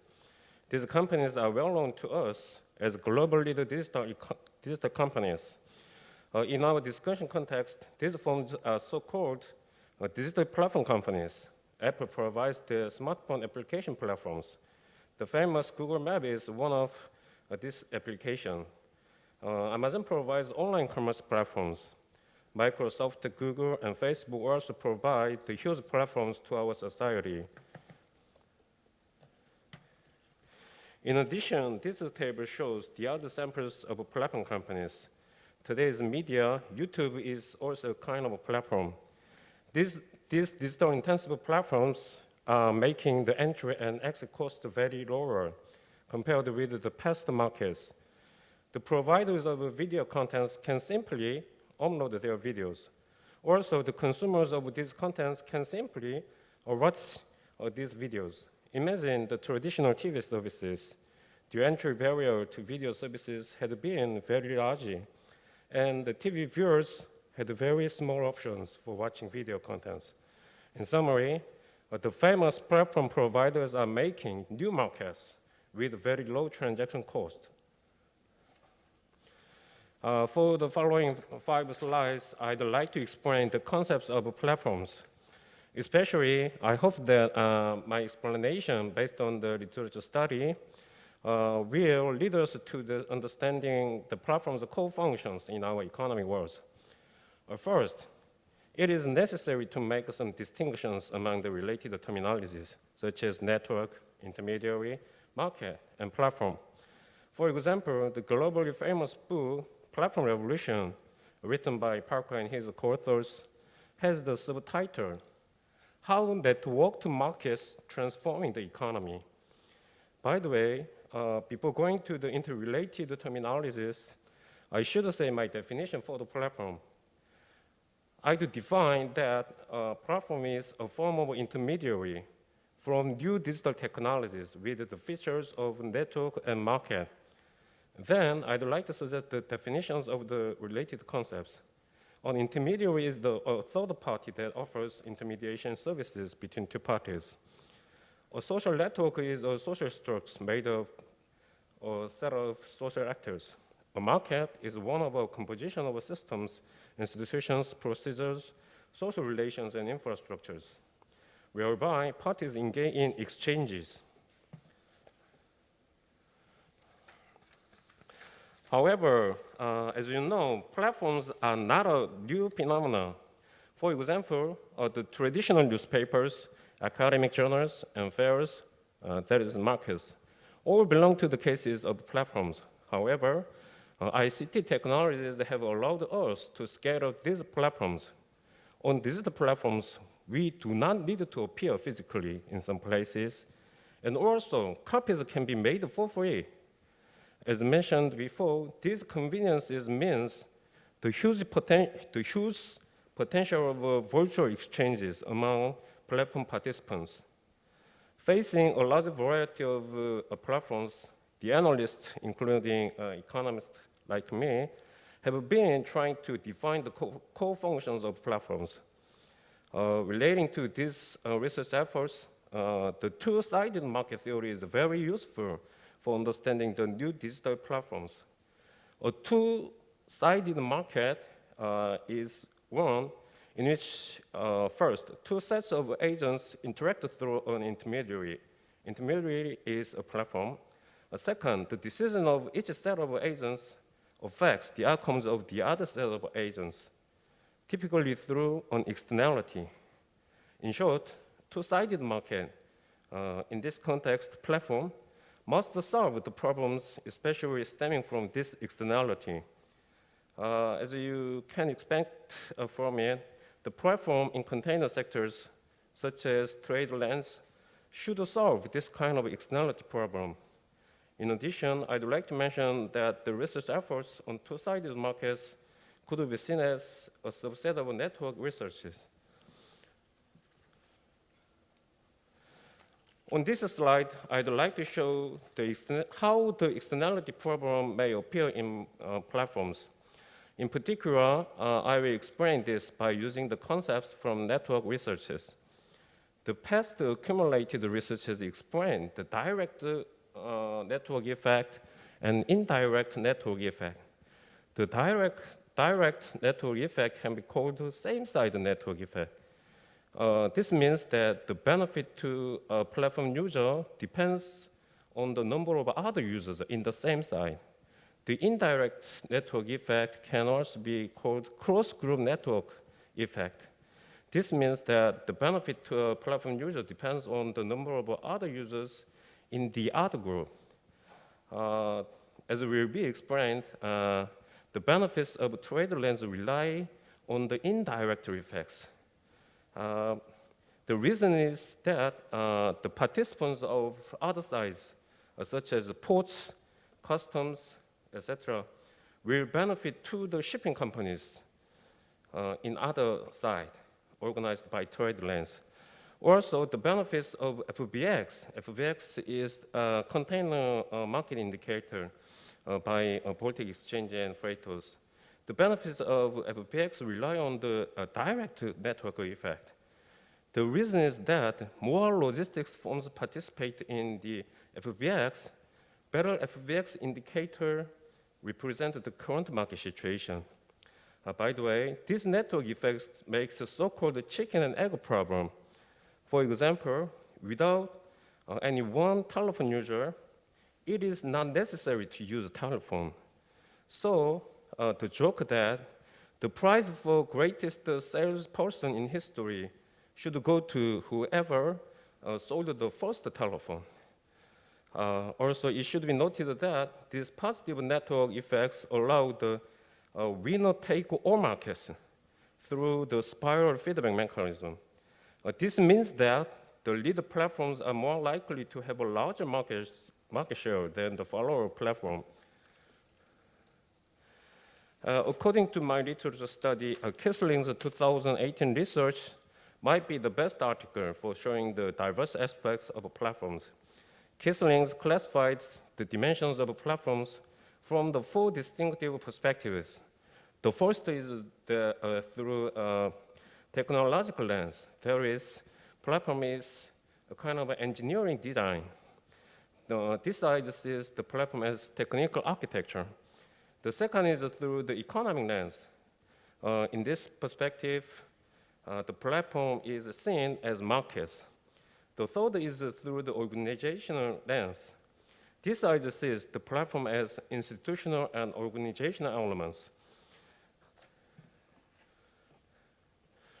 The final lens of Kissling's article is the epistemic lens. That is, the platform will bring new forms of knowledge into existence. I think that this knowledge expanding function of a platform is the most important contribution of a platform. For example, the digital platform connected by transport service can provide the appropriate transportation service to the woman in the street, whatever her time, place, and state are. In textbook economics, this kind of knowledge is simply assumed to be given. However, the economists such as Hayek, Arrow, and Dubrow insisted that the information of time, place, and states about the service or goods are very important in determining the value of the commodities. Like Amazon and Uber, the platform providers are showing this knowledge expanding function of a platform. Combined with the network effects, this final element of a platform also makes the platform revolution realized. This slide shows the pictures before and after the introduction of a trade lens. The participants in the international container transportation are typically export shippers, import shippers, trucks, households, warehouses, port terminals, shipping companies, customs, port authorities, and so forth. The transactions and documentations among and between these agents are very, very complex. TradeLens is a platform for these complex interactions. As of now, it is known that over 60% of market agents in container sectors are participating in TradeLens. As explained before, TradeLens has the indirect network effect. There is more participants, more benefits. If TradeLens processes all these transactions and documentations, the effects and benefits will be very, very enormous. First of all, TradeLens will enhance the transparency and security. Also, it will enable the more accurate forecasting for the future activities in container sectors by using the enormous information collected by TradeLens platform. The mentioned benefits can come from the designed character of TradeLens. This slide shows what is blockchained through TradeLens. All the transactions and documentations are verified by the simultaneous approvals of involved agents. These electronic records are protected from deletion, tampering, and revision by using the blockchain technology. This slide shows the platform structure of FBX. FBX is the abbreviation for the Freightos Baltic Global Container Index. It is known that Freightos, the index production firm, is providing the market information services to over 1,600 logistics services providers and carriers. As shown in the slide, Freightos' platform consists of the 3 branch companies. Also, it was reported that about $94 million were invested to Freightos by venture capitalists. The indicator from Freightos is administered by the Baltic Exchange. As you know, the Baltic Exchange have a long professional history in managing market indicators in bulk shipping markets, such as BDI and Baltic Forward Assessment for FFA's clearing. In particular, FBX consists of the 12 global trunk routes. The single composite index FBX is published in daily basis. This slide shows the theoretical framework for explaining the general benefits from platform revolution. The book in the right side of is one class book titled as a Theory of Value, written by Dubrow in 1959. This theory is the fundamental economic theory explaining the functions of market networks. As you observe in actual economic life, in market systems, there are consumers, products and services, firms, endowments, such as natural resources and human time, preferences for commodities and production technologies. De Bruyne explained the market institutions as well-made mathematical structures. I suggest that we can start the analysis of benefits platform revolution from this theoretical framework. This slide shows the general benefits from platform revolution in simple flow chart. Based on de Bruyne's theory, we can think that the digital revolution, there is the platform revolution in our context. These platform revolution are now opening new possibilities without changes of the fundamental endowments and preferences. In particular, the newly made exchange possibilities due to the lower transaction costs are now making new markets. There is new commodities. This means that more products and services are available to production firms and consumers. This means that more economic growth. Please see this screen slide. This slide shows the implications from platform revolution for the logistics markets. My simple formulation is made using the theoretical framework of de Bruyne. Suppose that there is 1 million firms or plants producing one kind of physical goods in global economy. Also suppose that there are 1 billion consumers who have a purchasing power.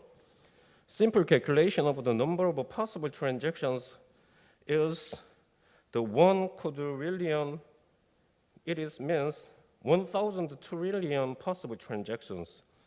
The platform revolution means that it can realize this possibility sets. Simply imagine the functions of Amazon or Alibaba. These platform commercial trade companies are connecting most of consumers and producers in our world. The simple and powerful implication for logistics sectors is that we logistics industry, including shipping, should satisfy these potential transportation needs. It is very important to note without international shipping services, these enormous transaction possibilities cannot be realized in actual life. This slide shows the benefits from TradeLens blockchain platform. According to the research of Chichos et al., the current problems of the logistics industry are high fragmentation, low transparency, underutilized assets, costly manual processes, and outdated customer interfaces. The platform solutions based on blockchain technologies such as TradeLens will enable us to organize the logistics sectors in more innovative ways. Supported by blockchain technologies, our logistics industry will enhance the integration, transparency, utilization of assets, online processes, and the customer interfaces. This simultaneously will reduce the transaction cost in logistics sectors. This means that in the logistics markets, there will be economic growth. There is expansion of markets. This slide shows the benefits from FBX, Container Market Indicator Platform. FBX and its sub-indicators are new market indicators. Using the terminology of economic theory, we can enhance defining the states of shipping markets. The improvements in the definitions of market states mean that we can design more contingent commodities for the market exchange. For example, the famous futures market, such as the FFA market in shipping sector, could have been possible by the use of a Baltic Dry Index. Following these traditions, FBX will enable us to improve the risk management in container shipping market. For example, Drury estimated that in 2018, over 10% of global container transportation contracts were the so-called index-linked contracts.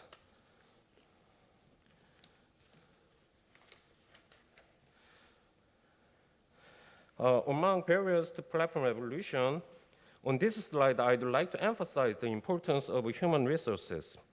As you know, the cyber attack and its prevention by security measures is also very important. However, all these activities must be conducted, especially by the professional personnel.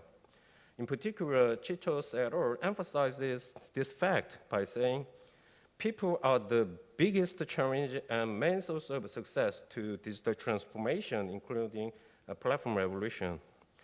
Especially for the success in responding to digital revolution, there should be digital leaders with promise of vision, and these leaders should be supported by empowered, knowledgeable, and collaborative employees. This slide summarizes my arguments. The detailed information, I will skip this. On this slide, I'd like to suggest some future research topics. The first topic is on the diversity in blockchain platforms in shipping markets. In addition to TradeLens, there is another organization, Global Shipping Business Network. If we think only the efficiency in these platforms due to the size and network effects, only one platform is desirable. However, this determination of diversity is not simple as seen as superficially. So I think that it is necessary to study this topic in the perspective of industrial organization of economics. The second suggested future research topic is about the use and activation measures of index-linked contracts in container shipping market. In fact, before the introduction of FBX, there have been well-designed market indicators in container shipping market, such as SCFI and Drewry index. However, there have been some yet not studied impediments to the success of these indicators as a risk management tools. So I think that for the success of platform indicators such as FBX, our maritime economists should conduct the research on the success measures for it. This is the main references. Thank you very much for your sincere attention. Thank you, Dr. Go, for the interesting, conceptually well-structured the presentations by summarizing the related literature on the platform. Just I'll say just a few keywords coming to my mind while listening to your presentation. Say innovation, technology. I mean, we all know that Joshua Schumpeter has mentioned about, say, as a way of the innovations, we have to be very, constructively, creative disruptions coming on. But this platform seems to be becoming more and more open sources. So just in front of my eyes, say, a new article just publishing in the Journal of Maritime Studies, indicating, say, this kind of the economy, we call sharing economy in platform, is creating another way of the governance structures. So is a plenty of room we can figure it out. One next for the shipping market from economic perspective or operation perspective, even in the management perspective.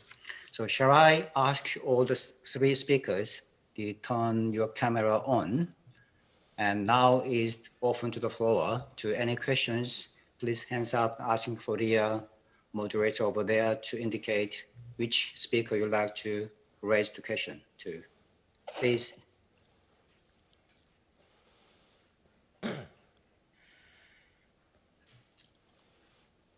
It seems to be there is no sign for questions. Okay, so in that case, is any questions coming from the participants coming from Zoom side?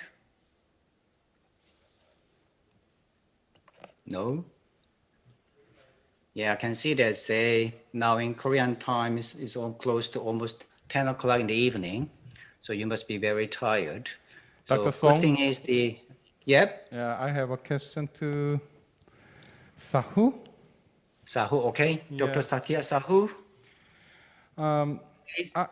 I have some different perspective. As on economic geography, there are a theory about geographical advantage. Busan is something different geographical advantage to Singapore or Shanghai, because Singapore is a choke point of the world trade. Most of ships have to pass Singapore east to west trade. And Shanghai is the continental gateway, have more than 3,000 kilometer hinterland with long, huge navigable rivers and railway link. But Busan have no room for its hinterland, such a big, huge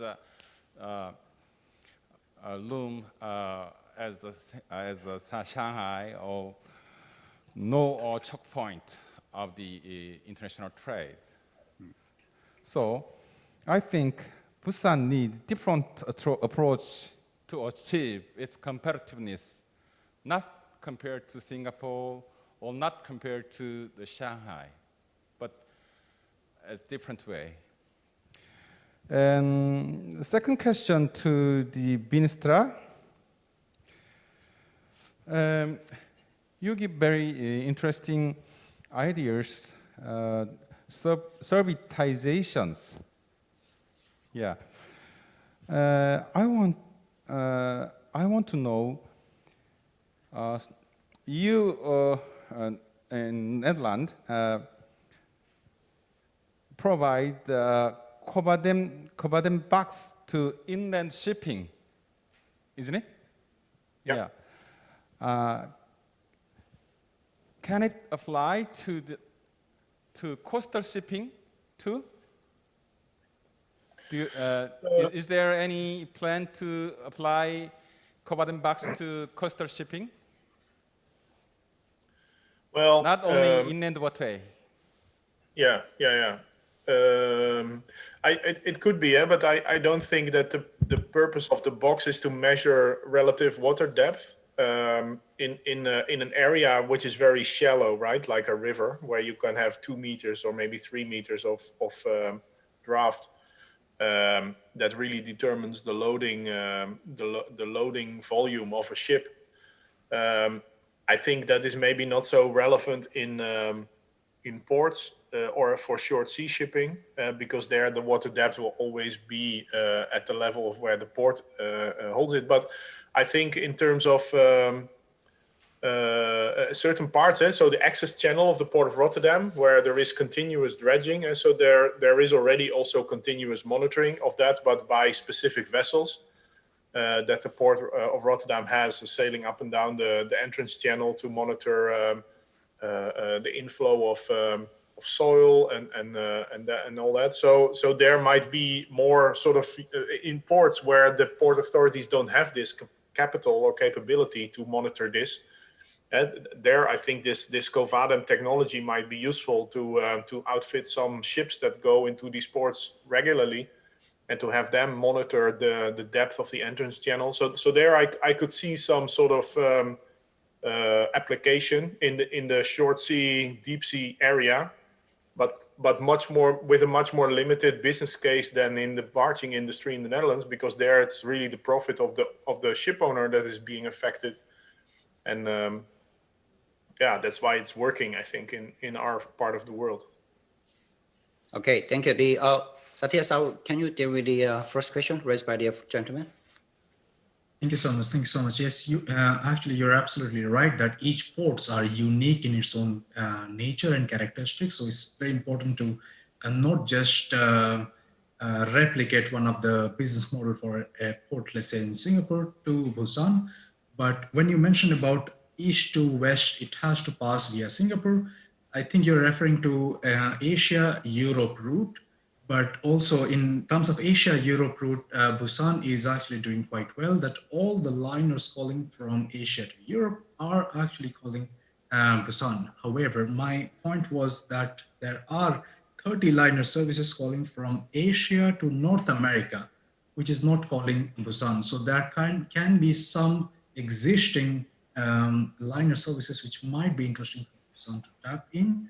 And of course, at the same time as well, to also look at if it can also be like a shipment hub. Of course, you're right.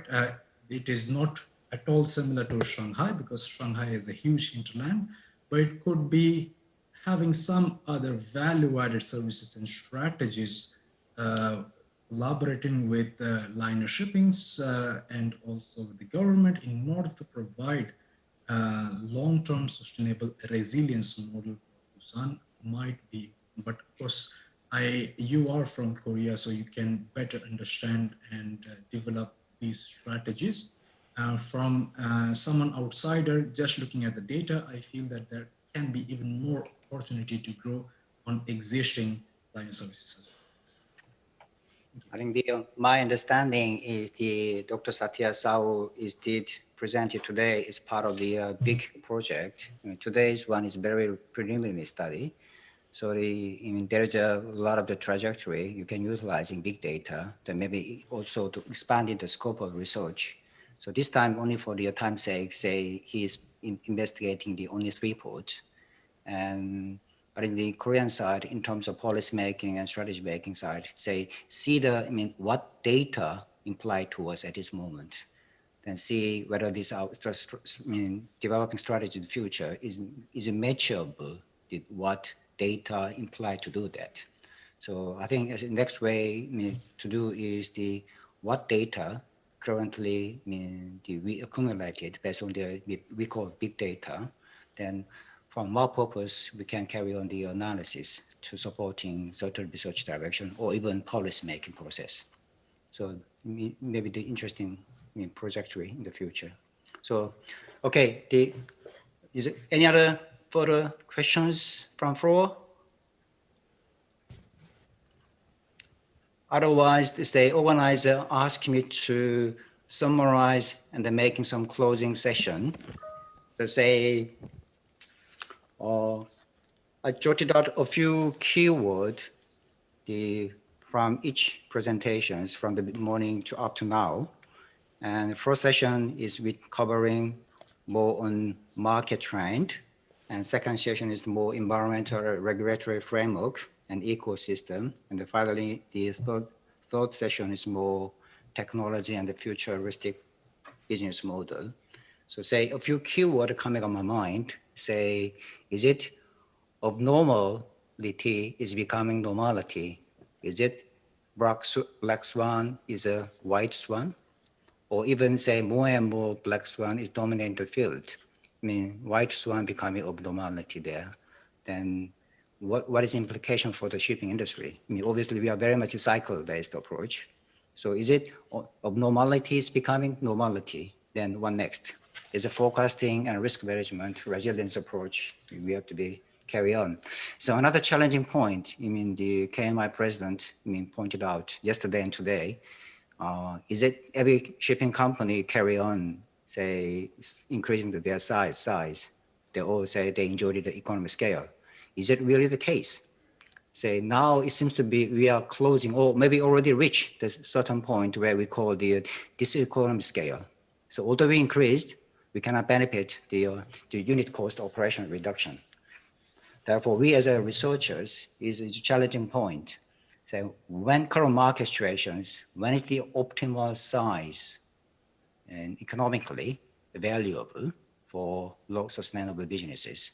Or engineering component may be different, but it will be as an economist, is how we can calculate it. Some of you maybe recall my co-author and myself back to 1999. We did the presentation in IME, eventually got Best Paper Award. We called it How Big is Beautiful. So at that time, we have to be very detailed in cost breakdown and calculated it. So given that time market situation, what is the ideal size of container vessels? But now it seems to be, that model must be updated and modified in current condition. So maybe another interesting topic for the researchers to carry on. So is it really still enjoying the economy scale, or maybe already reaching this economy scale? Is another question. And another one is the, say, IMO, the very ambitious IMO 2050, the goal could be met, but thanks to their technology development. And our colleague Pierre Caru mentioned, say, in only CO2 emission, not in the overall the greenhouse gas emissions. CO2 emission can be dealt as long as we can, say, improve our technology and also to some extent what regulatory enforcement in place. So we need a collective approach to get it done. And another one is, say, the Manolis mentioned about, say, green shipping finances. There is a series of the initiative suggested by public side and private side jointly together. Poseidon principle, green loan principles, all this kind of thing. So even in this kind of scenario, private shipping company is more enforced or pressurized by this kind of regulatory framework and enforcement. Therefore, we don't know yet, but this ambitious target can be dealt sometimes in future, hopefully by 2050. And final session is, again, still we are facing exactly what, platform, sharing economy platform, or even big data side. Everybody busy world here and there, but how we can utilize or materialize this keyword into our shipping business is a challenging task. So we as, again, researcher and academic, think about more innovative way. Again, Joseph Schumpeter said the innovation means entrepreneurial type of approach, but by doing so, we have to be inevitably doing some very constructive disruption, or not disruption, constructive destruction. Therefore, the seminar, both KMI and WMU joint seminar is initiated a number of challenging tasks so far unanswered, while of course we tackle the interesting topic in a very commendable manner. So while we're presenting this one, so what next? So all the 9 speakers is expected to produce chapter article papers, and then Dr. Ko and KMI and myself are going to review and then editing. So hopefully, if everything goes well, then you expecting the book on the same title will be published by the Springers and around this time next year. So by then, you can read more detailed component and enhancing overall compatibility of our industry, Korea and worldwide. So thank you for all of you, especially those who stay in the Korean side, stay very late night, not evening time. And we all look forward to welcoming you and then arranging 5th seminar, hopefully in person, either Korea or here in Sweden. So again, thank you to all the staff members in KMI, in particular the president and Dr. Young-Tae Chang is a very helpful and then supportive arrangement for your staff member here. And also thanks go to my president here, Dr. Annie Dunbihani, so and my colleague here in the staff member as well. So by this, and I'd like to thank you, all of you, and hopefully see you in person in sometime soon. Bye-bye. Thank you. Bye-bye. Thank you. Thank you. Thank you. Thank you, Pierre, Albert, Max, Satya, and also back to the Korean side. 수고하셨습니다. 다음에는 꼭 페이스 투 페이스로 뵀으면 좋겠습니다. 감사합니다. 수고하십시오. Bye bye. Bye bye to all.